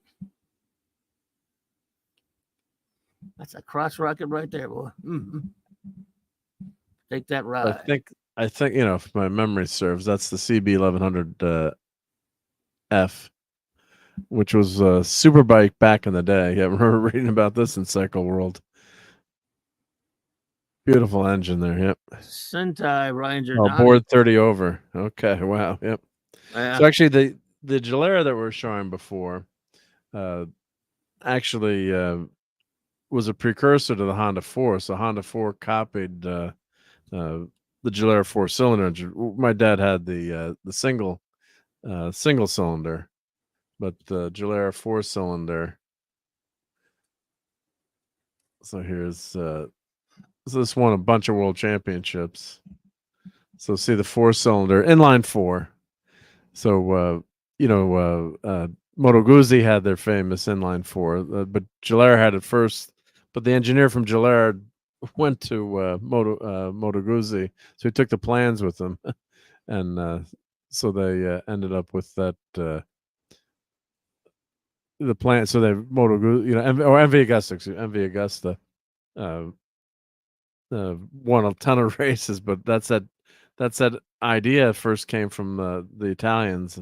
I believe that was the first inline 4, or was the first inline 4 that had big success. So that's kind of that precursor to those Honda CBs. So yeah, it's a beautiful and a classic motorcycle. Yep. So mm-hmm. Yep. Oh yeah, someone got killed in the rumble in the Bronx. Yeah, that was sad. Yep. Running over the roof of cars. Someone left the sunroof over. Yeah. So stunts on motorcycles. Yeah, very dangerous. Yep. All right. Well, I think we had a damn fun time tonight. It was great hanging out with everyone, and thank you again to Neon Knight for sending those pictures. I hope everyone. I think everyone enjoyed all that car stuff tonight. So spread the word. Yep, it was would have been nice to have 100 people watching, but I'm here to hang out with you guys. Clobbering Times. Thank you to Courtney for hanging out, and just a lot of fun. So it doesn't matter how many people watching.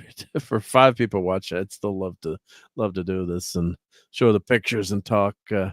We talked cars and motorcycles. It doesn't get much better than that. Well, maybe not the Who stuff, but it was really a lot of fun and hanging out with you guys tonight. So thank you, and hope you enjoyed all that. Yes, sir. Gear talk. Yeah, you can geek out and I didn't do any food tonight, but I think that's okay. I don't think anyone mind. No one needs food talk. We'll save that for next. Save that for next week. Yep. 6 suffer through the Doctor Who stuff. Sorry, 6. Yeah. Sorry about that.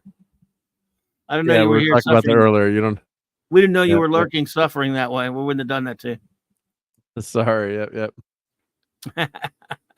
All right. Well, we always got to do some kind of foodery. So here, well, this will take 2 seconds. Famous last words. But here's thank you to Clobber Times for doing this. This is the Sunday Night Eatery. I know we're getting out of here, but I always do this. And here's Marc's Eatery. Thank you to Guagnar for that. So let's we'll make everyone hungry right before they go to bed. Eatery. This one, there's only a few things from. Well, this will ruin Clobber Time's appetite because those are mushrooms. This is my brother-in-law's cooking, so you wouldn't eat those. So you wouldn't like those Clobber Times. You would be correct, sir. But you would like the flank steak and the skirt steak, though, right? On the grill. If there weren't any red in them. Well, I mean, it's just cooking them. They're I being need to burn those now, up. so. I need to nuke those. Well, let's just put them on now, so you know. I got you. No, I got you. I'm good. Yeah. I'm with it. It's happening. Those came out good. Yep. What is that? So Captain Have Fun likes the mushrooms, and gross. I'm with you, 6. I hate mushrooms. Yeah, I like mushrooms, but a lot of people, no fish, no fungus on their pizza, right? What is that there? What is that? This is the flank steak. Yep. Okay, I'm with it. That's a steak going on. Yep, a steak going on the grill. Yep. Oh, damn, I'm hungry. Thanks a lot. I'm not even hungry now. That makes me hungry. It should, right? Yep. No, I mean I just ate.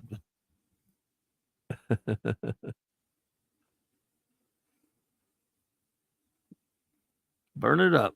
I can have too many. Can never have too many steak pictures. Yep. Burn it up. Burn it up. Blow that shit up.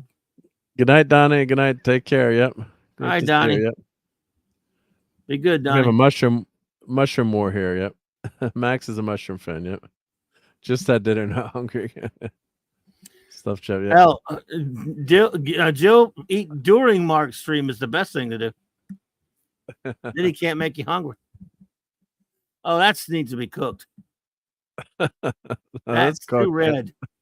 Too red for you? Oh no, it's not me. I'm not ordering no pet. I like my stuff rare, but it was checked with the thermometer, so that was my brother was a good cook, so yeah. You like it medium, yeah. I'm like on the rare side. Yep. Well done. Yep. All right, so now we'll really get out of here. So it was great hanging out with everyone, and it's let's run through the chat quickly. So hopefully I'll get everyone. But hail to Captain Have Fun, Stephen Mack, Neon Knight, San Lee, Sentai Ranger Donnie, Enter Jill. Of course, thank you for Courtney for being here with us earlier. Thank you to 6 for hanging out. Sorry about the Doctor Who. Stephen Mack, TZ Burton, Larry was here. Brian Hepburn, the Stream Element Spot, Max Redstone, Amelia Clark. Let's see who else am I missing? Rock and Chat. Who did I miss? Matthew Pounder, your Muslim uncle. Matthew. Here. Yep, thank you guys for hanging out with us on Sunday night.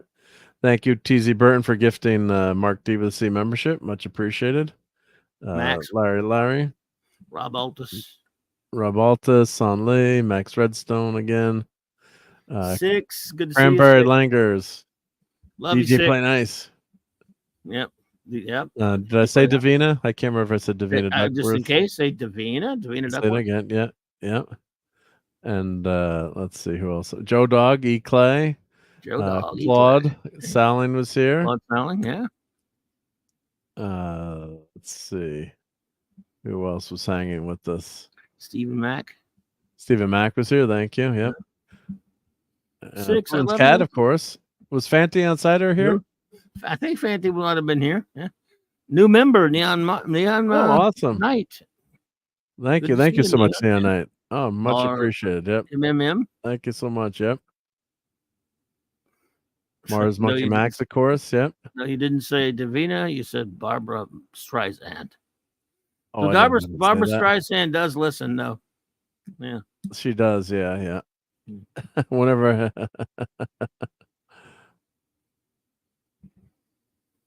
And let's see who else am I. Who was first tonight? Well, Tim was here, of course. FKH 2005. Yep. And Sean Carter, of course, Captain Nutfinity. George Carter. Yeah. Captain Nutfinity. Yep. Right. I think we got everyone. If I missed anyone, God, I apologize. But let me play something for Neon Night. We got to play something cool. Let's play. Let's see, movies N through Z. Let's see here. You don't do heavy metal in Dublin, you know. I mean, In what? In what? In Dublin. I mean, you can't. In Dublin? She means Dolby, all right? She means Dolby. Since we did a lot of cars tonight, let's do. Now you got no outside mirror. No, we lost that. You have no functioning gauges. No, not a one. However, the radio still works. Funny as that may seem. And one more, my favorite John Candy. Do you feel this vehicle is safe for highway travel? Yes, I do. Yes, I really do. I believe that. I know it's not pretty to look at, but it'll get you where you want to go. God bless John Candy. I just love that. Yep. All right, everyone. So, Clyburn Times, what you got rolling on Monday night?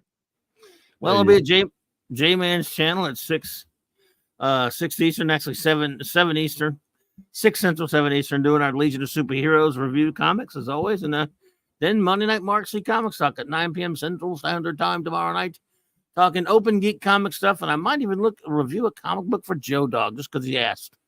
I don't know. We'll see about that, Joe Dog. But anyway, and then, of course, the usual spate of shows throughout the course of the week. Thanks for having me. Thank you for being here. Much appreciated. Always fun hanging out with you. Thank you. And if I say your name 3 times, will Beetlejuice appear? Probably not, but I'm sure I will. Yeah, but Clyburn Times will. Yeah. That's the funny thing is when you're trying to remember. My short-term memory is so bad now. Mine's horrible. That's why I always don't want to miss anyone. I can't remember what I said 2 seconds ago. Horrific. Yeah. So yeah. So right there on the same page. I did say San Lee, right? I did say San Lee, right? Yeah. You did now. Yep, San Lee. I did now. Yep. And RobAltis. Yep. So I make and Stephen Mack, of course. Yeah. So say everyone, but yeah, hopefully you got everyone. Uncle Ezra Goldstein. Shalom. Your Muslim uncle. Yep. Good night. 6. All right, everyone. So have a great week. I always appreciate you hanging out with Clobby, Courtney, me, and the gang. And so just have a great week, and everyone be safe, and go buy a new car, right? Or a new motorcycle, yeah, or a classic. Buy a classic. But everyone have a great rest of the week, and we'll catch you on the next Sunday Night Geekery. Take care, everyone. Fun storming the castle. It's 106 miles to Chicago. We got a full tank of gas, half a pack of cigarettes. It's dark, and we're wearing sunglasses. Hit it.